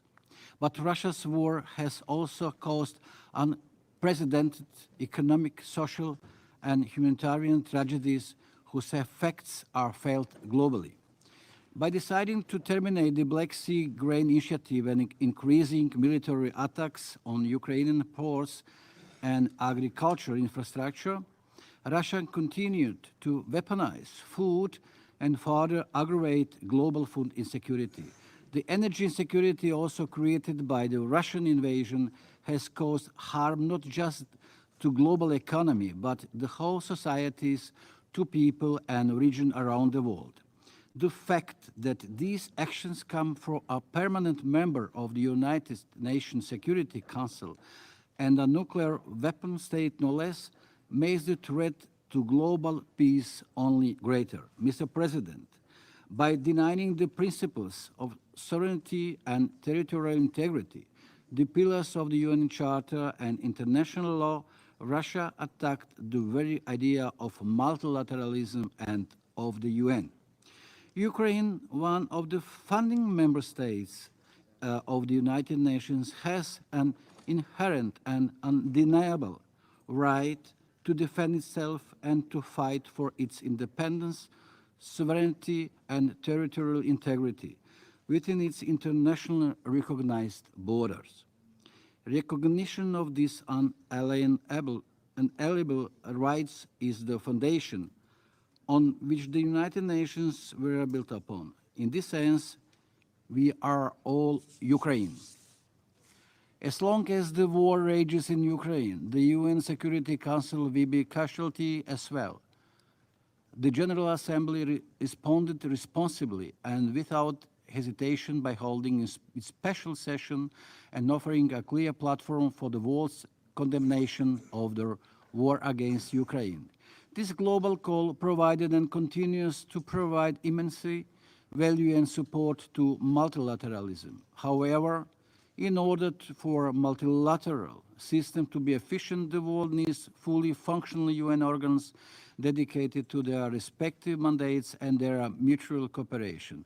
This, regrettably, we lack today. Mr. President, multilateralism can only be effective if it is founded on justice, but justice cannot be maintained if there is no accountability. For the same reason, accountability for crimes committed in Ukraine must be upheld.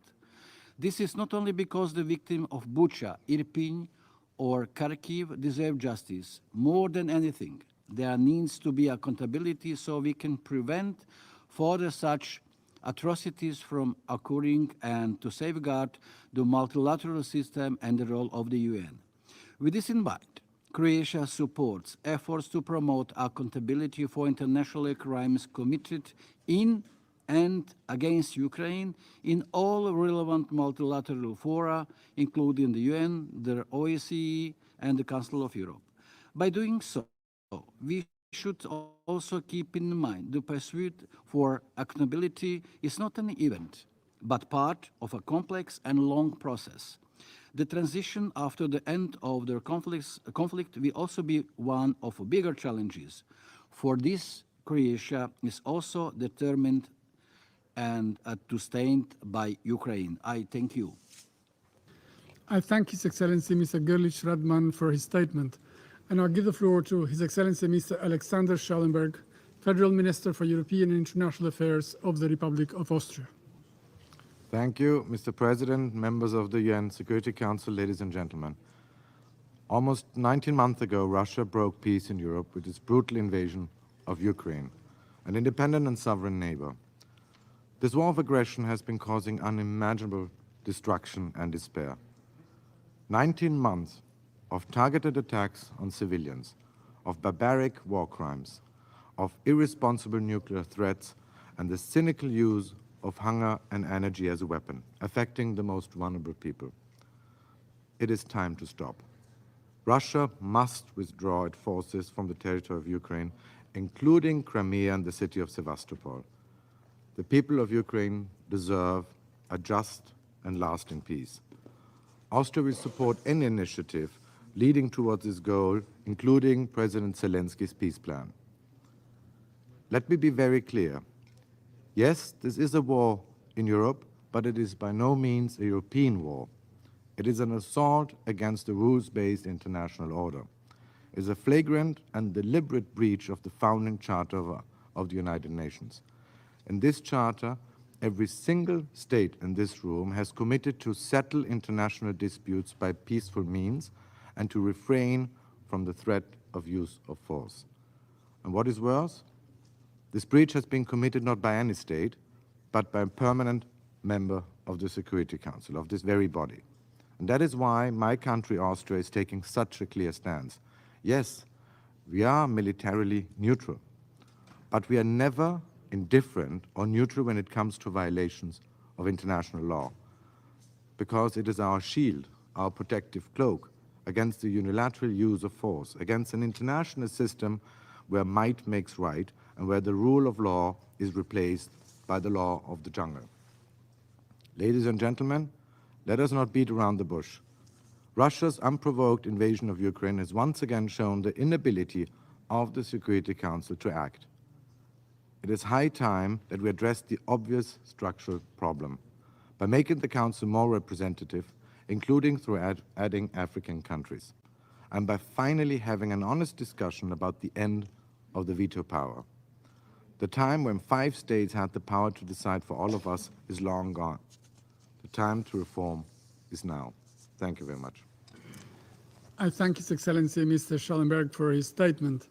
I give the floor now to Her Excellency Ms. Dominique Hassler, Minister of Foreign Affairs, Education and Sports of the Principality of Liechtenstein. Mr. President, the aggression against Ukraine has been a fundamental challenge to the international order for 18 long months now. I wish to pay tribute to the bravery of the people of Ukraine, and we are heartbroken by the suffering of all victims of Russia's war of aggression. For billions of people around the globe, the United Nations is primarily a guarantor of peace and security. This requires our collective respect for international law and the will to enforce it together. When we joined this organization, we did so out of the belief in the international order reflected in the UN Charter. This includes the guarantee that illegal use of force, the violation of sovereignty and territorial integrity, and certainly acts of aggression will be met by a strong collective response from the UN membership. This Council has not been able to play its leadership role. As we all know, this is due to the veto used repeatedly by the Russian Federation. Therefore, we are determined to continue our work to enhance the rule of the General Assembly on matters of peace and security. The veto initiative was just a first step in this respect. The General Assembly has proven its ability to take up the Council's role. With respect to Ukraine, it has done so with overwhelming support from member states. Together, we have taken decisions of fundamental importance that set the parameters for the peace that we are all looking for. The full withdrawal of all Russian troops from all of Ukraine and the need to ensure accountability for the most serious international crimes. In the context of Ukraine, accountability is the key to securing a peaceful future for Ukraine and for our region. But accountability is also a key far beyond Europe. As a safeguard of the international order we have given ourselves, founded on the prohibition of the illegal use of force. The aggression against Ukraine is the most blatant challenge to this order since the creation of this organization. Making it clear launching this war of aggression itself is a criminal act is therefore the only way to protect not just Ukraine, but indeed all members of the United Nations, and of course small states in particular, as we move forward together. Ukraine's efforts to ensure meaningful accountability for the crime of aggression in line with international law therefore has our full support. It is indispensable to guarantee, in the interest of all of us, a UN with a functional Security Council, not a blocked one, and an international order governed by law, not by war. I thank Her Excellency Ms. Hassler for her statement, and I give the floor to Her Excellency Ms. Luminița Odobescu, Minister of Foreign Affairs of Romania. Thank you.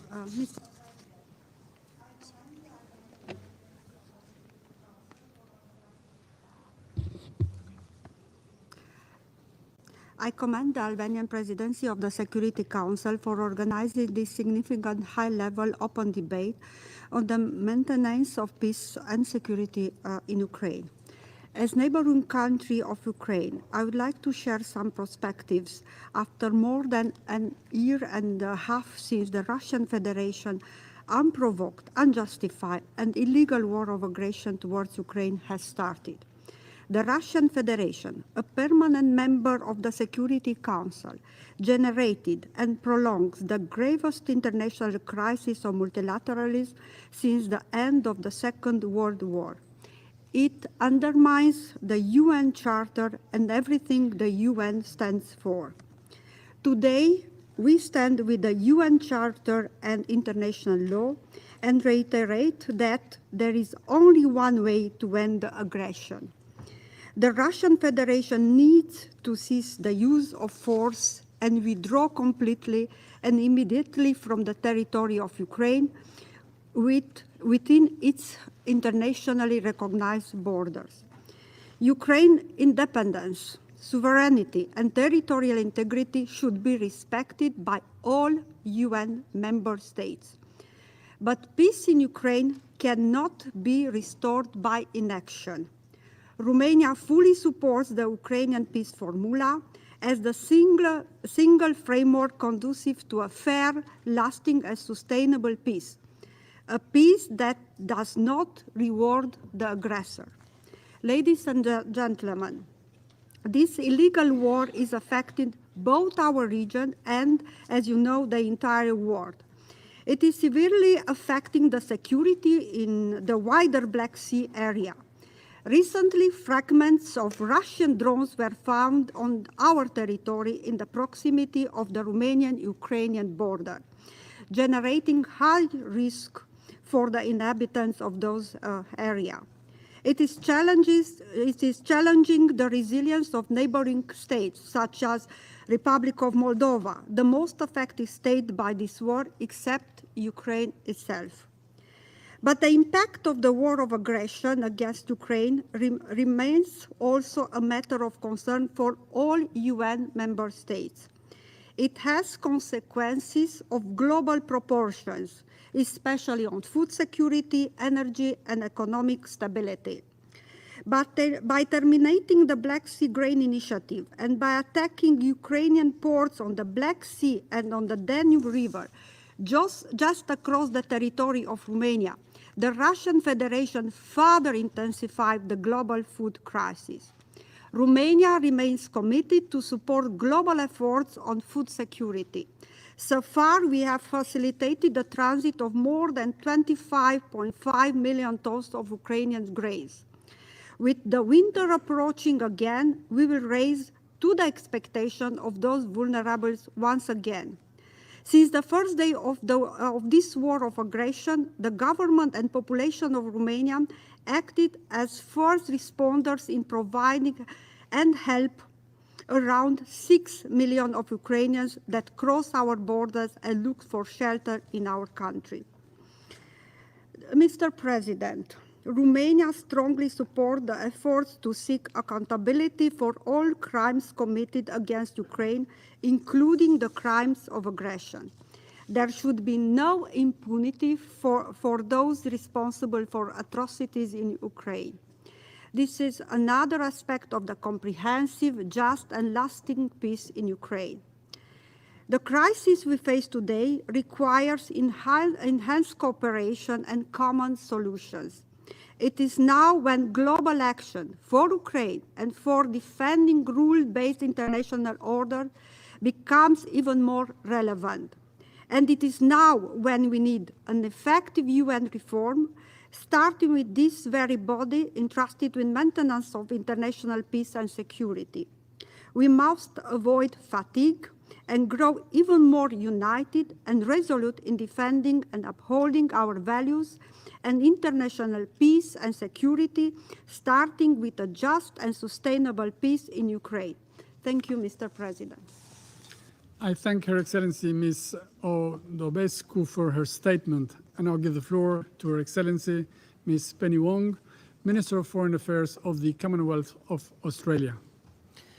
Thank you, President, and thank you for convening this important high-level open debate, and I acknowledge all distinguished colleagues, in particular the Ukrainian representative. The Security Council has a singular responsibility to the people of the world for the maintenance of international peace and security. And the establishment of this council was a clear statement of intent by the nations of the world that the sovereignty of all member states must be respected, that larger countries should not be able to determine the fate of smaller countries, that disagreement should not spiral into war. When the council was established, its members took on a serious obligation, most especially its 5 permanent members who were granted a power to veto the will of the chamber. Having this power demands of the P5 an obligation to prevent conflict, to not act as an aggressor, to lead by an example in upholding the rules. The veto was never intended to empower a country to abuse the UN Charter, to be above the law. But it has been more than 570 days since Russia launched its illegal and immoral full-scale invasion of Ukraine, a flagrant violation of the UN Charter by a permanent member of this body, the UN Security Council, an attack on every member state, on everyone at this table. Russia's actions are driving the global crisis in food and energy security. Its termination of the Black Sea Grain Initiative and its attacks on Ukrainian food infrastructure have kept food from those who need it most. But, President, while the cost of Russia's war is being paid by the world's most vulnerable people, Ukraine suffers the most. Russia has inflicted tragic loss of life and catastrophic damage across Ukraine. It has placed Ukraine's very existence under threat. It has torn apart families, abducting thousands of children in an effort to re-educate those children to disavow their loved ones and hate their homeland. You know, this conflict has seen great cruelty, but removing a child from family to such ends is nothing short of abhorrent. So Australia stands steadfast with the people of Ukraine, who continue to show extraordinary courage, and we join with all those in calling for the return of Ukraine's abducted children. We contribute defence, economic and emergency humanitarian assistance, some 890 million Australian dollars so far, and we support Ukraine's efforts to hold Russia to account. And our objective, like so many others, is to help empower Ukraine to end this war on its own terms. President, as UN member states, we all have a responsibility to call out Russia's egregious behaviour. And the rest of the permanent members must be utterly unyielding in their pressure on Russia to end this war. Russia's abuse of its veto is mocking us all. It underlines the need for urgent reform of the Security Council, including constraints on the use of the veto.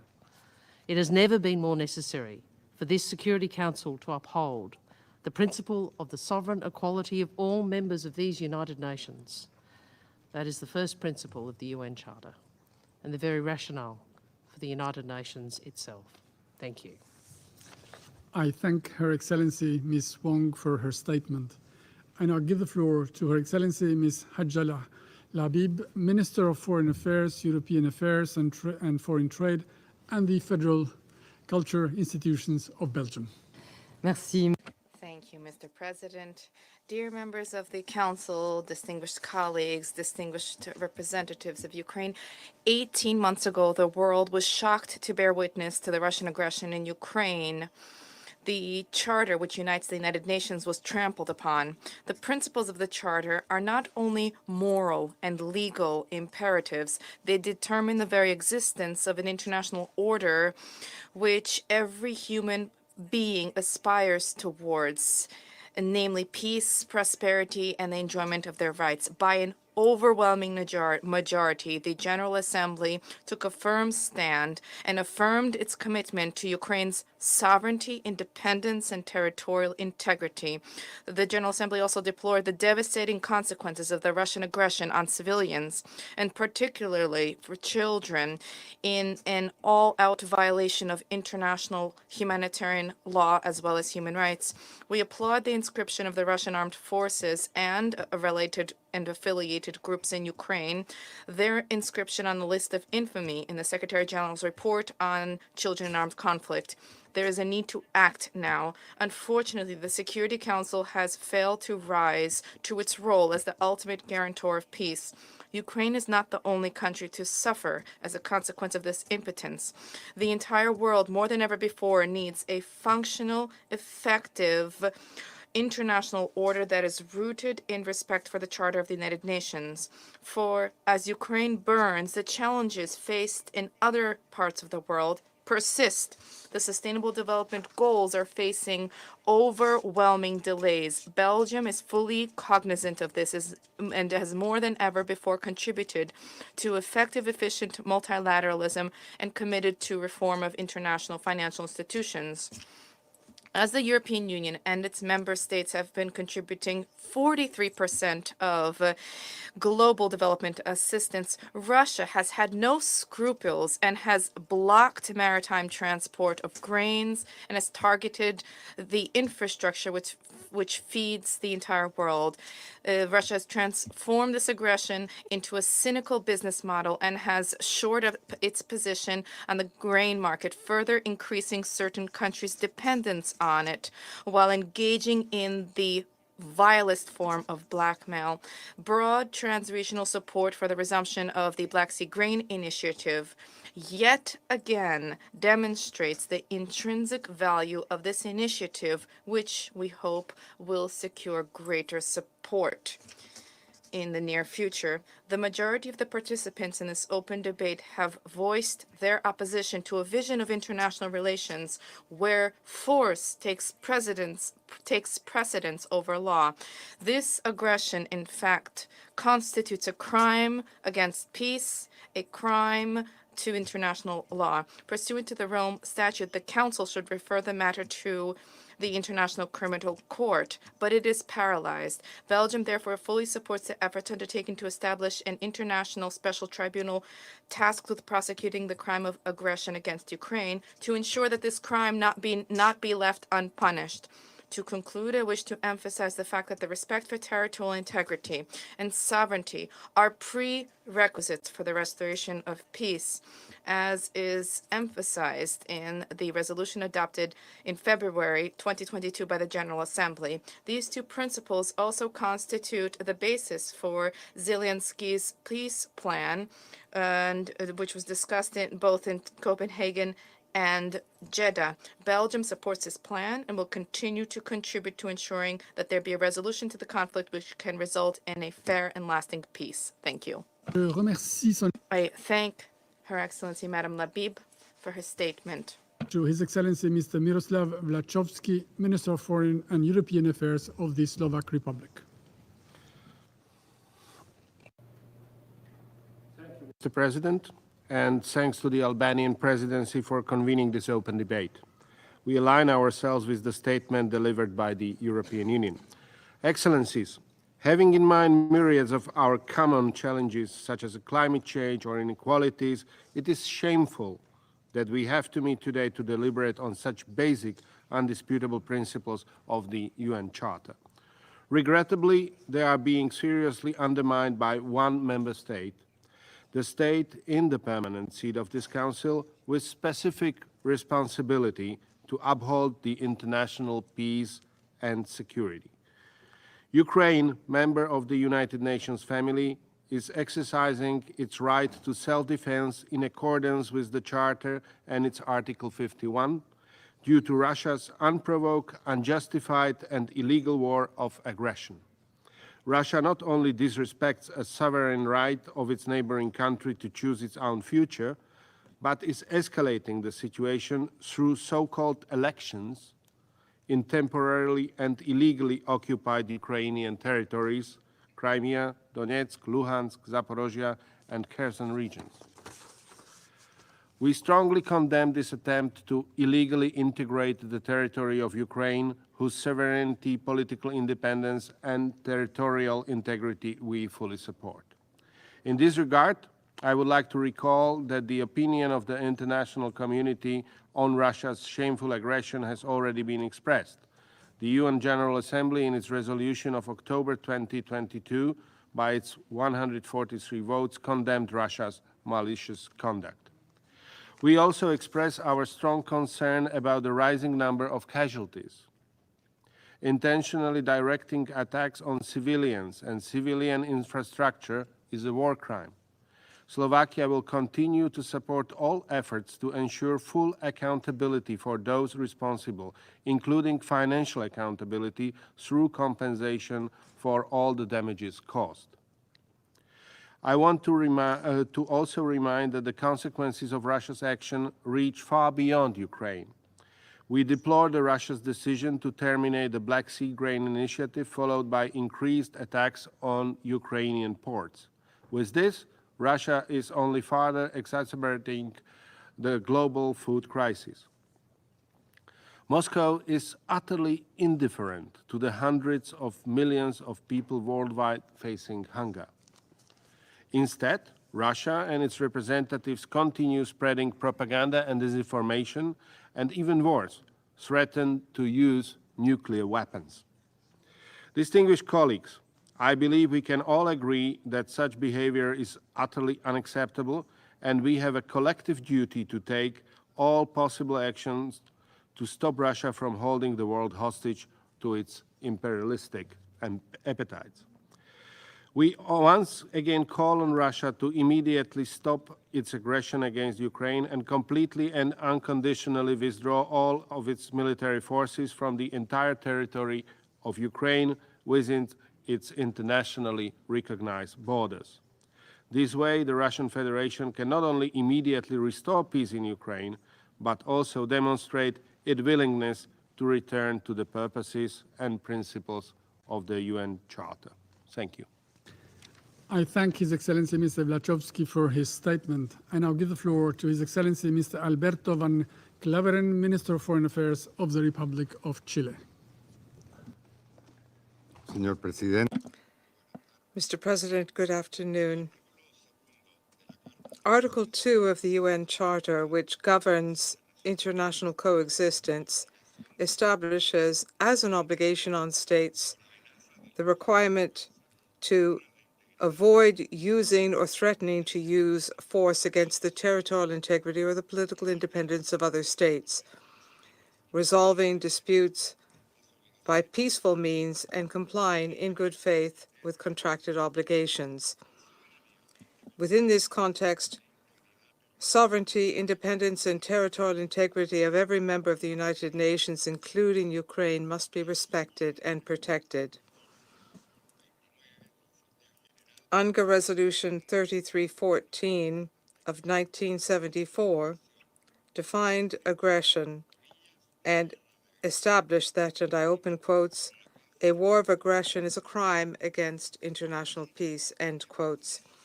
As a founding member of the United Nations and in full compliance with UN Charter and international law, Chile has reiterated its commitment to the sovereignty, independence, and territorial integrity of Ukraine. Mr. President, once again, Chile expresses its complete rejection and condemnation of the crimes of war perpetrated on Ukrainian territory controlled by Russian forces, which have been made known to the UN Commission of Inquiry in Ukraine. Our constant commitment to international humanitarian law and to the international protection of human rights has led Chile to express its decision to the prosecutor of the International Criminal Court and to join in the referral of the situation in Ukraine to the court. It was communicated on the 2nd of March by the United Kingdom on behalf of 39 states parties to the Rome Statute. This main goal of this action is to begin an independent, impartial investigation of the facts in order to ensure accountability and to punish those responsible in light of international criminal law. During these difficult times, the world is facing conflicts between states, and we wish to reaffirm our support for the comprehensive mandate of the International Criminal Court and for the need to maintain conditions so that the court can act effectively and impartially. Chile firmly believes that the International Criminal Court must be the most fitting body to hear and investigate all crimes committed in Ukraine under its jurisdiction, always bearing in mind the principles of complementarity and cooperation. We believe it is preferable to strengthen current international and national accountability mechanisms. That decision will legitimize the current international legal structure. We must consider current practices of transitional justice, which will undoubtedly help establish the best and most effective way forward on the Ukrainian situation. Transitional justice must place victims and survivors at the heart of solutions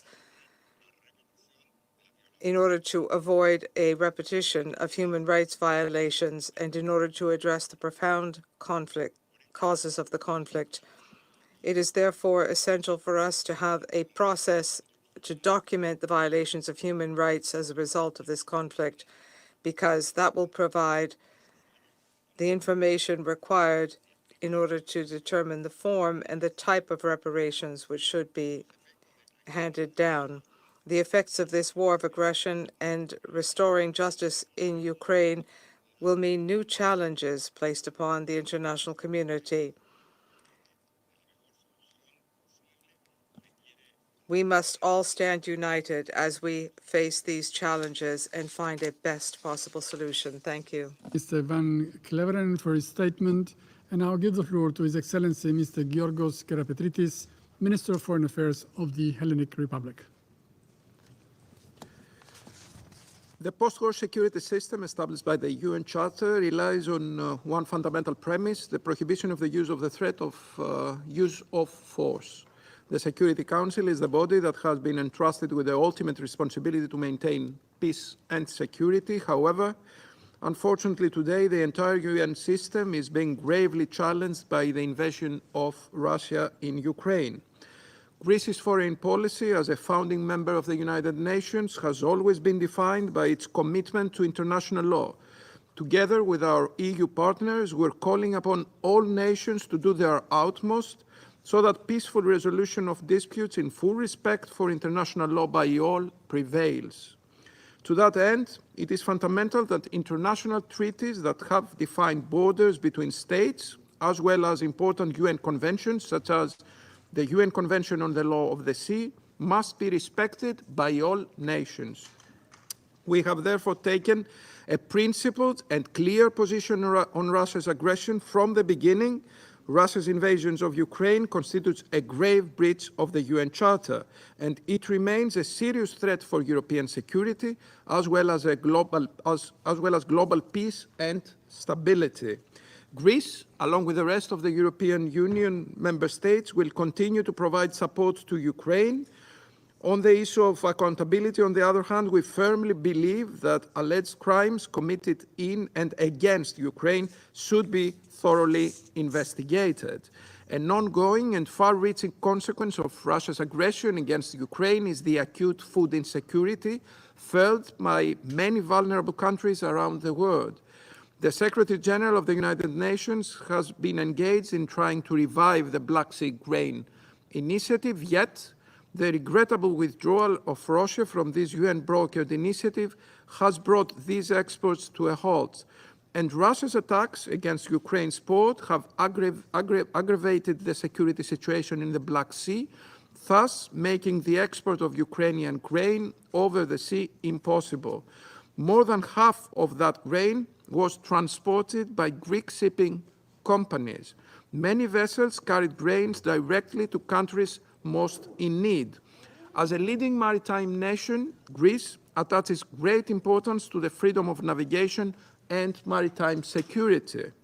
In light of these developments, the European Union has decided to increase the capacity of alternative routes for Ukraine's grain export.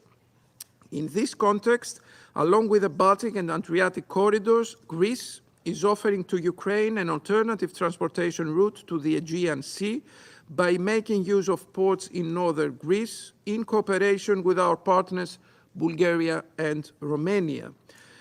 Greece is a candidate for a non-permanent seat at the Security Council for the term 2025-2026.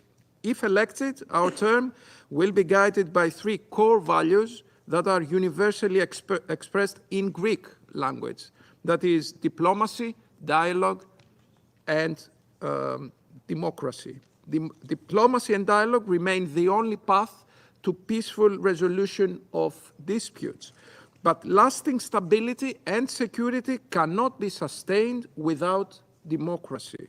Ukrainians today fight for the right to live in a democratic society, and Greece and the European Union stand with them. Thank you. I thank His Excellency Mr. Gerapetritis for his statement. I now give the floor to Her Excellency Ms. Anke Bruins-Slot, Minister for Foreign Affairs of the Kingdom of the Netherlands. Mr. President, I would like to thank the Albanian Presidency of the Security Council for arranging this open debate today. A debate that we need to have in this Council, now, during the opening week of the 78th session of the UN General Assembly. A week in which the world demonstrates its commitment to the UN Charter, the United Nations system, and the international rules-based order the UN represents. It is essential that we show such commitment now more than ever, because the rules-based order is under pressure, with Exhibit A, as the Secretary General said yesterday, being Russia's attack on Ukraine, an attack on the UN Charter and the rules-based order too. Every day, Russia's aggression destroys the life of the Ukrainian people, a people that continues to show immense resilience and courage in the fight for freedom and independence. A people that, as we speak, is confronted with indiscriminate killings, unlawful attacks on civilian infrastructure, sexual and gender-based violence, and the forcible transfer and deportation of children.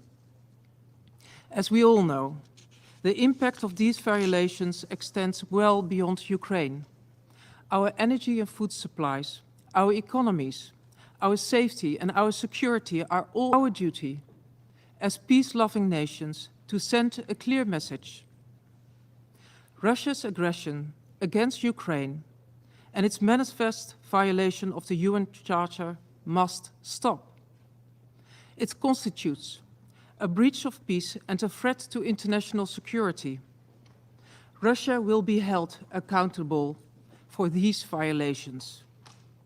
All of us here are committed to fostering international peace, prosperity and security. All of us are committed to meeting our obligations under international law.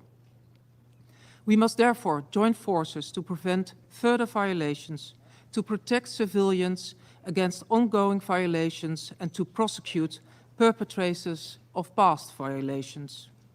We must do by taking action when the Charter's principles are violated and by supporting relevant resolutions and accountability initiatives.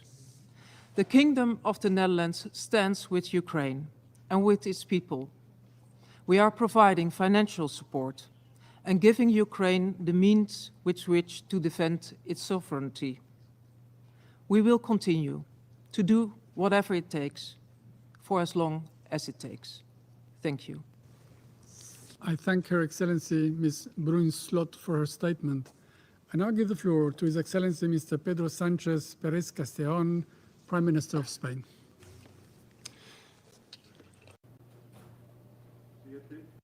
Excelencias. Mr. President, Excellencies, ladies and gentlemen, Spain and the European Union are firmly committed to effective multilateralism, which defends the purposes and principles of the UN Charter. It is within this multilateral framework, through dialogue and diplomacy, where the major agreements ensuring peace, freedom, and prosperity for all of our citizens can be found. It is precisely for that reason that I wish to reiterate our firm condemnation of Russia's war of aggression against Ukraine, as well as our support for the sovereignty and territorial integrity of Ukraine within internationally recognized borders. There can be no impartiality in the analysis of this situation. In this conflict, there is clearly an aggressor and an aggrieved party.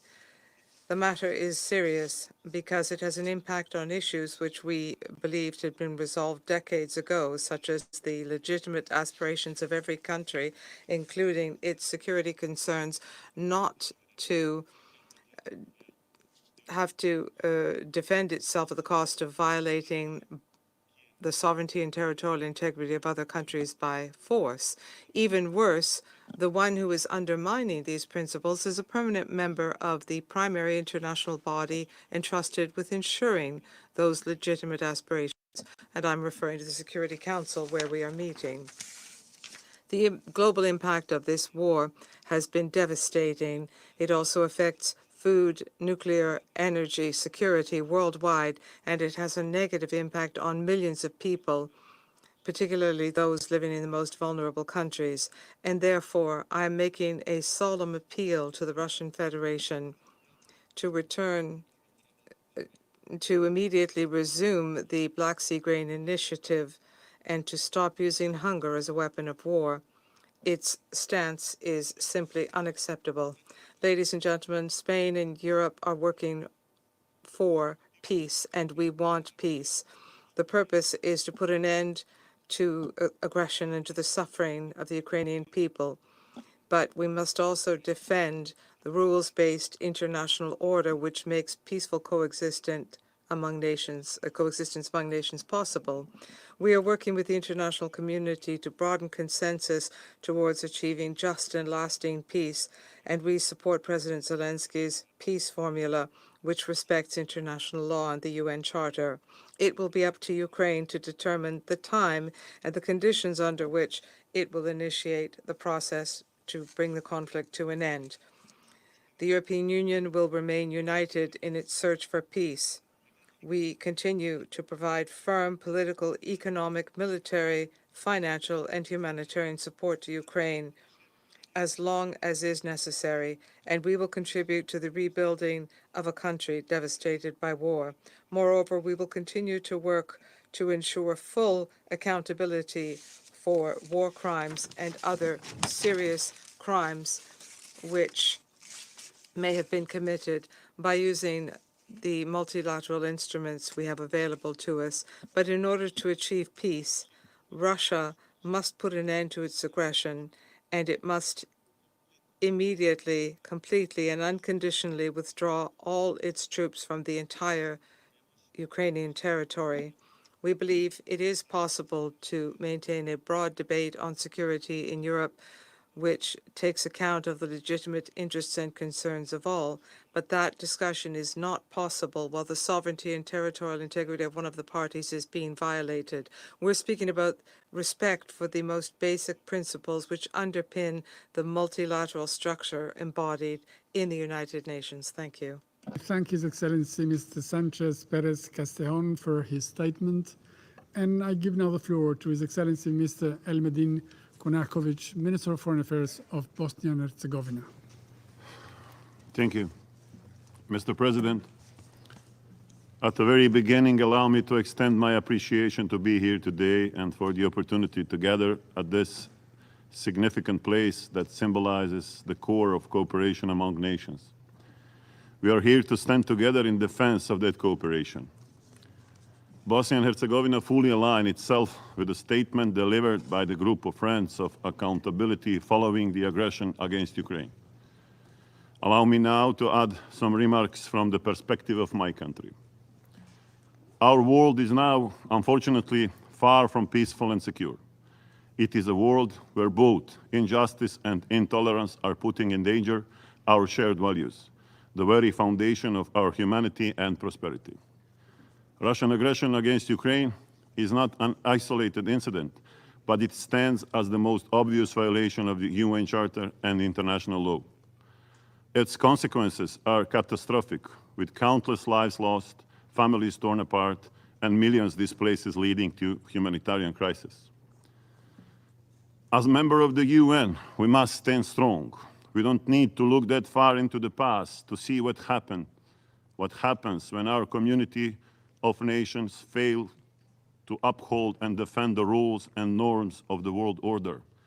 We have a right and obligation to speak loudly about this topic because we have suffered the genocide that has happened in the UN protected zone in my country, in Srebrenica, while the whole world remained silent. Violation of the rules of the UN Charter is no longer acceptable. It's an offense to our shared values.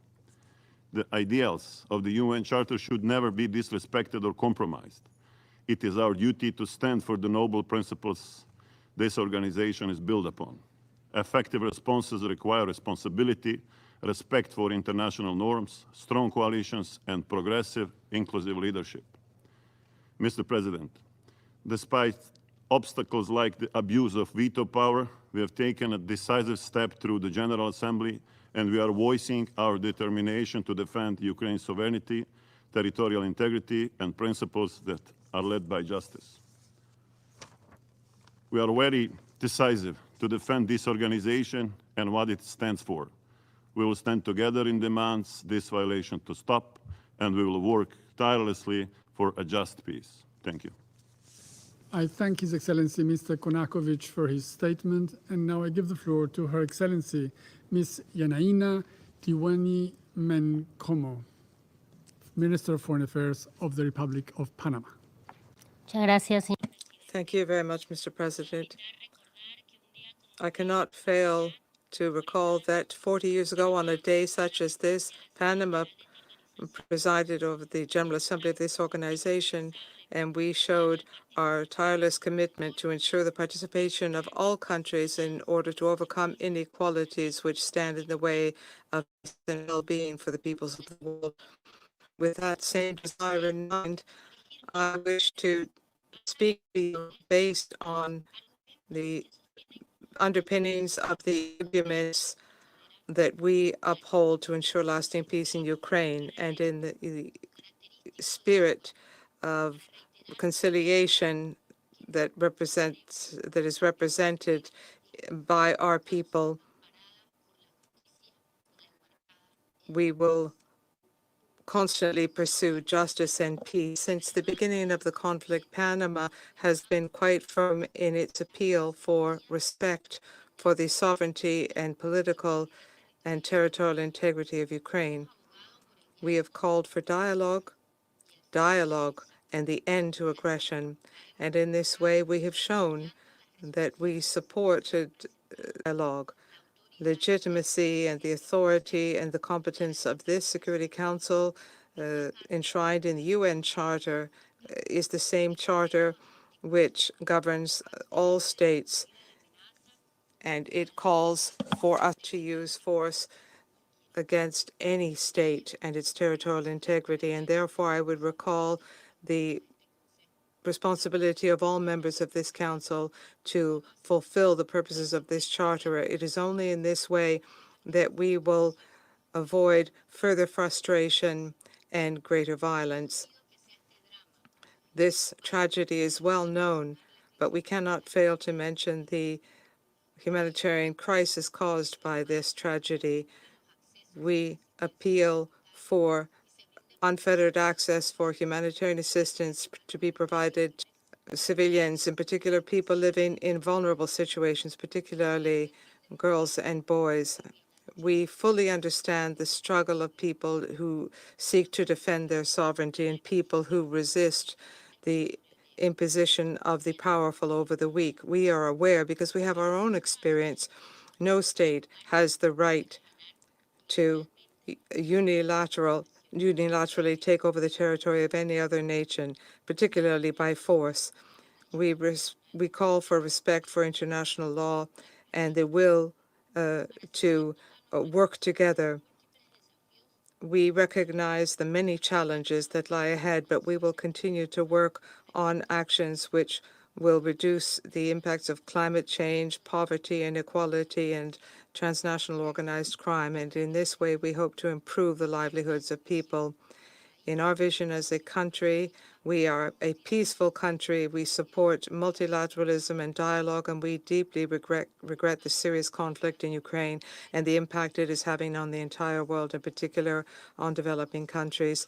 We know the causes and the consequences of the conflict, and therefore we must continue to ask the international community to find a definitive solution which first and foremost ensures that peace is achieved, peace that will only be possible through the strict implementation of international law beyond rhetoric or aggressive activities on the ground.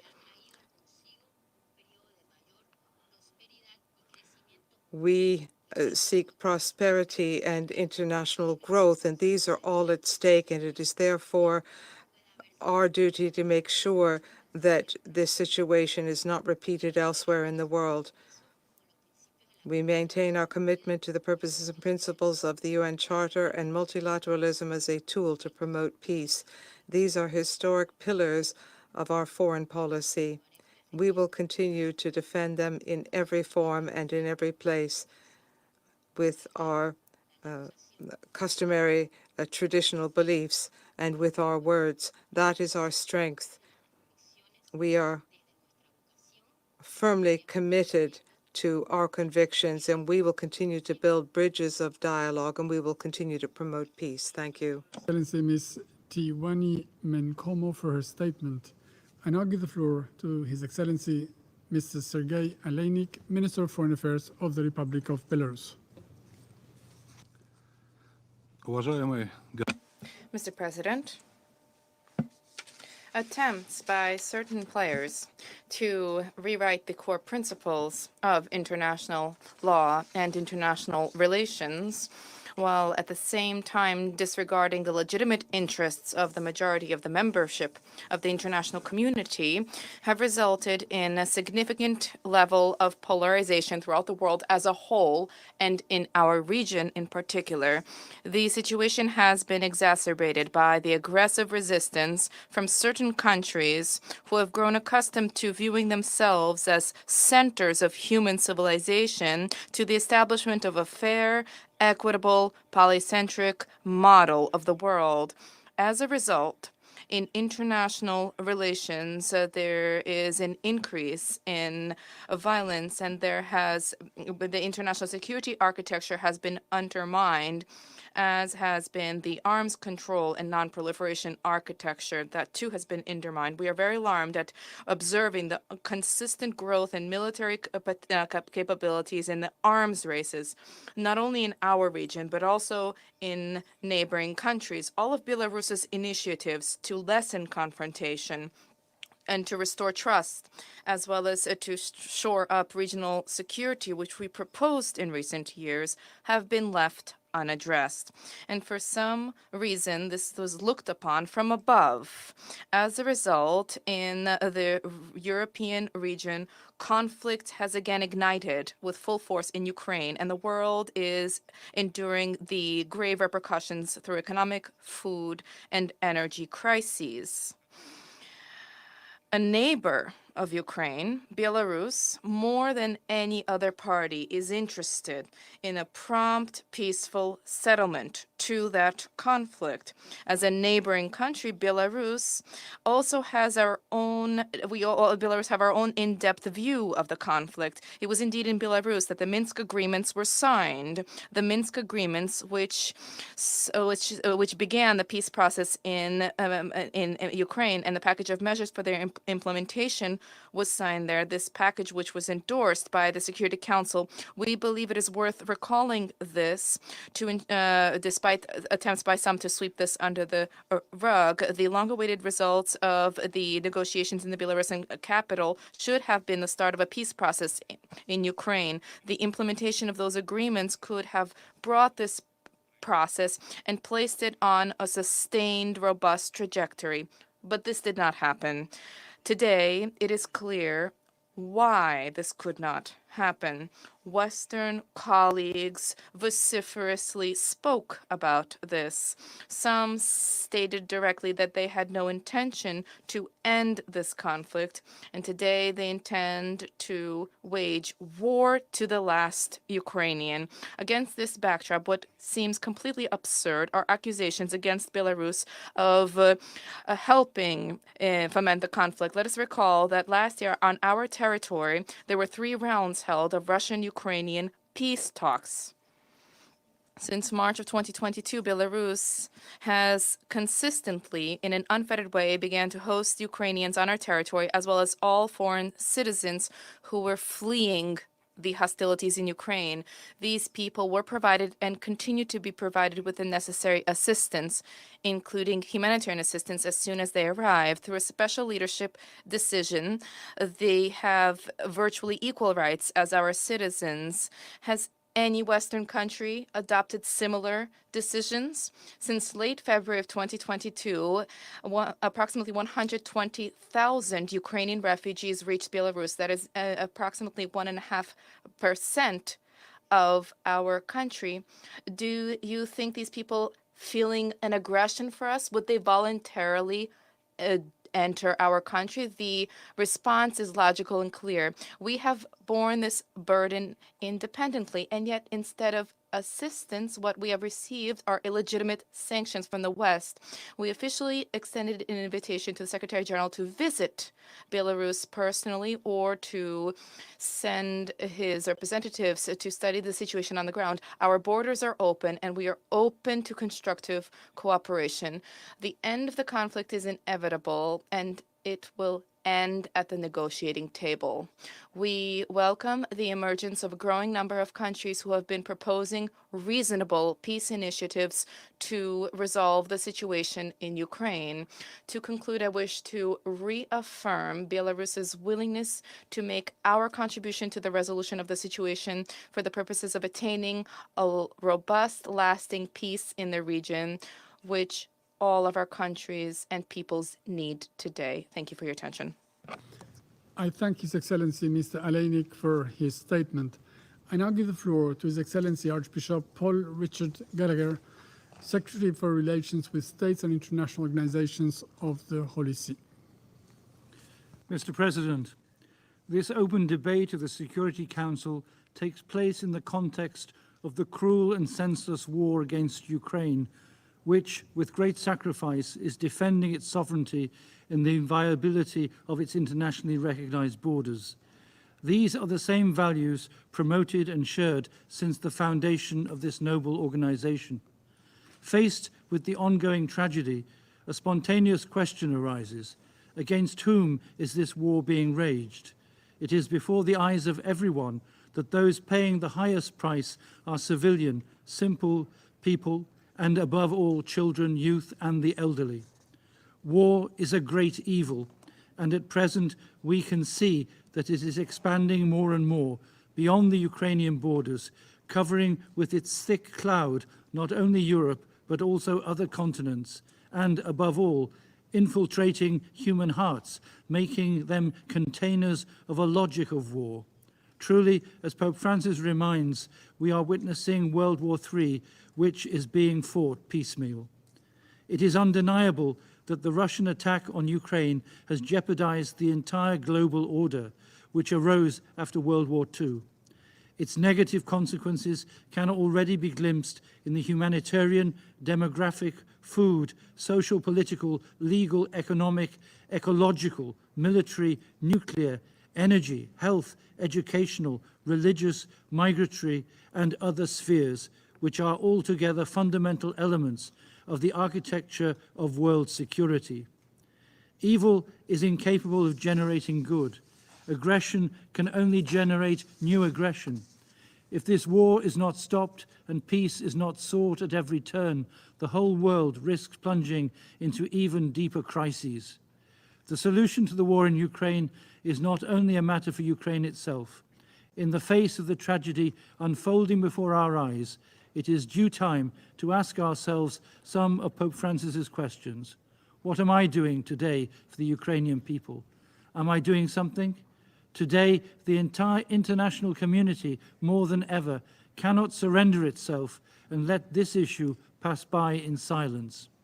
In order to have a peaceful and secure future, all member states of the United Nations, and especially those of this Security Council, are called upon to join efforts in search for a just and lasting peace for Ukraine, as an important element of the global peace of which the world thirsts. It is better and cheaper for all to invest in peace instead of war. The Holy See, for its part, is close to Ukraine and fully upholds its territorial integrity, and moreover continues to engage in humanitarian initiatives aimed at alleviating the suffering of the Ukrainian population, especially that part of it which is weakest and most vulnerable, while at the same time urging all states and relevant international organizations to become creative and courageous artisans of peace and weavers of constructive dialogue. Peace is not a reality whose features and properties are unknown. Everyone knows what peace is. It will surely come when there is a common commitment to implement it, not only at the international institutional level, but also in our hearts and homes. To all of you, and especially to the tormented Ukraine, I would like to extend my heartfelt wish that the desired peace may return to cheer the whole world. Thank you, Mr. President. I thank His Excellency Archbishop Gallagher for his statement. I now give the floor to His Excellency Mr. Eamon Ryan, Minister for Environment, Climate, Communications and Transport of Ireland. I thank the Albanian Presidency for organising this very important open debate. I also thank the Secretary-General for his contribution today and President Zelensky for his powerful intervention. President, in our capital city of Dublin, our main street is called O'Connell Street. At either ends of that street, there are two statues dedicated to two of the men who worked for Ireland's sovereignty and independence. On the north end of the street, there's a statue of Charles Stewart Parnell, the leader of our Home Rule movement. And on it is written the inscription, "No man has the right or a right to fix the boundary to the march of a nation." The United Nations is based on that principle. Every country has a right to its own sovereignty. At the other end, there is a statue to Daniel O'Connell, our liberator, who famously said, "Nothing is politically right which is morally wrong." What President Putin has done and what this war has caused is morally and fundamentally wrong, and it has to stop. Russia's illegal war of choice is not only a war on the people of Ukraine, but on the UN Charter and the very foundations of our multilateral system. In seeking to impose its will by force on a peaceful neighbour, Russia has blatantly violated the Charter's principles of sovereign equality and territorial integrity of states.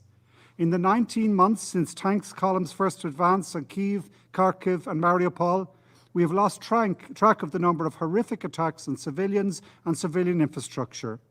Just 2 weeks ago, 16 Ukrainians, including a child, were killed in Russia's indiscriminate missile attack on Kostiantynivka, an indefensible violation of international law and a blatant attack on civilians that no amount of disinformation can explain away.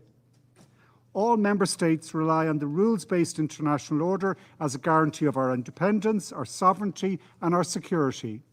That's why pushing back on this ongoing and blatant violation of international law by Russia, a permanent member of the Security Council, is of such critical importance. This Council, charged with the critical mandate to maintain international peace and security, too often is unable to meet its obligations, not least when one of its permanent members is the aggressor state. This failure to act has had harrowing real-world consequences. We've seen the catastrophic impact that Russia's disregard for international law has had on women and children in particular. Conflict-related sexual violence has been a consistent feature of this war, while the evidence of enforced deportation of Ukrainian children underscores just how the most vulnerable can suffer the most unspeakable harms. President, if we fail to hold Russia accountable, it will have far-reaching consequences in terms of cooperation on so many of the global challenges we face, whether it is efforts to address food security, energy security, nuclear safety, or the environment.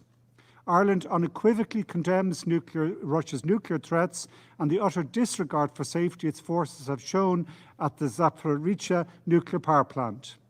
As we reflect this week on the political declaration on the SDGs, on which Ireland has proudly led with Qatar, the threat to global food security and increased risk of global hunger stemming from the conflict is thrown into sharp relief.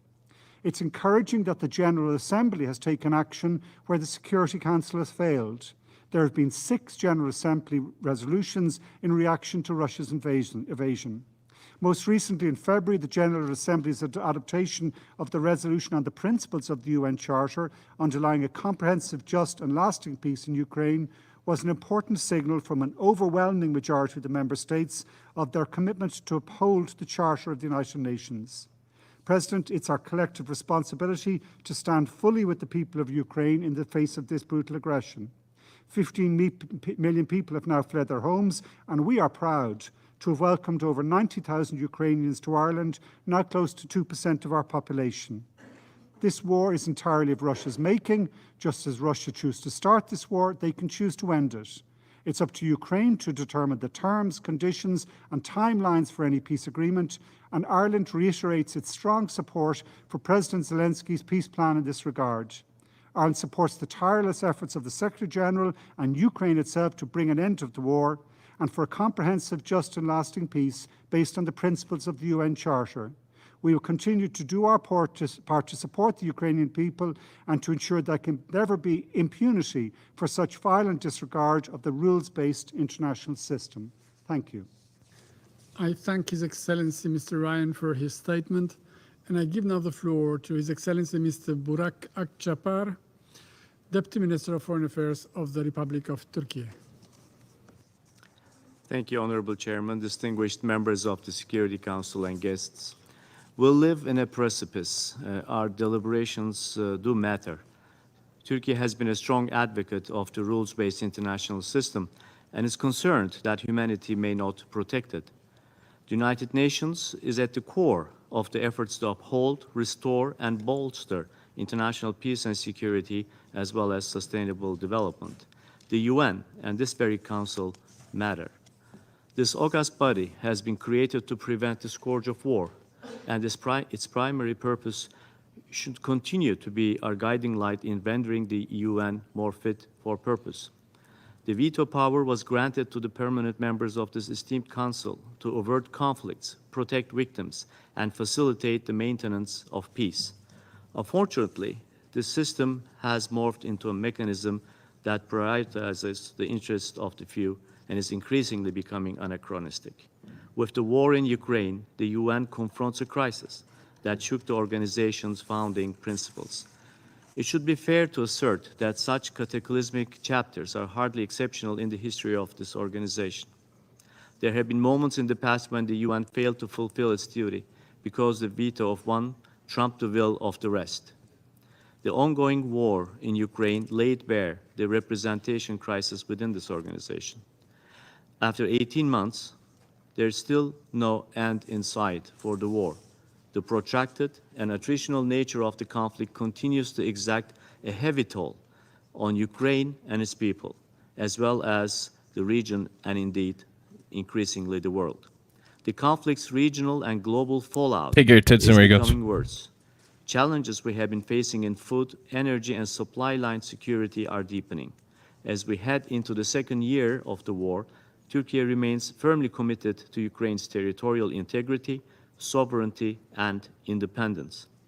In the meantime, our pursuit of a negotiated end to the conflict goes on. Since the start of the war, Turkey has assumed efforts to facilitate diplomatic talks. After negotiations collapsed in March of last year, we shifted our efforts to addressing the practical challenges of the war, such as prisoner exchanges, food security, and nuclear security. Our diplomatic efforts, together with the United Nations, brought the Black Sea Initiative to life, which lasted for a year and averted a global food crisis. Its ultimate termination will unsettle the global food markets and has already shaken the stability of the Black Sea, creating risks of escalation with the rest of the world waiting in suspense. Now we are working closely with the United Nations to revive the initiative. As unanimously declared by almost every country that spoke today, overwhelming global support for the restoration of the initiative is heartening and central to the efforts of the United Nations and of our own efforts. Sustainable food security depends on ensuring uninterrupted supply from all resources available. Fair and equitable distribution of food products should also be integral to the campaign. Ultimately, diplomacy can, we hope, help us reach our goal to revive this precious initiative.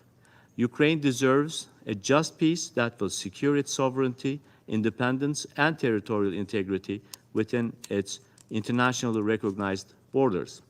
We remain convinced that this can be achieved through negotiations, and the diplomatic track is worth every effort.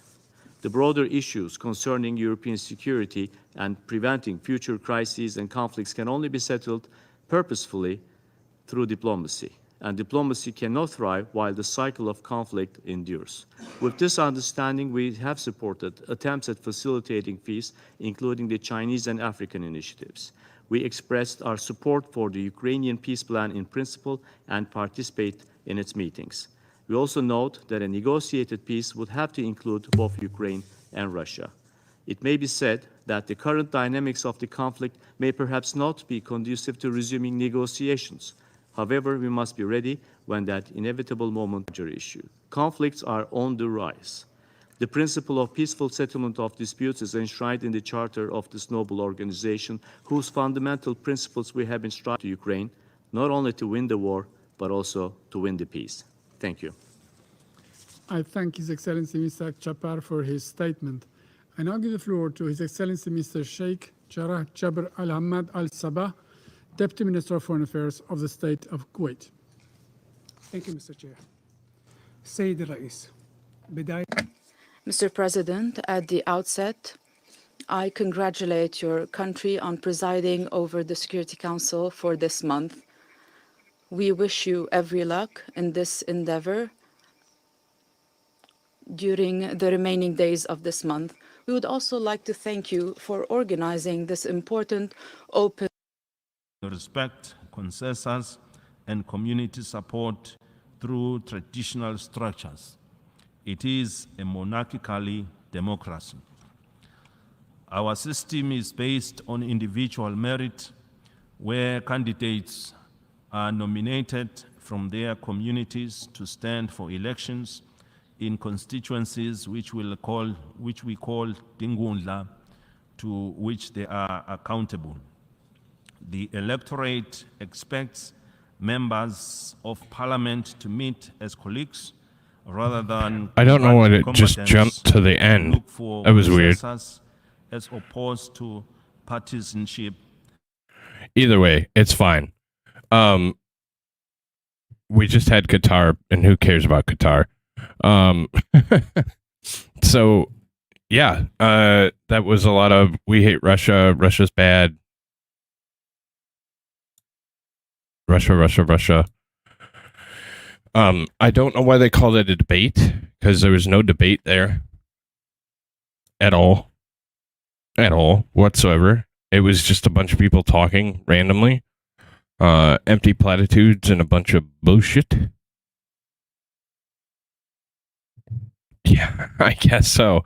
But yeah, I think it's important to see what's coming next, and it seems very likely that this is going to provoke further conflict. I think that they have every intention of continuing putting pressure on. And I think you're right. I think they're going to try to push out Russia. And if not, take their veto power away, because it's inconvenient that they can stop them trying to railroad Russia. So yeah, I mean, I think that's the key here, is that there's probably more conflict to be had, and Jacob, exactly, United Nations giant circle jerk.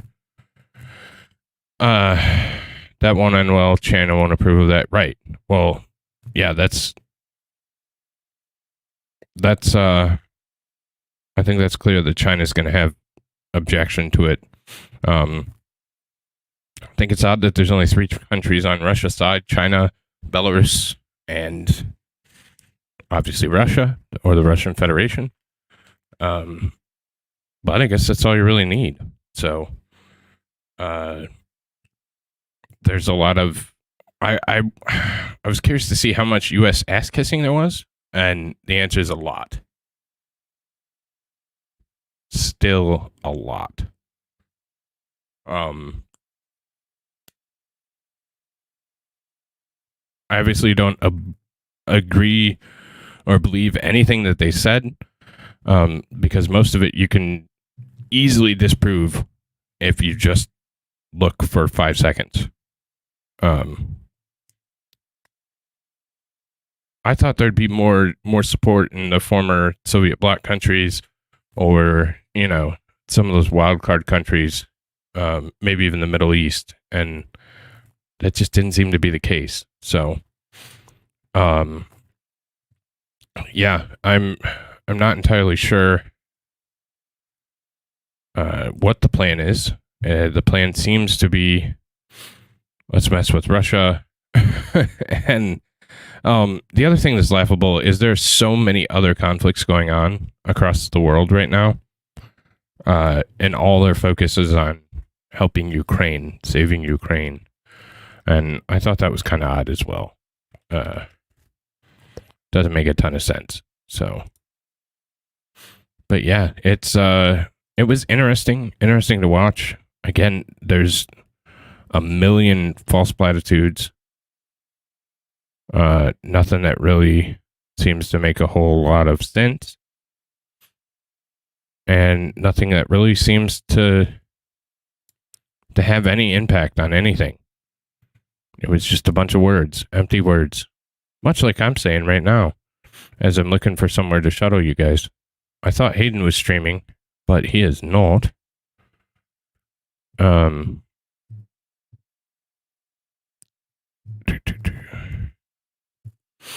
me see who else is. Is anybody else streaming that anybody wants to go to? I watched in the other screen a lot of the Canadian thing as well. It seems like there was a lot of Canadian protests and stuff like that, but nothing got violent, out of hand. There was no J6-ish. Not a whole lot of anything. So that's probably good. That's probably really good, because we don't want anything breaking out there either. But we appreciate the Canadians standing up for what they feel like is right. So that's huge. But yeah, I think that's probably going to be close to the end for me this evening. No show tonight.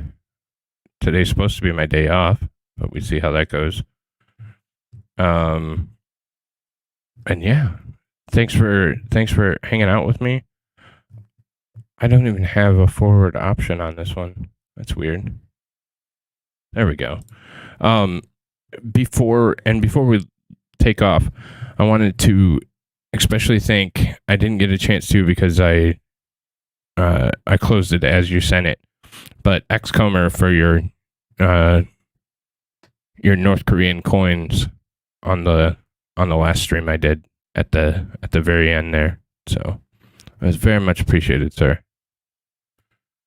Yeah, nobody else is doing anything that I know of.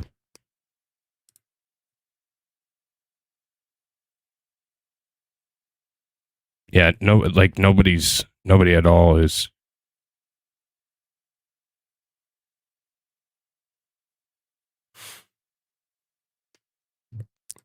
I just wanted to. I appreciate it, and I didn't get a chance to because I had already logged off. But yeah, there's nobody else streaming right now, so my apologies. I would have sent you somewhere, but all right, y'all. You guys have a great night, and I will catch you tomorrow for a news review.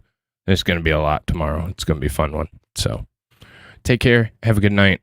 Hope to see you soon.